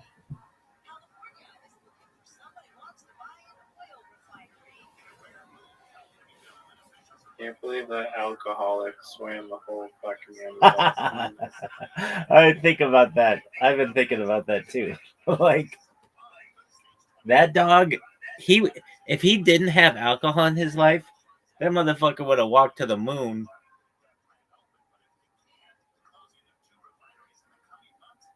Yes. Rate that documentary on a scale of 0 to 10. 10.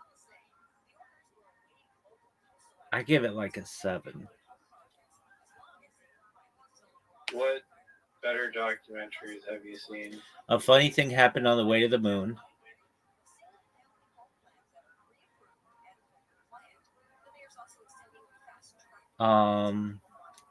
Religious.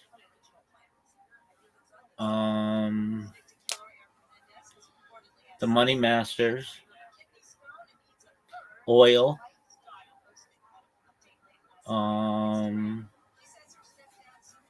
Wait, do you say just oil? Yeah, it's called Oil. It's the history of oil. It's like a 10-part series. The Civil War, jazz, baseball. Those are all by Ken Burns.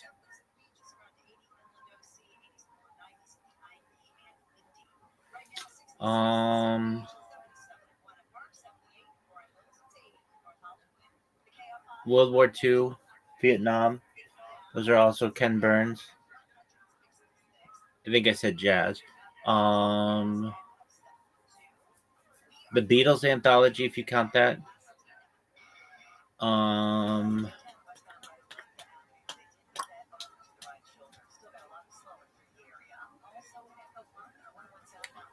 What else is a good documentary?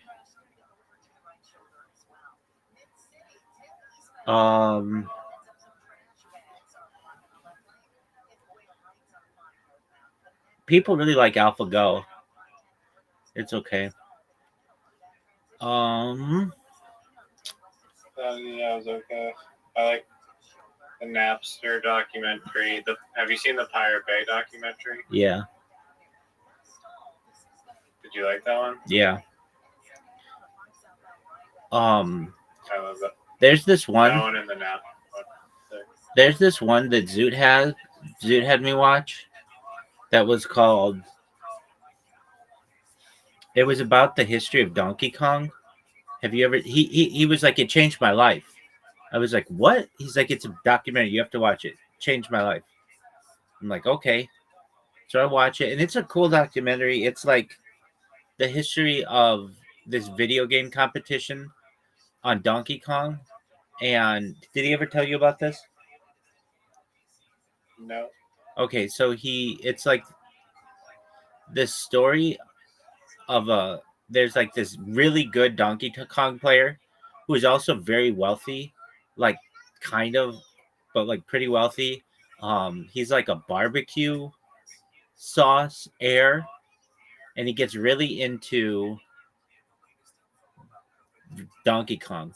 Then there are other people who aren't like that wealthy who really get into Donkey Kong, and they have this thing that like they're playing Donkey Kong. You know what Donkey Kong is, right? Like the arcade version, like with a box. Yeah. And so there's this thing that happens if you play the game enough that it like these old games like Pac-Man, if you play it enough, I forget what they call it, but like it doesn't have enough memory, and it doesn't have like a you won the game. There isn't anything like that. It just crashes on you, and when you get it to crash, you like win, and people go crazy. So the guy who is the barbecue sauce heir or whatever is like also the Pac-Man champion of the world, and the way that you have to document like how you win is there are two ways. One, you can do it at this place called like Gameland or something, which is located in like New Hampshire. It's like a two-story arcade that is just like stuck in 1989, and you can play it there, or you can buy a machine yourself and then just put on a video camera you playing. Well, it turns out that guy who, like the barbecue sauce guy, chose to video record himself with the new high score, but he like had the footage edited so that it made it look like he won when he really shouldn't have set the record. And it's like this underdog story. It certainly didn't change my life, like Zoot claims that it did him, but it was cool to just see these guys like doing long form. Like it's not exactly what I do because I'm streaming, but they would just like record them record themselves playing a video game for like 10 hours or 12 hours or whatever, just trying to do everything perfectly. Did you ever play the original Donkey Kong? No, I didn't. But I did play Mario Kart, and I did play the world's hardest game. Do you know the story about the world's hardest game? Which one? That's literally the name of the game. It's called the world's hardest game. Never played it. And I play it like all the time at my computer at school. and you just use your arrow keys, and you have to navigate like a red square through a maze, and then dodge all of these like little yellow balls that are coming at you, and it just gets progressively more and more difficult as you go on. And yeah, I played that one a lot. It was fun.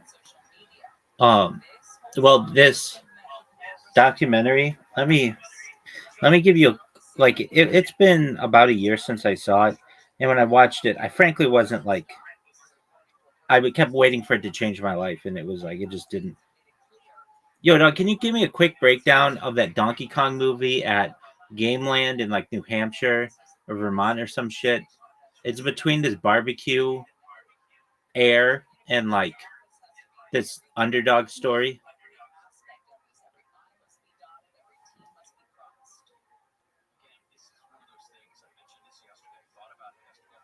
Okay, King of Kong, A Fistful of Quarters.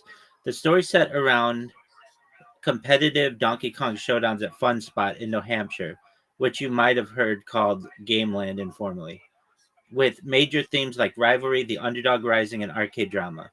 Quick breakdown: what it's about. It's a 2007 documentary by Seth Gordon following Steve Wiebe, a down on his luck engineer turned teacher from Redmond, Washington. Wiebe sets out to beat the Donkey Kong world record held since the 1980s by Billy Mitchell, a flamboyant former champ and hot sauce entrepreneur.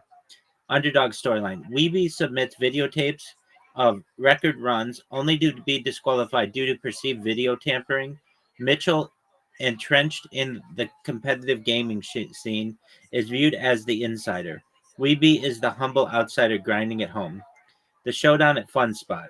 Wiebe travels to Fun Spot Arcade in Laconia, New Hampshire, one of the world's largest vintage arcades with 600 plus games. There he plays there he live plays under the gaze of Twin Galaxies record keepers. He sets a live record of 985,600 and reaches the infamous kill stream. That's what it's called when everything just goes crazy. Mitchell doesn't show up in person but submits a higher videotape score. Characters and dynamics. Mitchell is cast as the arrogant bully villain, famous and well connected within the record keeping body Twin Galaxies. Oh, yeah, and then there's that. Wiebe is a sympathetic underdog supported by a caring family and community. Colorful characters like Walter Day, founder of Twin Galaxies, Brian Koo, Mr. Amazing or something, Roy, and others enrich the narrative. Why it feels like a barbecue air underdog hybrid. Nostalgic arcade setting. Playing and watching Donkey Kong in that vintage amazingness gives off a barbecue air, laid back vibe. Underdog drama. Steve's relentless pursuit resonates like a classic sports film or inspirational story. Arcade personalities and culture. Anyway, so there's this website called Twin. Is it Twin Peaks? Hold on. Twin Galaxies. It's a wild website that keeps all of the video game records of like every video game that people submit, and it's like the official. It's like the world record place. It's twingalaxies.com, and they redid it since I last saw it. But basically, like if there's a game that you are really good at, you can submit your score through this website, and then people compete online. Anyway, like Tetris and Doom and those kind of games, like anything old. Anyway, it's like I'll check out the doc. yeah, it's really old. It's like a really old system. They keep every score since 1981. But the funny thing is this is like the Olympics for nerds. They're like super into it. Like, I mean, as you would be, but it's like they're just these guys are like over the top into video games. And Zoot was like, Oh, have you seen the Cove? No, please enlighten me what it is. That is a very amazing documentary. It's about this guy that goes to spy on these Japanese fishermen that are like killing dolphins so much in like this one cove that like the water is like red, and yeah, it's just like this crazy documentary on how Japanese people kill dolphins. Dolphins or whales? Dolphins, porpoises. You know that now that you say that, it sounds familiar. Did you ever see Blackfish? Oh, yeah.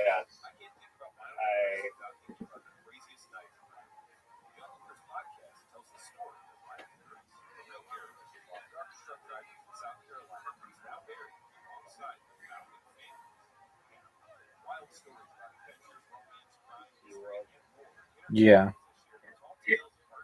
that's an interesting one. All right, I'm gonna play this. One moment, I'm just going to the washer. Okay, I'm gonna do the same.